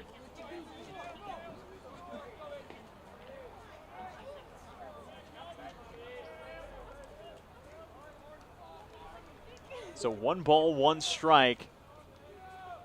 Still 2 outs here in the 9th, and it's going to be ripped into the right center gap by Barney. Another run will come across. The Berries are at 20, and they extend the lead here in the top of the 9th as the Berries just keep on adding on. And Walla Walla cannot seem to close it up here in the top of the 9th. The Berries now have 9 runs in this inning alone. As Barney finds himself his 3rd double of the night, and he's got 2 doubles, 3 RBIs in this inning alone.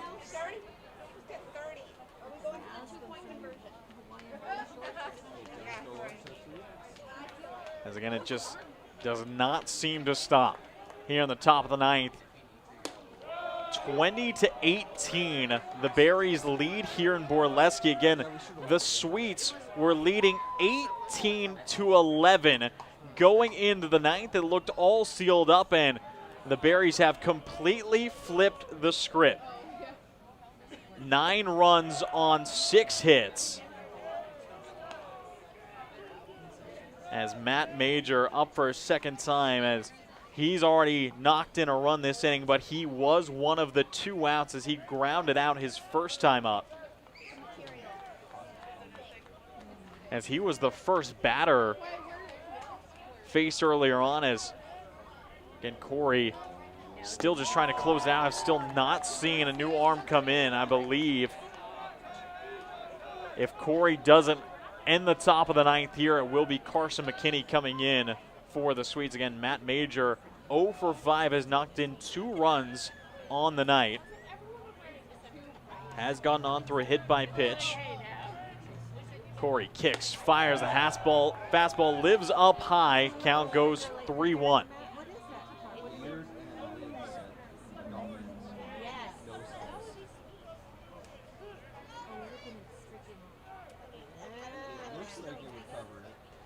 And Walla Walla, again, we talked a little bit earlier about the game last year here between the Berries and the Swedes. That was 23-7 Berries, 30 total runs. And yeah, this doesn't even come close, as Corey will walk Major, and that'll bring up Taryn Carlson. And will we see the pitching change here with the bases juiced and 2 outs? It looks like the coaching staff talking amongst themselves, but we are not going to see a change. It looks like Easton Corey will remain in, and he's going to be tasked with closing it out. Bases loaded here, and Marion a chance to extend even further through this game, and that they will. It's slashed into right center by Carlson, and more runs are going to come across. Another is going to be waved. Carlson trying to wipe the bases clean. He does. It's a 3-run double from Taryn Carlson. The Berries jump out. It is now 23-18. Marion have 12 runs in this inning alone.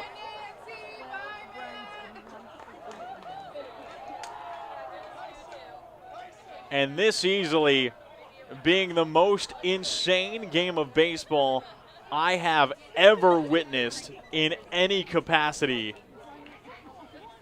And it looks like we're going to see a pinch hitter. And I believe I was hearing the name of Kyson Barney being called for the Berries. Let's see if that's who steps up for Marion. As again, Easton Corey still out there on the bump for Walla Walla. And it looks like it is going to be the other Barney brother who steps in, and it is going to be Kyson. Again, the Marion Berries having the Barney twins, identical twin brothers, the lefty in Kale and the righty in Kyson.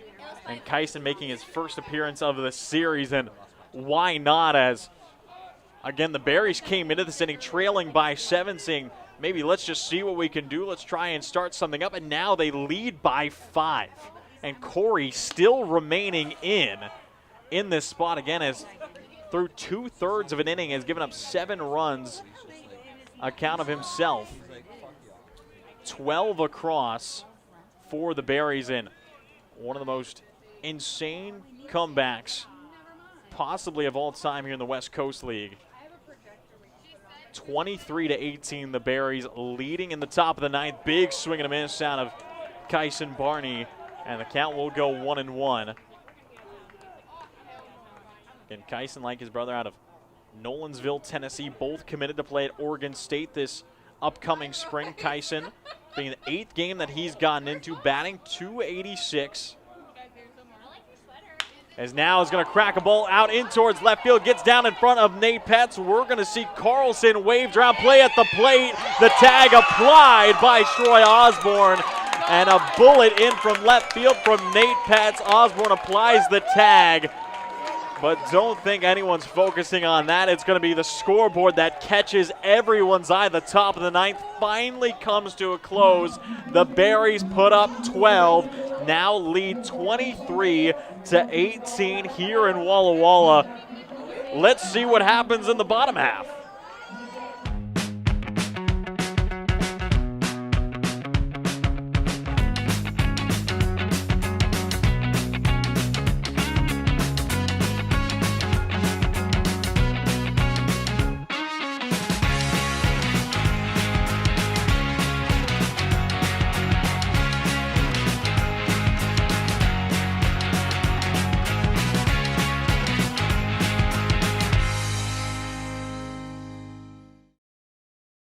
It's time to play ball with Underwriter Honda of Walla Walla, where you're more than a guest. You are part of the family.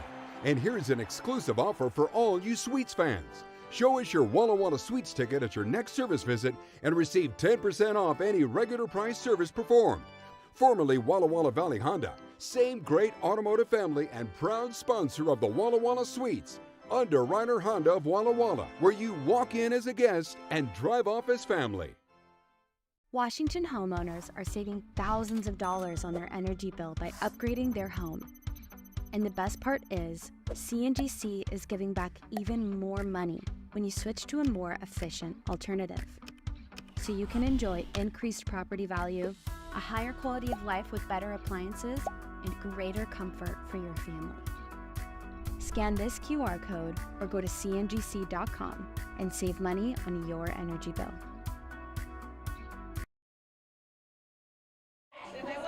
Bottom of the 9th inning here in Borleske Stadium, and what a game it has been. And there is really no way to talk about it other than just looking at the scoreboard. 23-18, the Marion Berries lead as a 12-run top of the 9th to claim the lead. It looked like going into the top of the 9th, it was all said and done. And it looked like Walla Walla were just going to clinch the series victory and go off into tomorrow night trying for the sweep. Instead, the Berries, I don't think they had the same thing in mind. There's a 1-1 count from Lucas Plenner towards Royce Hale. If anyone was to get a rally started for the Onions, it would be Hale. Currently 1 for 4 with a ribby on the night. As breaking ball is going to chop it foul down the first baseline. Again, knew it was going to be a longer game. Didn't think it was going to quite be like this. Again, we are up to 4 hours now on the matchup, and again, had some long innings. And continues to go as Royce Hale smokes the ball out to deep right field, trailing back. It's going to one-hop the wall out in right field. Hale will settle into second. And if you're going to get a bottom of the 9th started, that's how you do it. Royce Hale picks up his second extra base hit of the evening. A runner on second for the Sweets. Walla Walla need to link a lot together versus one of the best swing and miss pitchers in the West Coast League right now in Plenner. But Royce Hale on second base.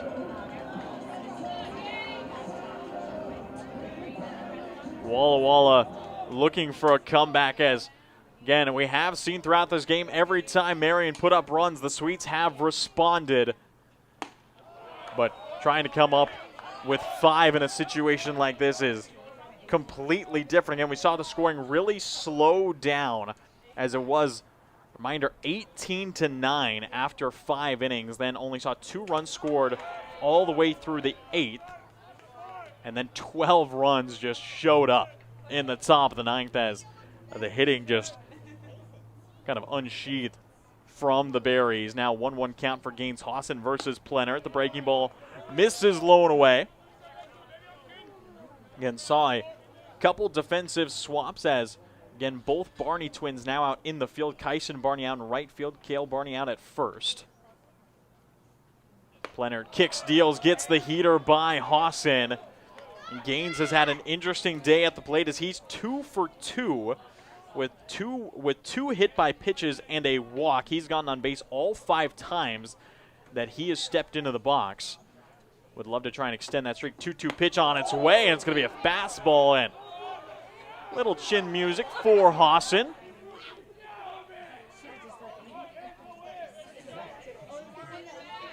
As the infielder out of Tennessee trying to win the battle. Full count, no outs. Payoff pitch on its way. Fastball check, swing, and they're going to say it's a swing.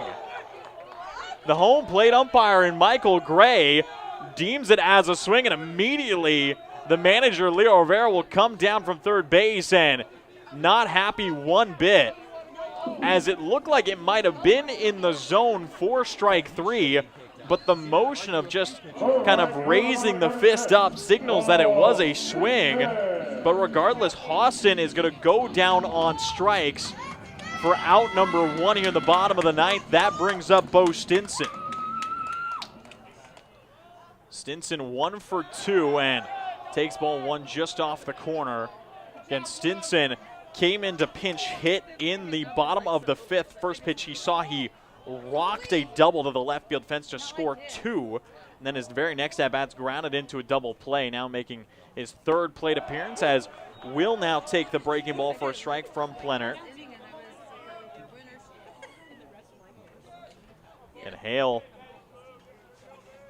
leading off of second, 1-1 count. Sweets need 5 to make a comeback happen. Fastball up and in, draws a swing. Out of the Lewis Clark State outfielder in Stinson. Bo stands at 5'9", 205 pounds, out of Tigard, Oregon. Just finished up his junior year with the Warriors of Lewis Clark State. Breaking ball flown out into shallow center. Might drop in front. No, it's going to be settled behind by Lentillo for out number 2. And the Sweets down to their final out here in the bottom of the ninth, as Plenner has willed his way to the 2-out situation.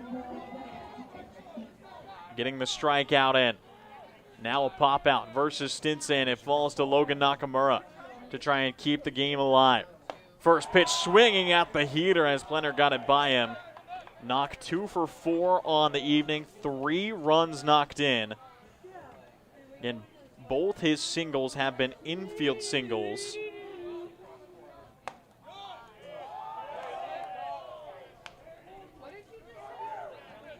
One count.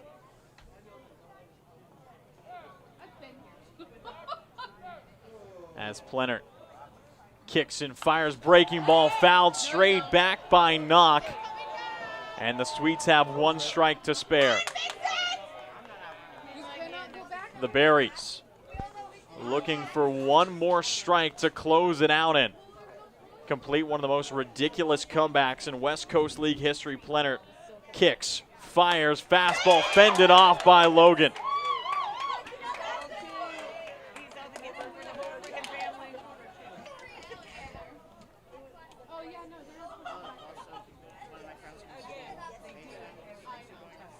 (18-23) Sweets trail. Plenner fires again, breaking ball left down in the dirt by Nakamura.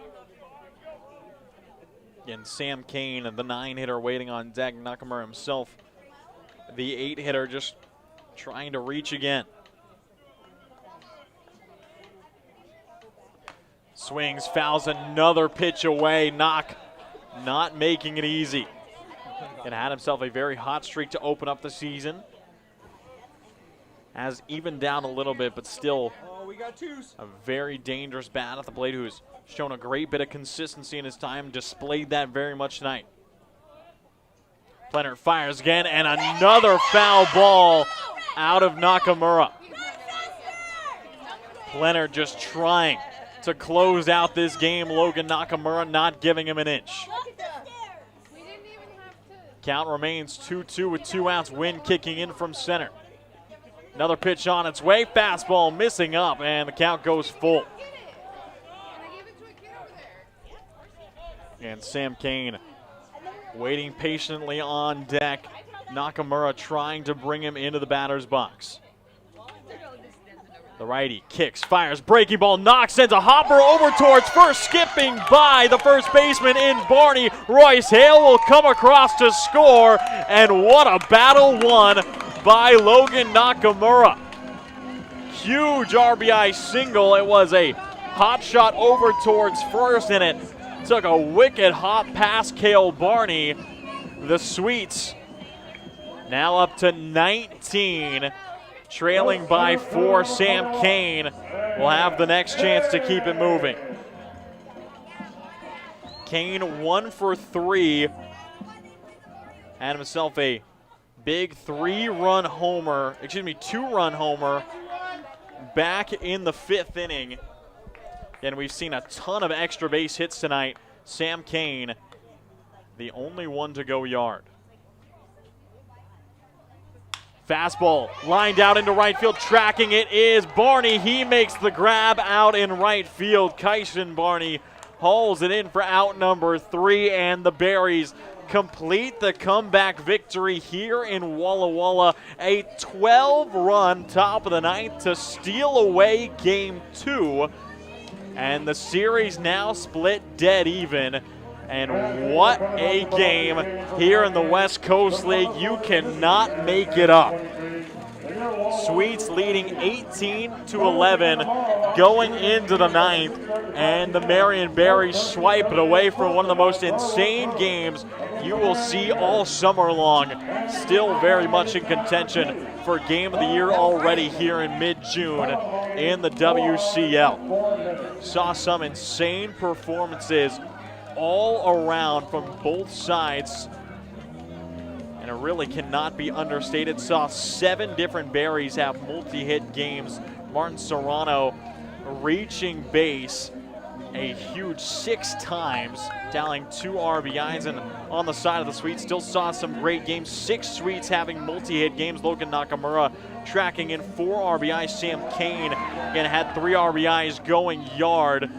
And ultimately pitching, not much to talk about, and you can see that perfectly reflected in the scoreline. But we'll be back tomorrow for the rubber match between the Berries and the Sweets. Again, it's Marion who swipe it away. Thank you for joining us for a long night here on the Walla Walla Sweets YouTube channel. I've been Brad Whitman. We'll see you tomorrow, 6:35 first pitch to finish up the series here between the Sweets and the Berries. One more time, your final score.